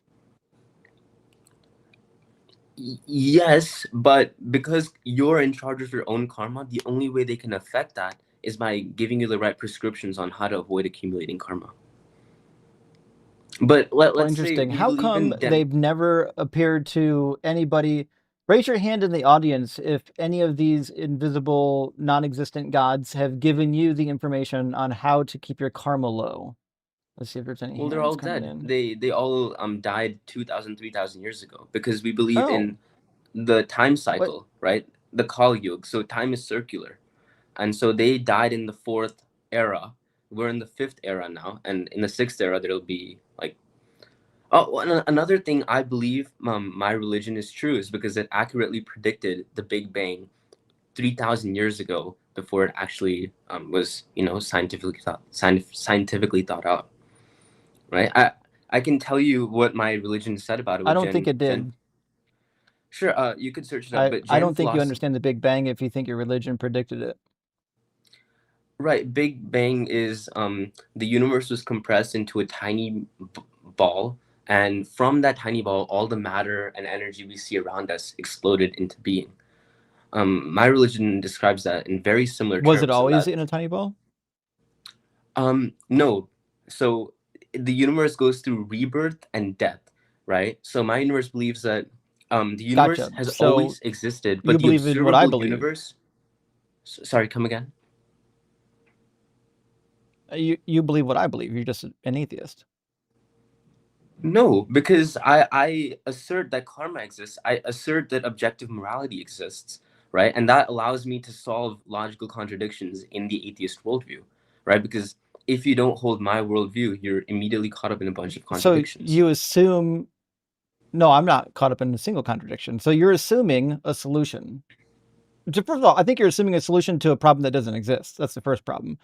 But you understand that just asserting a solution to whatever problem you think you're having isn't a fix, right? In some instances, yes, but in this conversation specifically, no. I would disagree with that. You would So disagree that just inserting an answer isn't a valid way of determining that your answer is true? no, because in philosophy you need grounds to ground, morality, to ground knowledge, No, right? you don't. You don't need morality to ground knowledge. Morality and No, knowledge are different categories. sorry. Maybe I misspoke there. Freudian slip or something. You need objective something. You need an objective grounding of something to establish objective morality, to I establish don't believe in objective knowledge. morals. Why would I think they exist? That's a crazy thing to think. Right. So if you're operating within a Christian paradigm, and if you there's no I'm good not. reason to think objective morals exist. Sorry. I have a tendency to speak long-windedly, but Christians don't have any reason to think objective morals exist because they're subject to the mind of God, I agree right? that they just don't know that. But why would I think that objective morals exist? What's the argument for that? Right, because if you don't think objective morals exist, you are immediately you immediately default to moral nihilism. I reject the idea that there's some I sort don't of any sort agree. of I reject the idea that there's any sort of moral subjectivism. You're either a moral absolutist or you're a moral nihilist. Because I any disagree. position, sure thing. Why would you disagree? Because moral nihilism assumes that nothing matters, but that's actually not true. Because even if all you have are individual preferences, preferences matter to the individual, which means they have some form of matter. That's not necessarily the definition of moral nihilism I've come across. Certainly, some moral nihilists, especially the angsty teenage ones, think nothing matters. But moral nihilists often just posit that there is nothing moral, right? Not that nothing matters. So, Well, for I example, agree. There's no such thing as true morals. They don't exist. So then you're a moral They're nihilist. completely dependent on no, not a moral nihilist. They're completely dependent on minds creating them. Like they're an abstract concept that minds invented. Right. So you can believe things matter and still not hold to any standard of morality, which is it seems that's what you're doing. I don't want to strawman you, but is that what you're doing? Like a lot of existentialist philosophers were moral nihilists, but they still believed that life has meaning. Yeah, I think that life has meaning. Yeah, Right, but I mean, you are to still me, a moral nihilist. individual meaning. It doesn't have like universal meaning. Right, I'm not too concerned with the meaning. What I'm saying is you are still a moral nihilist, though, because there is no moral subjectivism. You either believe in morality or you don't believe in morality. There's no No, spectrum that's of it. subjective morals is a real category. I mean, you're asserting that. I'm saying it's not, right? Because any position you have with Well, it is. subjective morals without a grounding leads to moral nihilism. That is meaningless to me. Whether or not it leads to moral nihilism has nothing to do with whether or not subjective morals exist. But they don't, right? Because Yeah, they do. unless you can ground your morals in something, You they don't have don't to ground exist. them. They're grounded in our brain. We invented them. Do you have to ground the storybook that somebody invented? No, it's our brains invented it. You do have to ground the story, but because you In have to what? ground knowledge as well. What's a Epistemically, fake you have to story ground grounded knowledge as in? well. Sorry. What's the story I about have a a little bit of unicorn your grounded in? It's grounded in our ability to, first of all, it's grounded in our ability to understand causal links, right? It's grounded in our ability to understand and process knowledge as well. So just because you're saying something, So are subjective there's morals. Subjective morals are grounded in the fact that we can invent them with our brains using our meat computers. I mean, I think there's a difference. I'm talking more epistemically on how to ground them on a philosophical level. You're talking more so like how Sam Harris did in The Moral Landscape, where Sam Harris talks about how morals are invented in the human subconscious. But the reason his arguments fail, and I think yours doesn't work either, is because there's no epistemic grounding to it, right? Just because you invent them doesn't make them I just morals. told you. No, they are. They're subjective. They're just subjective to your own mind. You keep saying, listen, you can't say that morals are subjective because then they're not objective. I know. They're not objective. We agree. They're subjective. They're something that our minds, they depend on our mind to be created.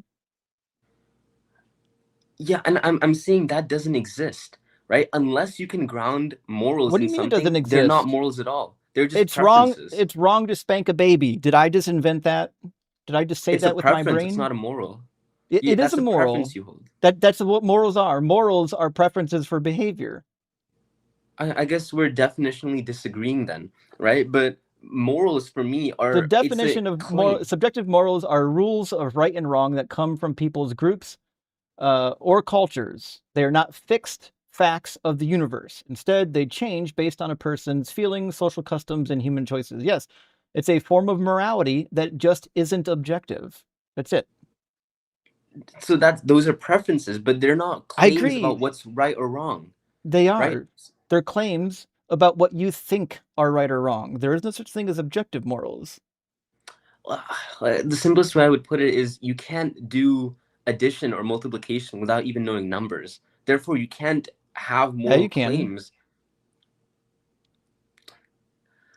That goes into logic. So do you believe the laws of logic hold in this universe? I don't think the laws of logic hold in every part of the universe. I think the quantum level brings a little bit of difficulty, but I don't think anything obeys the laws of logic. And just like morals, I don't think the laws of logic exist. The laws of logic are a language that we invented to describe the behavior and function of the universe. The idea that something is what we call it is not a law that the universe is behaving. When we say that's a screen, it's a screen because we called it a screen. It can't not be a screen because we decided it was a screen. So let's say all humans disappeared from Earth tomorrow, right? If a monkey, let's say a monkey's bartering with someone, right? And he puts two sticks together, right? 1 stick plus 1 stick equals 2 sticks.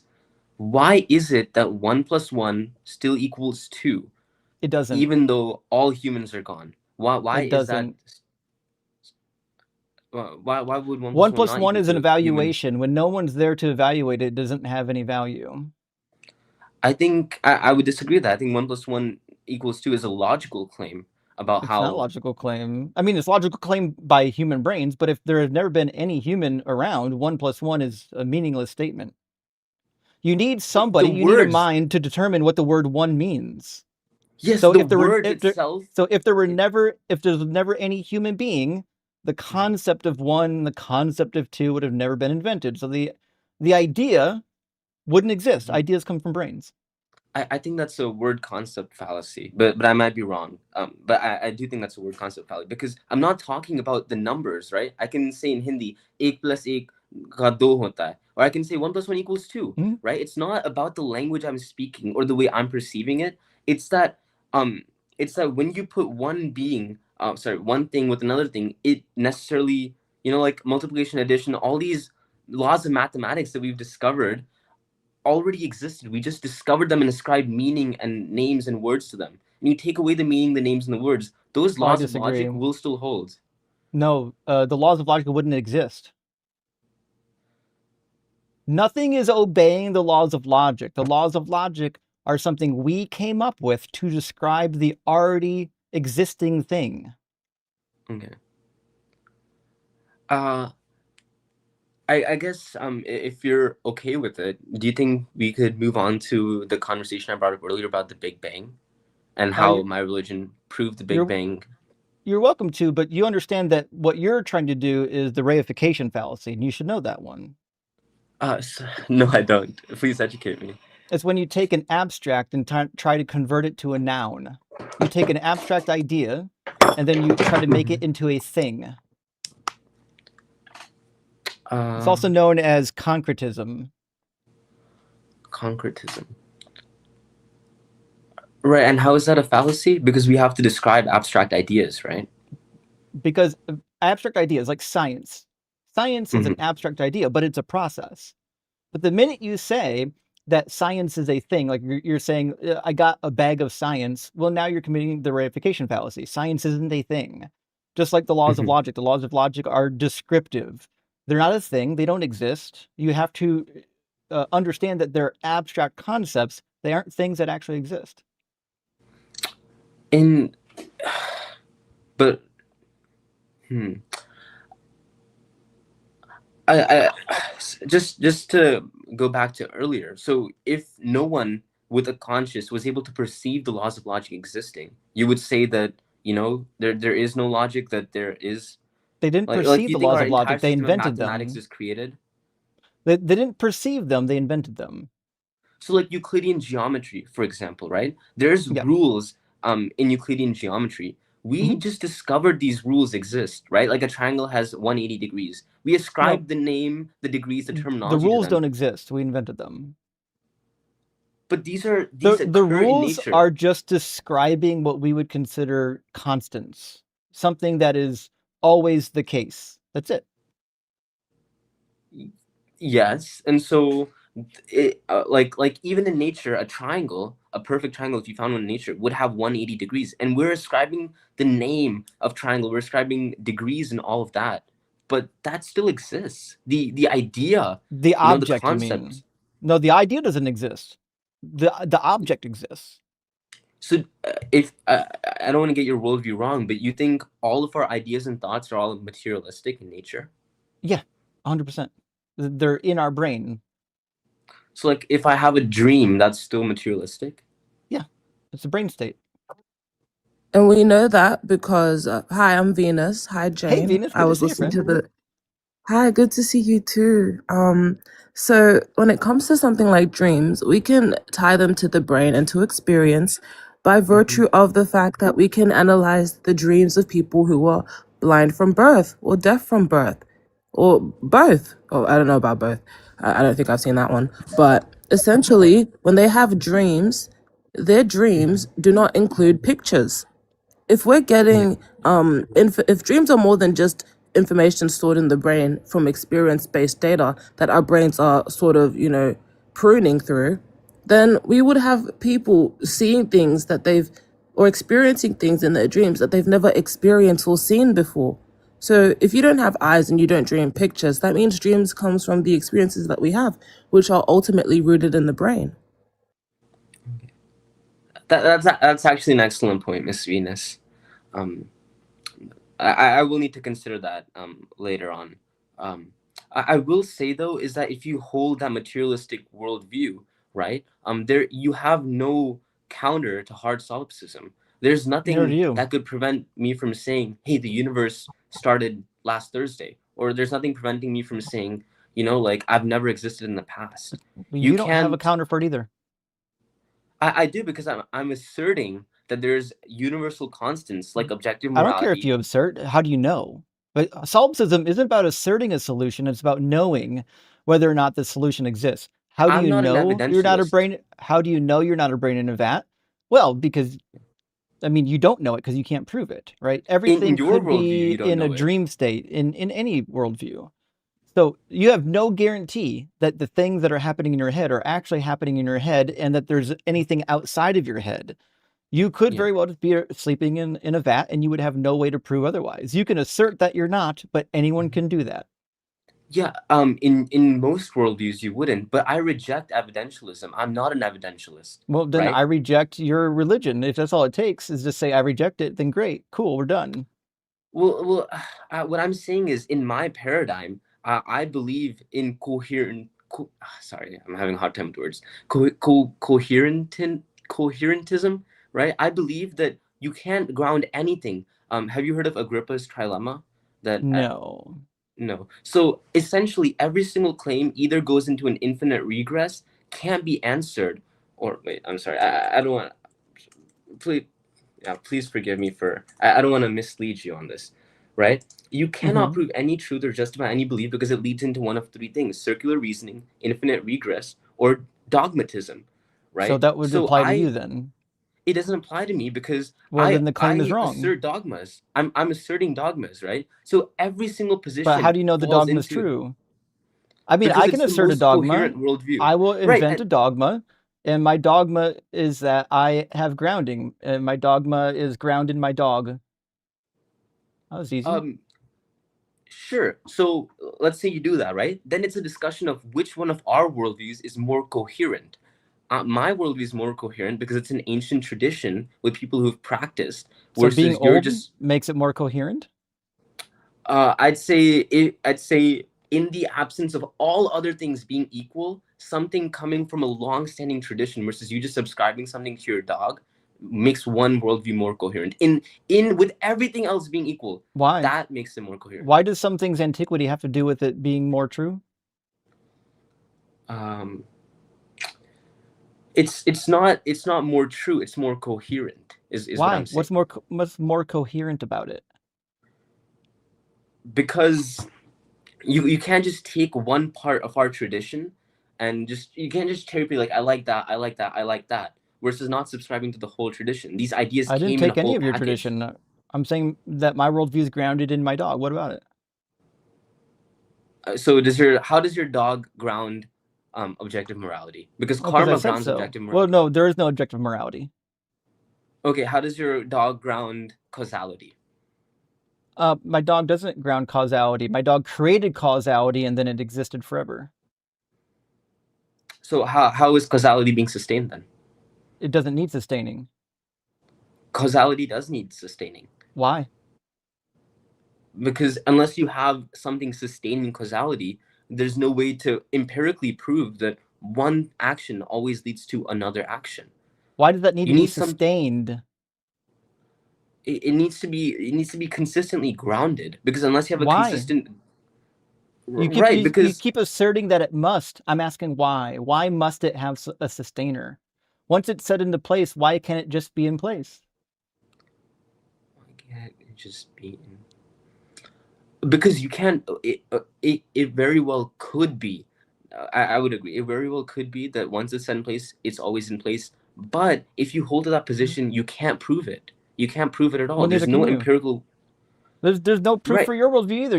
Your only proof is you asserted it, and I'm demonstrating that I can assert fake proofs too. I'm not asserting any.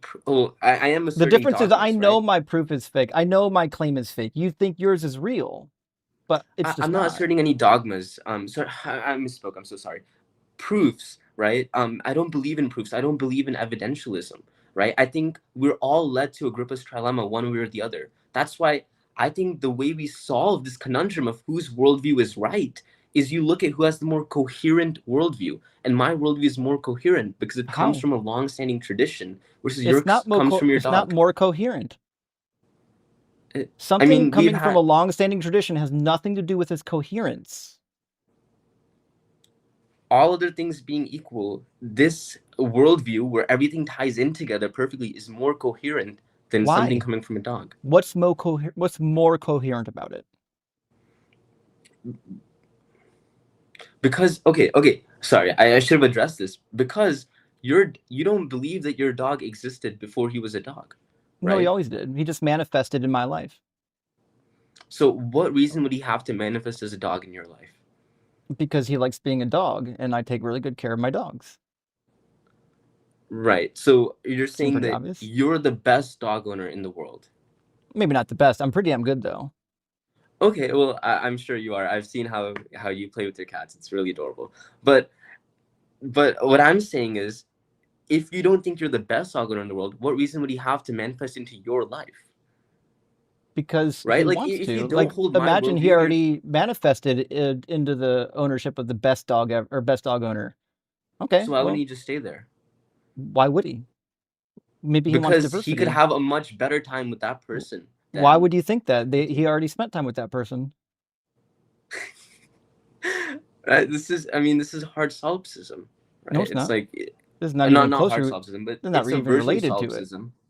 Yeah, it's a version of solipsism. It's like I can ascribe anything to anything, right? There's no coherence to it. That's what you're saying. Yes, you're saying you have a solution for whatever problem, and you're Yeah. just asserting the solution, which is what I'm trying to tell you. You can't just Yeah, assert I a am solution asserting a and then dogma. I'm claim just that your asserting it. solution is the thing. You have to prove it. That's why I can say that Hitler was evil, right? I can assert that Well, so can I. because I have objective morality. No, you don't. You have to prove that. You have to prove you have objective morality. You don't get to invent it. What's the proof that Why is the morals are burden of objective? proof on me? Why Because is you're the burden of claiming proof on me? because you're the one that claims it exists. But I could very well say, like, we operate as though objective morality exists, so I you don't. have to claim that doesn't. I You don't. don't And operate I don't as... think most people do either. I think most people do that. Like, if we see, Nah. like, a pedophile or, someone doing heinous acts, we think that's wrong, even though... What about somebody? Who What knows? about somebody spitting on somebody else? I think it depends on the situation. I know. What about But slavery? I think slavery was always wrong. And my religion Well, condemned weird, it. because most of the world didn't for a long period of time. It's almost like they don't act as though there's some kind of objective morals because they've been disagreeing about what is moral for all of time. I guess to make a quick tangential point, my religion condemned slavery and the caste-based system 5,000 years before. Okay. So I don't know, just a tangential point that it doesn't apply to us. But also, they objectively thought, like Christians, like Paul, objectively thought that it's okay to own slaves, right? And So then what? you I'm had not a Christian. I don't know why you keep Well, bringing up I understand that, Christianity. but I'm saying other religions still hold to... They perceive objective morals to exist, is what I'm saying. Paul thought objective morals were real, Well, he's wrong. Well, but your claim specifically was that most people operate as though objective morals don't exist, and I'm disagreeing with that claim. I'm disagreeing that most people behave as though morals are subjective because they won't say that something is always good or always bad. Everything's situational. It was okay then. It's not okay now. It was okay for you. It's not okay for me. My kid can do it, but your kid can't do it. Everybody behaves as though they have their own set of morals. Are there some morals that they agree on? Yes, they'll say it's just a wrong to harm a child. A lot of people will say that. And that feels in that moment like they believe in objective morals, but that's not what that means. It doesn't mean that they believe in objective morals. This argument sounds very similar to the one Christopher Hitchens makes. I love Hitchens. I should have worn his shirt while I came on the call. But what you're saying, what Hitchens says essentially, is that people operate in all these different ways, so we have no reason to think objective morals exist, right? Because people think slavery was okay at one point, but then it's not okay at another point, right? But What I'm saying is that those people still thought and behaved as though objective morality existed because the actions they were doing they thought were objectively moral or immoral in that time frame. They could have been wrong. They didn't know what objective morality was, but they were still behaving as though it existed. But again, what I'm telling you is that on any moral position, you're going to find people behave differently. There's going to be some people that have really strong Mhm. opinions that are going to say things that Mhm. feel like they're making an objective claim. And then there's going to be some issues where people don't make objective claims because it's not always clear. People behave the way that they want to. Now, let's imagine for a second that people did behave as though Mhm. morals are objective. So fucking what? That doesn't mean they're objective. That just means people think that they have a universal moral system. That doesn't mean anything to me. Like, you can't just say that morals are objective because people believe it.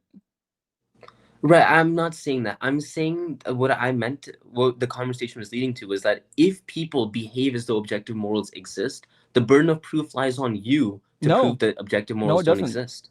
No, behaving away has nothing to do with whether or not the thing that they are behaving in accordance to is true. People behave in a way that Santa Claus is real for, the first couple of years of their life here in the Western world. That doesn't make Santa Claus true.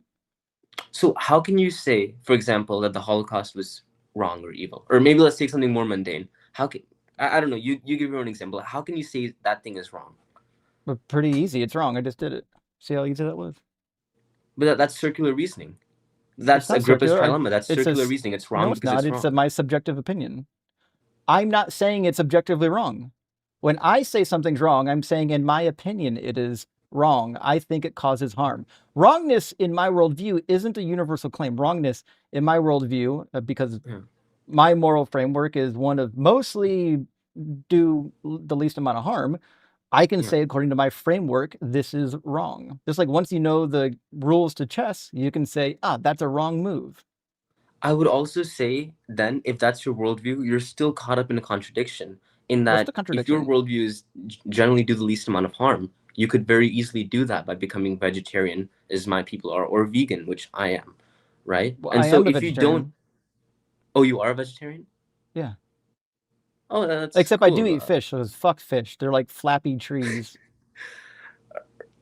Okay, well, I mean, anyways, my point is that fish can still feel pain, so why do you consume them? And overfishing really harms our natural environment. If your Because, purpose is like, most fish live short lives and will die of predation anyways. You don't really save them anything by not eating them.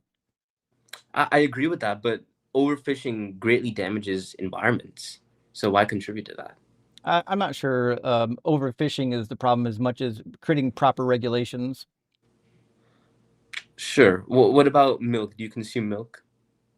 Yeah, I do consume dairy. And again, it depends on if you're getting ethical dairy. There's ethical ways to get dairy. In fact, my family used to own a dairy farm. Yeah, so I actually am not fully vegan, I guess, because I drink the milk from the cows on my family's farm. Yeah, I'm not This got vegan. really But my well. point is very clear, right? Even if I wasn't, that wouldn't Yeah, that doesn't mean anything to what we're talking about. All that but would it's a mean is that I'm a contradiction. hypocrite. No, it's not a contradiction. It's hypocrisy. Yeah, you're right. You're right. It is hypocrisy. I guess. I guess what I would. I guess the. I don't know. To just conclude, right? I guess I would say my God is good first because he's the only real God, or not monotheism. Screw monotheism. My gods are good because they're the only real gods, and because the moral prescriptions they've laid out for us, such as not owning slaves, getting rid of the caste system, complete nonviolence to the point of vegetarianism, are good, right? Therefore, my gods are good because one, they're real. Two, the knowledge they brought, like predicting the Big Bang and so what. And three, the moral prescriptions they've laid out for us. So my gods are good. Sure, but first, the problem that you're going to have is if you think your gods have the power to, I would say, prevent or even end suffering, and they don't do it, then you've got Yeah. the same problem as the monotheistic gods. Inaction, when you could prevent it, would be considered bad. I wouldn't believe that because I'm a deontologist. So I think when you insert yourself into a situation, you necessarily take on moral burdens, right? So, And so so because if the you world had a we're button living, that would prevent all sexual assaults, you wouldn't press it? I I would press it, but according to my worldview, if I was fully following my worldview, I would not. No. That's crazy. So So you no, got I'm a a you hypocrite. got a contradiction now, don't you? Yeah, you're right. That was a faulty line of reasoning, and I'm sorry. So I would press it, but if I subscribe fully to my worldview, I don't think it would be moral to press it. Why? Because inaction is the only state in which you can't accumulate karma.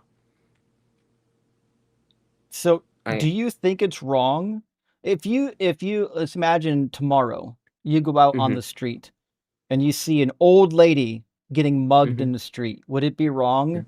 Let's imagine they're getting mugged by like a 12-year-old child that you can easily subdue, and you just yeah. let the 12-year-old child mug the old lady. Did you do something wrong?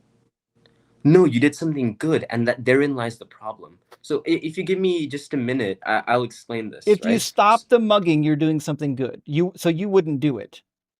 I would, yes. Ugh. I would stop the mugging, but not if I fully subscribe to my worldview, I would not. But stopping the mugging is a good thing, right? So Why?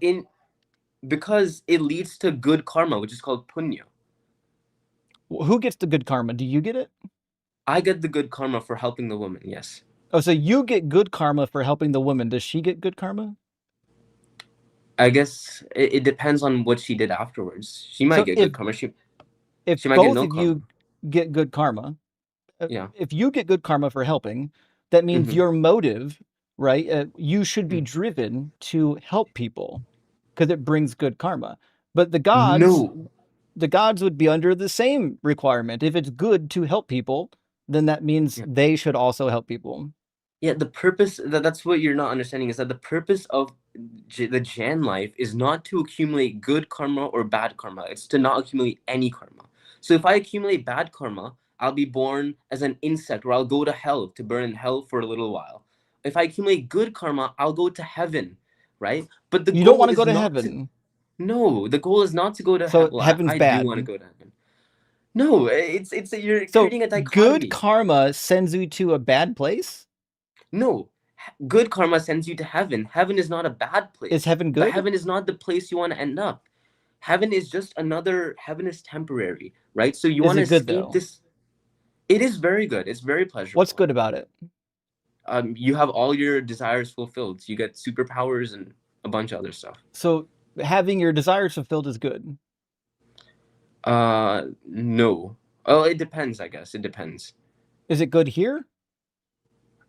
Having your desires, it depends on what the desires are. If you desire to lead a more holy life, it's not bad. But if I desire something sexually or materialistically, that is bad. Why? Why? Because my worldview says so, and my worldview is true because it's the most coherent one. Well, that's not true at all. It's certainly not coherent. We've already demonstrated that because you think that it's good to allow Mm-hmm. a woman to get mugged, but then it also brings you good karma to prevent the mugging, but also you don't want the good karma and you don't want to do the good thing because you don't want to go to heaven. You actually want to not exist. That's So crazy. again, it's a word concept fallacy because I'm using the word good and bad in two different ways because our philosophy is written in Sanskrit and I'm having a little bit of a hard time translating it to English. What I'm saying is that heaven is a good place, Oh, right?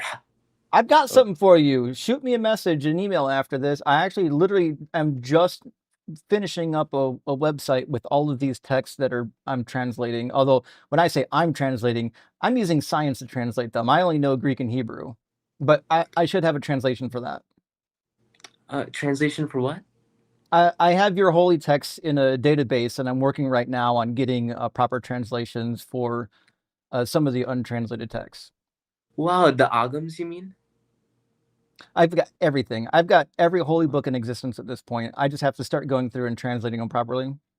And by That's wonderful. translating, I mean letting it an actual translation AI model step through it, one phrase at a time. Yeah, my Eagle Scout project was translating the Jain agams into English for the use of my temple, and it was horrible. If I just waited 2 more years, ChatGPT could have done that so much better for me. I know. And nowadays we have Yeah. models, even there are the Opus 5 model can actually do a certain amount of Akkadian.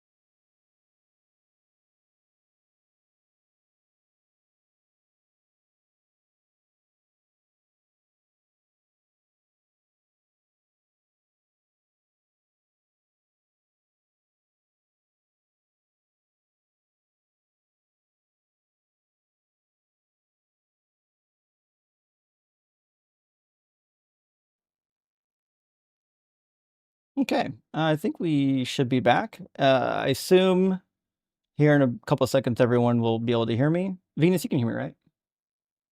Yeah, I can hear you. Your voice was really high pitched for a second. Yeah, when I first restarted, it takes a second for the audio to level.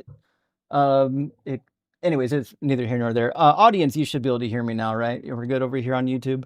Sorry about that. This is something that I didn't know could or would have been an issue. Usually, audio is the thing that works really well, not the video is the part that fucks up your driver typically. But before we read any super chats, hey, I've got a link in the description of my YouTube videos to help our friend Venus. If you were here for the prior stream, there is a GoFundMe link inside of the descriptions of the YouTube video, and it's to help our friend Venus, who is just got accepted to a biomedical program in Australia and doesn't have a computer yet and doesn't have money for a computer, but needs to go to school.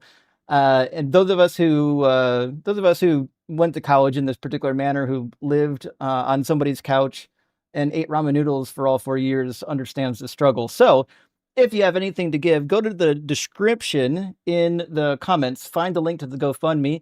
It would be greatly, greatly appreciated. We're getting closer to what I thought our goal would be, like how much I think we Justin, would be able to I raise. reckon, We just need a little bit more.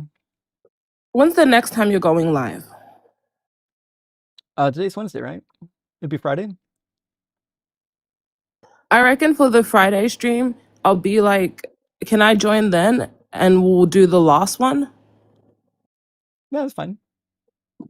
Yeah, because I want to make sure I'm ready and on camera so I can, talk to everyone and put in, some effort into the discussions because I don't want to feel like I'm just like freeloading. I joined so late, but it's 9 o'clock. I needed 12 hours. And J Mike, stop lying on me in chat. J Mike has been spamming the chat. If you all know J Mike, he's lying and saying Venus told me she was a theist. I don't know who gave you that poison sandwich, but that wasn't me. J Mike and his fucking sandwiches. I never said I was a theist, dude. Stop lying in chat. I know you're not, so it'd be okay. How do you know that? You can't ground knowledge. Oh fuck, you're right. You're right. I have a confidence that you're not, but I could also be a brain in a vat. So Yeah, me too. I could just I'm in be a lot a of trouble, huh? hallucination of you. I'm not like real. A GoFundMe isn't even real. It's all just a hallucination. Nothing's real. Oh goodness. And nothing else mattress. All right. Well, friends, I'm going to read through our super chats. We got a bunch of super chats left. As I said on the last stream, we're only doing 4-hour streams here in August. I'm reading all the super chats that are $4.99 and over, so that we don't spend, a quarter of our August live streams reading super chats. But I appreciate everyone who helps to support the channel and all the subscribers that are on the Patreon or members of the channel itself. It really does help quite a bit. And Real Marcus Holloway says, dude is obsessed with leaving Faith. It's creepy. Yeah, that you missed it earlier, Venus. Sarah came in and our guest John really had a problem with her existing. It was he didn't like her. He really wouldn't have liked you. You would have told him straight, and it would have been pretty ugly, I would suspect. Damn. We're here now. I was fucking snoring. I was snoring. That's all right. Hey, guitar. Well, your time zone's way different. A guitar secular atheist says calling a baby a sinner is disturbing. Get this baby a box of Kleenex. Yeah, it's crazy that there are sections of Christianity that will say that babies are sinful. That's bewildering to me. And Marduk, thank you for the super chat. Sarah, keep it the reactions. I think you mean keep up the reactions. It's my favorite part. I agree. I've gotten a lot of comments saying that Sarah's facial expressions are like giving them new life. Definitely a good thing. A carnivorous glunt, thank you for the super chat, friend, says, so typical for some guys to immediately be aggressive to a woman who seems to challenge them. It's just pathetic. That's what it seemed to me, because it happened fast. Before she said a word, He was already like, I don't like this woman laughing at me. Seemed maybe a little insecure. I don't know what's going on. Got some mommy problems. Gates of Delirium, hey, good to see you, and thank you for being a member for over a year. The misogyny people like this dumb color throw out there is so stunning. They always only criticize women for their facial expressions. True. And you'll find it too, like when it comes to like commenting on people's appearance, it happens way more often with women. Men are all the time obsessed with how women present themselves, but they don't give a damn about men. You can go outside as a guy and wear just about anything. Hey, Nine Ball Junkie says, keep laughing at these abhorrent ideas. That's exactly what these ideas deserve. Rock hard for Doug. Yes, that's true. The minute you say that it's like babies are born sinful, so they're sinful, that's crazy to me. Or that God is just but not fair. What are you talking about? Mediocre Thoughts, good to see it, says atheists couldn't convincingly lie to poor people about their situation is a weird flex, but checkmate atheists, I guess.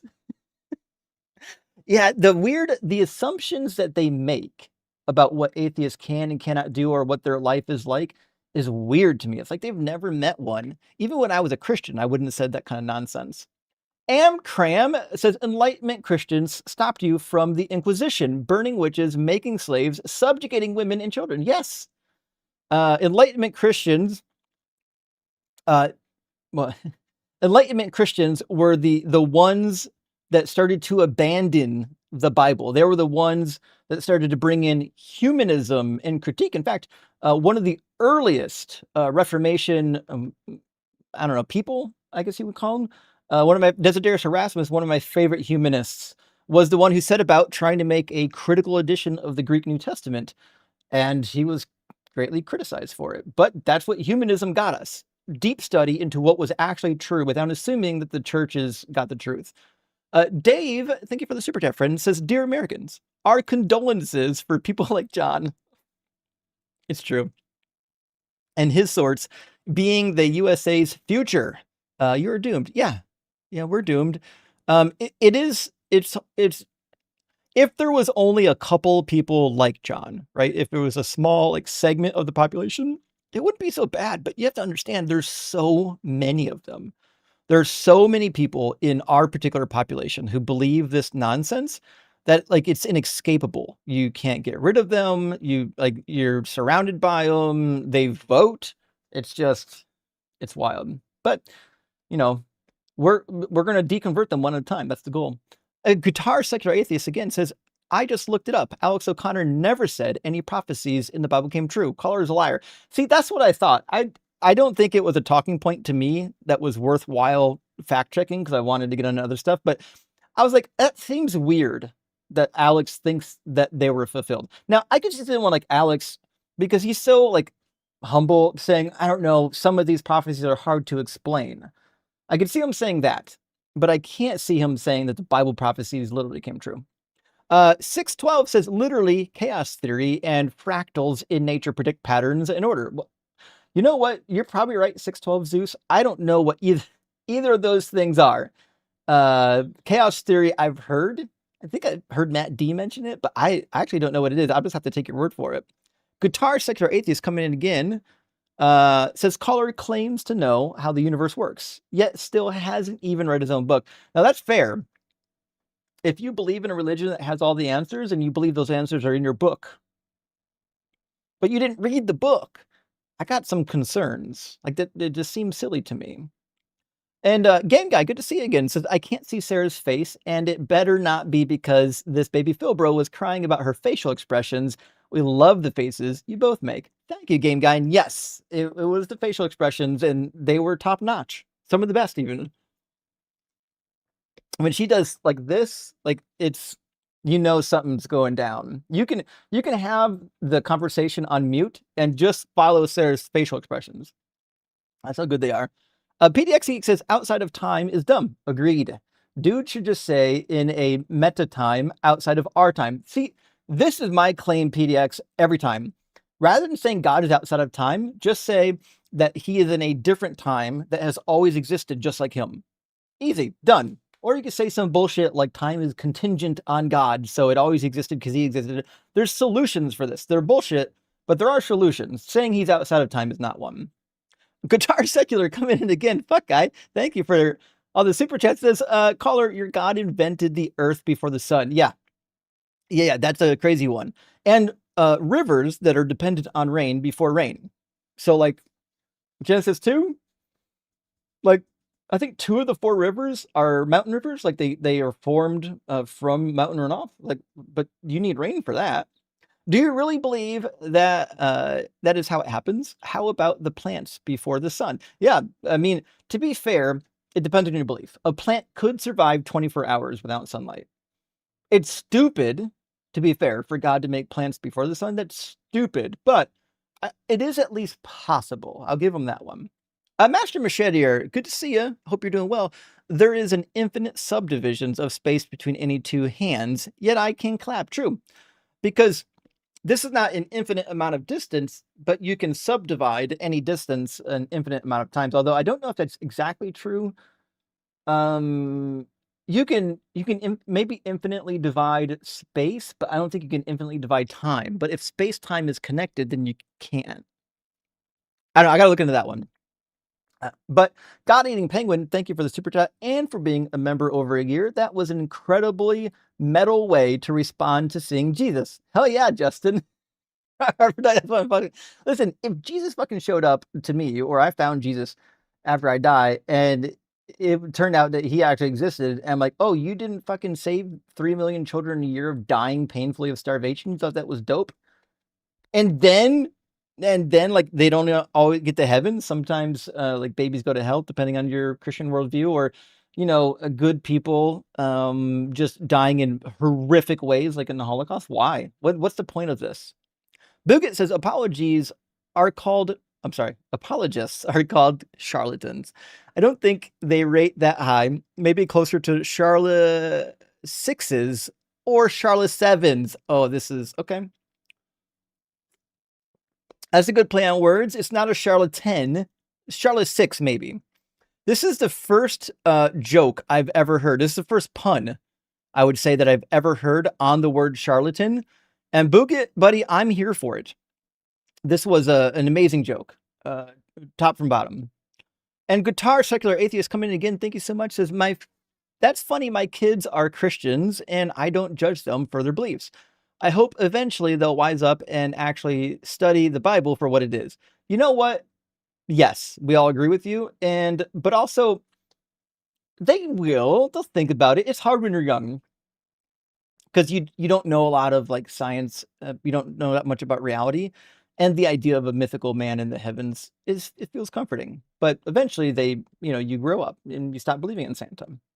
Hey, Paul, tired of this shit. Thank you for the super chat. Says, you read my last super chat too fast. I'm sorry, I didn't mean.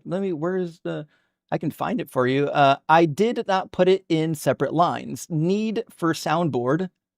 Oh, true.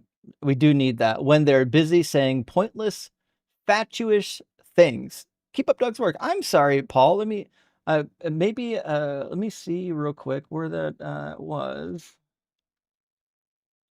I only see one. So I've got a search tool built into my software now where I can actually just search for names, and I punched in Paul and it just comes up with this chat buddy. So I apologize, but I guess it just wasn't, maybe it didn't make it.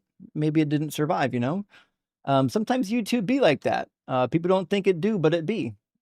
It's going to happen sometimes. Sorry that it got missed. I certainly wouldn't do it on purpose, my friend.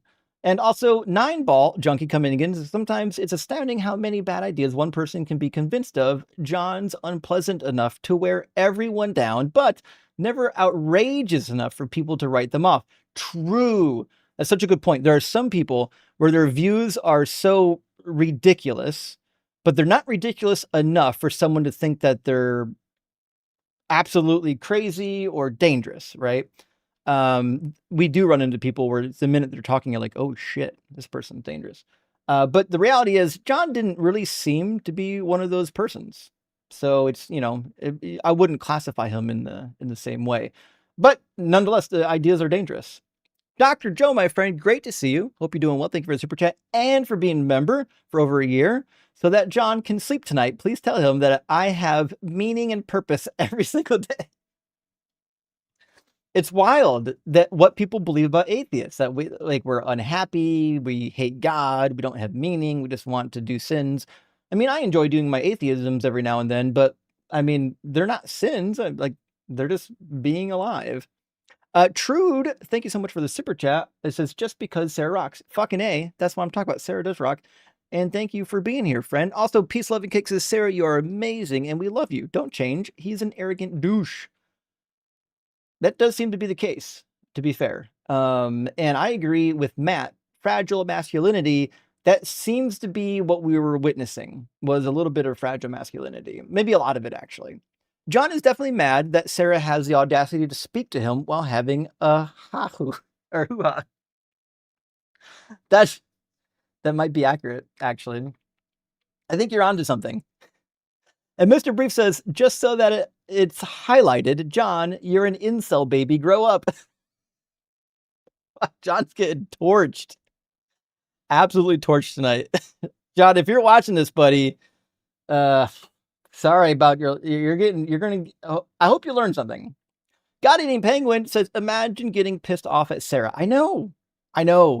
I wish she spoke to you like a child because you act like a child. Imagine if it was Venus. I bet he'd cry. That's what I was saying. Venus would fucking make him cry.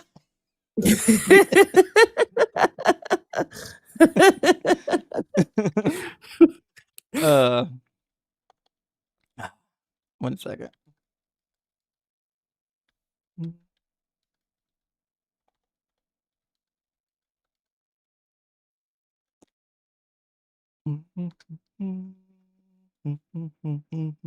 I promise I'll have my camera on next time, guys.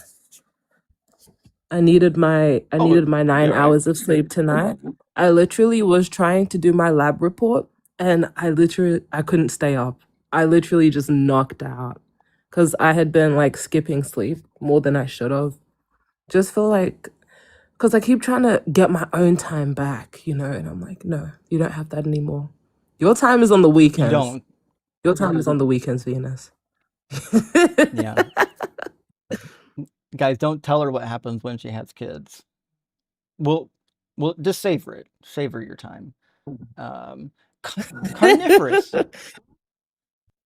I'm just joking. Anyone who has kids knows that it is true. You lose all of your free time basically, but it's so worth it. It's that's why people keep doing it. Carnivorous says, once this misogynist started getting offended by Sarah, I started to watch Justin. He laughed 2 times and the dude didn't freak out. That's what I'm saying. I told him I was making the same facial expressions as Sarah. How come he wasn't mad at me? Because he got butthurt that a woman was doing laughing. And I suspect this is rooted in I bet he's got some PTSD in his past of being laughed at by a woman. That might be, he might not be able to control himself when it happens in real life. I don't know. Who knows? Sufficiently advanced tautology, thank you for the super chat, says, if this clown John is upset, actually, I assume this is sufficiently advanced tautology. I think you might have changed the ending of your name with a ... Am I correct there, just to make sure? I could be wrong. I just want to make sure. But it says, if this clown John is upset that Sarah makes him feel insultingly inadequate, maybe it's because his arguments are inadequate and insulting. Dude definitely has never engaged with a woman before. Yeah. In multiple... Yes, exactly. In multiple ways, I would say. But nevertheless, I mean, we got 2 hours with him, and I think as bad as it was, I think there might have been some progress made. Flanker 130 says, we need to believe we are somehow deficient or lacking because it ruins our worldview that atheists can be fulfilled, happy people. Most of us are so much happier now that now and more moral. I mean, on the happier account, yeah, that seems to be the case. On the moral count, I think that usually is the case. It's hard to say for certain. But like, I hate to generalize all atheists, you know what I mean? But nevertheless, I know atheists like in this community that their life drastically improved once they left. I just think it's people only think your life gets worse because they don't know what it's like to actually leave. Streaker Goal, hey, thank you for the super chat and for being a member. Says, hey Justin, love what you do. I wanted to ask, what do you say to people who say that Matthew 16:28 is about the transfiguration? To me, it seems like a huge cope, but I'd love to hear what you think. It is a huge cope, by the way. It's one of the worst. So the reason why it's bad is because if you read 27 and 28 are connected, by the way. They're not two different predictions. It talks about the coming of the Son of Man, coming in his kingdom with the angels. This is clearly the second coming. This is a reference to Daniel chapter 7, verse 14, where it talks about the one like the Son of Man coming on the clouds to meet Yahweh and receiving all the kingdoms. That's why Jesus continually calls himself the Son of Man. That is a messianic title, and it means exactly what he thought it means. It means he's going to do Daniel chapter 7. That's what it means. So when he references it here, it's obviously referring to his second coming. Also, it's stupid to say something like, some of you standing here will still be alive, but when I fucking transfigured? That's 6 days from now. If you just turn to chapter 17, it's only 6 days past. Why the fuck would you say that? What's the point? What's the point in saying, hey, some of you guys will still be alive in 6 days? Okay. It would if you're trying to like make a point, you said, listen, some of you motherfuckers are going to die within the next 6 days. You better watch out. That'd be a fair point. But just to say, hey, some of you will still be living. Okay. If his goal was to say some of you will still be living in 6 days from now when I transfigure, all of the people there would be like, well, who the fuck's gonna die? You can't just tell me that. What are you telling me some of us are gonna be dead? It's just stupid. It's a dumb reading of the passage. Also, he didn't come from anywhere. Remember, he says he's going to come in the kingdom.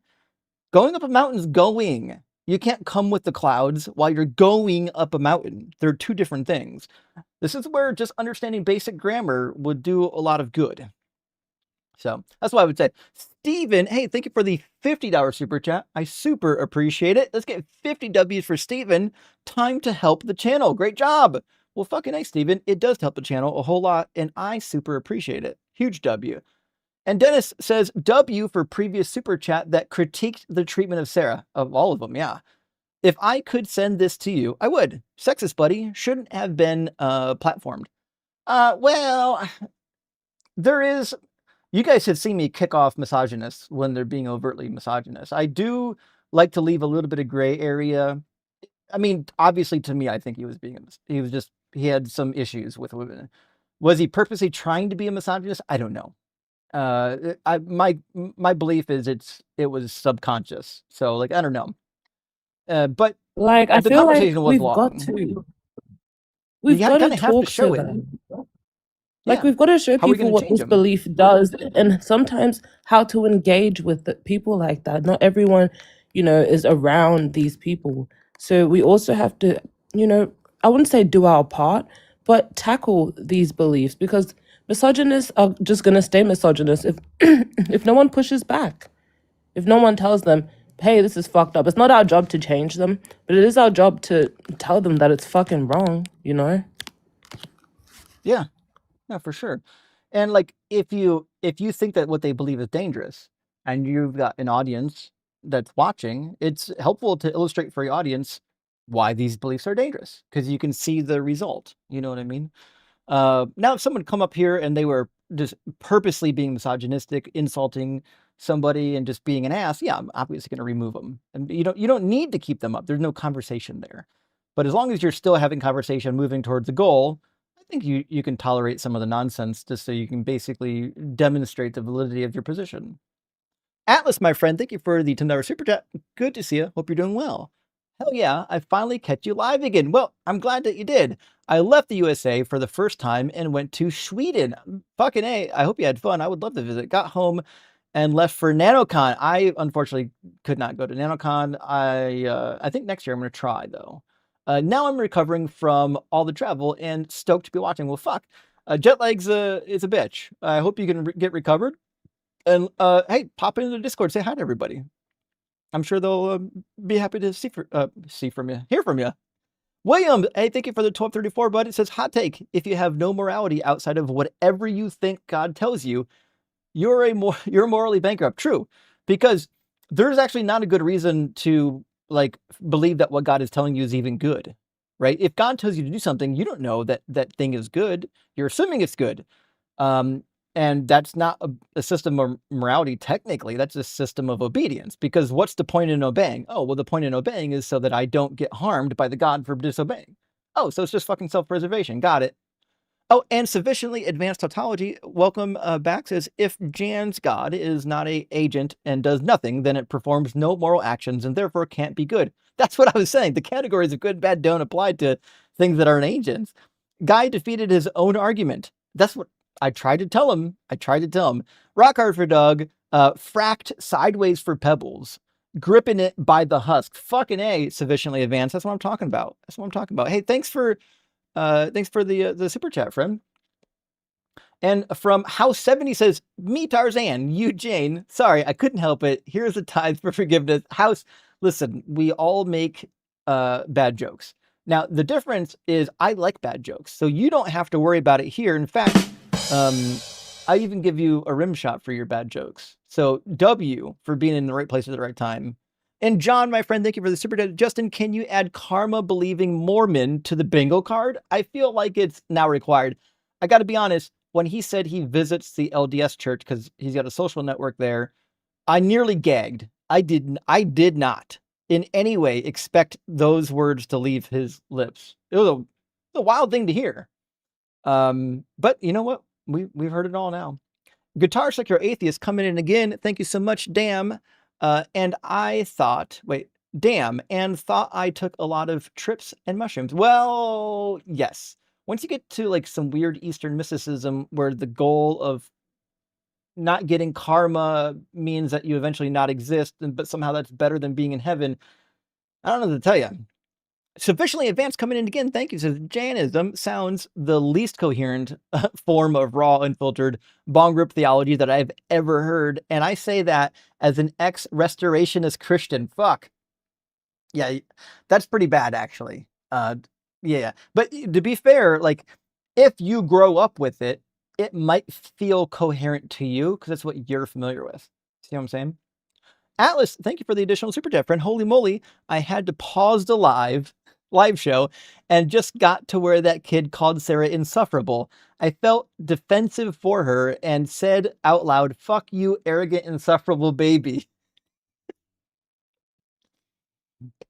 That's what the fuck I'm talking about. And Sarah was too kind to do that to him, which proves that she's obviously not the insufferable one, because she could have said things back and she chose to be the bigger person. 49 Perfect says, this kid sounds like any thought deeper than a kiddie pool is too scary for him to engage with. It's a shame because he thinks he thought deeply. Yeah, I mean, don't they all? I could be wrong. I feel like all of the people that come in here feel like they are, they have thought about it and they've got answers. But I mean, they never do. I mean, they might have some fucking answers, but they're never good answers. You guys know that. They're made up answers. SB Rail says, as somebody who's questioning, I'm appreciative over your debates and explaining on topics. I've begun to critically read through the Bible. Excelsior! Full fucking A, SB. That's what I'm talking about. That's why I do these live streams. Because you guys know me, I do think that knowledge is power. And I think the way to gain that knowledge, at least for this particular, religion, is to read the fucking book. People could save a lot of trouble and effort if they just read the book and they're just not reading it. Zeus backing in said, I think even monkeys without the concept of numbers understood the concept that 1 plus another becomes 2. Exactly. Did they have words to describe it? No, obviously not. Did they understand that one thing is not the same as another thing? Well, yeah, obviously. It was something that they could comprehend. They just didn't have language to express it. They didn't have a way to do anything with it. But that doesn't mean that it just wasn't a thing. But whatever. I do find it interesting though that I think these are really simple answers. I don't think that anything I said to that kid was difficult or unrational or new. But it is interesting to me that the reaction is as if I'm saying something crazy. Taco Joe says the super chats are particularly profound today. Here's one to lower the bar for the less creative among us. Well, thank you, Taco Joe. I do appreciate that. And super chatting's not my best quality, so I lead off with a joke usually, because if you can at least make them laugh, they'll tolerate you. Kind of like if you're ever late to a meeting, make sure you're gonna bring donuts. It's gonna be okay. AM Cramp says, let's try it this way. I flock with Planet X oh, not this again. I flock with Planet X community spelled PLAGNIBTX. Have you guessed all the letters yet? No. Venus, do you know what this means? I forgot. Spelled? Is that an abbreviation or like? Okay. Well, what is it about? People like, I don't know. Planet La. No, he say La. That's French. I mean, you'd have to give me the first could one. be, Give us the first letter. I don't know what it means. I just need something. This is a riddle that you've sent me now about 15 times, and I've never got it yet. And I've even tried Googling it. I got nothing. I have no idea what's happening with this. And I might never figure it out, but I appreciate you dedicating your time trying to clue me in. I'll get there maybe. Cruisin68 says, why didn't God create the perfect law code with Adam and Eve? He could have laser engraved gold tablets in a tongue easy to understand forever. Rock hard for Doug. Yes. I've made this point a million times. People are like, well, what evidence would you need? I actually think it would be fucking convincing evidence if those gold plates that Joseph Smith had were real. Like, we actually had fucking laser etched gold plates that were like carbon dated to 6,000 years old, and was in it was in one language. God never mixed up the languages, and everybody could read it. And I don't know, it just doesn't make any sense the way that the transmission of information has come down through the Bible. It's not a good way to do it, especially not for God. Game Guy says, I'm asserting that Jainism is bullshit. Yeah, that assertion I'm going to agree with. And Taco Joe says, Justin, every time he argued, Jane Jock violated his vow to avoid causing karma. Actually, that's fair, actually. Every time I asked him about moral situations, he would in fact, in his framework, being moral in itself would be useless if the point is to not accumulate karma. That's crazy. It's a nonsensical worldview. The algorithm has summoned me. Oh, I see. The names, the long names, that's on me. The long names here are just getting converted to ... I'll have to change the text size. I refuse to get into karma. Last time I did, I hit someone's dogma. Bazinga! That's why I'm a Hindon't. I got a million of them. It's been a while, algorithm, since you popped in with a good joke. I appreciate that. I hope you're doing well, buddy. And I don't think your partner is into the Eastern religions. I thought they were a Christian. I could be wrong. We'll have to catch up sometime. Guitar Secular says, so if a woman is getting grape, was it karma why she got grape? That seems to be the point, right? That's why the caste system is so popular over there, because it assumes that they're in this particular station because of what they did in their past life, and they have to go through it to like get rid of their karma. So there's no incentive to help them or make their lives better. Shirley Temple, thank you for the super chat. Justin, you should have told that first caller to call back when Venus was co-hosting. He would have had his pancreas ripped out. I know. Boy, would he have not had a good time. It would have been rough.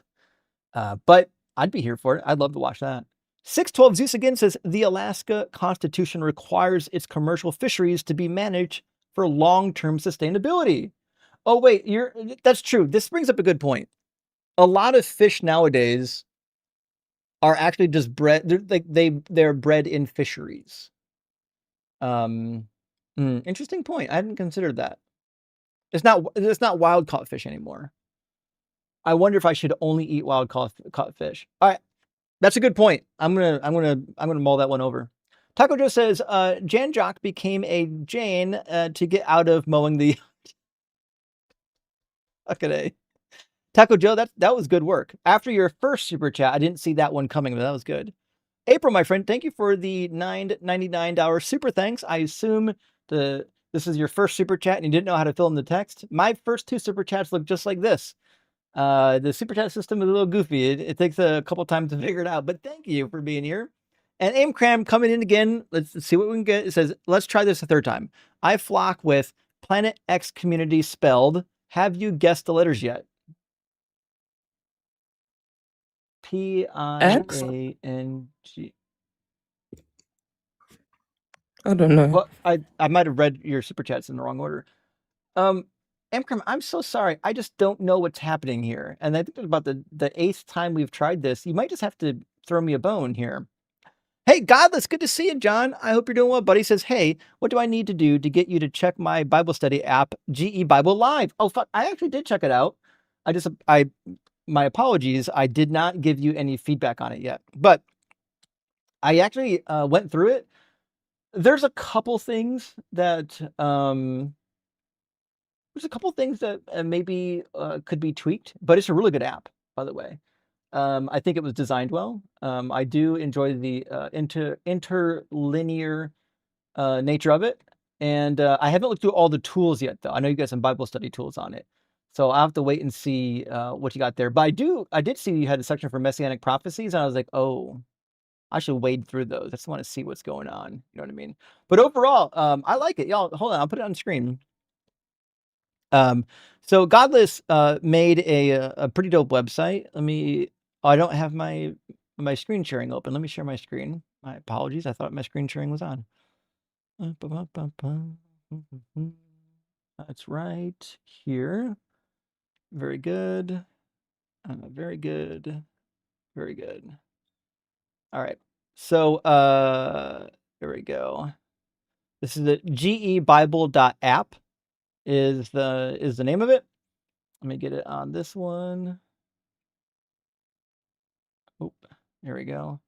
And it's got a lot of cool stuff. It's even got Greek and Hebrew help tools. It's got different versions of the Bible, and it's got study tools. So there should be some commentaries on here if I remember correctly. And I think it's got some of the stuff that you would find from like on the Skeptic's Annotated Bible. But Lemma is the side-by-side interlinear section, if I remember correctly. Yeah, there we go. Perfect. But anyways, yeah, check it out, friends. It's a pretty dope app. It formats well to the phone. I've already tested it, so give it a look. I think John did a great job on it. Danny, hey, my friend, thank you for the super chat. Besides the Bible being a cure for Christianity, what other books do you recommend to help with deconstruction? Oh, good question. I think the other books that you might want to read to help with deconstruction is the scholarly literature. Read the biblical scholarly literature. Read a good commentary, and it's going to make you realize that the Bible is kind of silly. And after that, I don't know, maybe read a really good science book, maybe like Battle of the Big Bang or something about the beginning or non-beginning of the universe, and think seriously about the idea of something existing outside of space and time. How the fuck did it even happen? Something existing nowhere for no amount of time just doesn't exist. Cameron, thank you so much for the super chat, buddy. Says Wednesday night, just in time. Venus, that's what's up. Yeah, Venus. Why did you say that? I need that on a soundboard. Somebody's That gonna was clip so that. fucking I guarantee it's gonna get unhinged. clipped. Last super chat from 612 Zeus says Alaska requires that both wild caught and hatchery fish are managed sustainably. There are no fish farms here. Oh, so they do wild catch, but they wild catch offshore. Oh, interesting. Something to think about. I appreciate that, Zeus. In fact, I'll be going to Alaska soon, in September. So I'll check it out maybe when I'm there. I think I'm gonna be there about 6 days. So should be fun. I don't know if I'm gonna be able to stream while I'm there. We'll see. see what we can do. But anyways, friends, thanks so much for joining me. I'm 10 minutes over. I got to run. But I'll be live on Friday. I think Venus will probably be joining me on Friday. If you're on TikTok right now, go follow Venus's channel before this live stream ends. And who's live that we can go to raid? Is anyone live right now? Let me have I'm sure a someone's look-see. gotta be live. Okay, let's I'm see gonna check who's my YouTube. live. Who's live? J-Mac is live. I Oh, don't know if he's doing no way. deconstruction. Let me have a look. Okay, Nate, let me go see. Sometimes he just plays fucking games. True. Oh, is he live on TikTok? Mm-hmm. 4 or 5 days. Okay. I've just been reading and listening to a lot of philosophy. Sounds like he's just chilling. Yeah. All right. So I here's mean, what we're gonna do. Empress is If you're live. on... Oh yeah. Hey, TikTok, go to Empress's channel and tell her Venus and Justin sent you. And if you're on YouTube, Oh guess wait, what? Joel the is line's live. still streaming. Joel, Oh fuck, Joel and Mezzo? Joel is Okay, good. live. Let me see. I think it's just Well, shit. Joel. Let me see what he's doing. Just go somewhere. Go somewhere and tell them Venus and Justin sent you. We don't have that many people left on TikTok anyways. You're about good. But listen, if you're on YouTube, go over to the line. Matt Dillahunty and my friend Jeff, you know Jeff from TikTok, is streaming right now. They're still live. They're going to be live for like another 50 minutes. So go tell them that Justin and Venus sent you. Tell them I said hello. I'll probably pop in the chat myself. And then I'll see y'all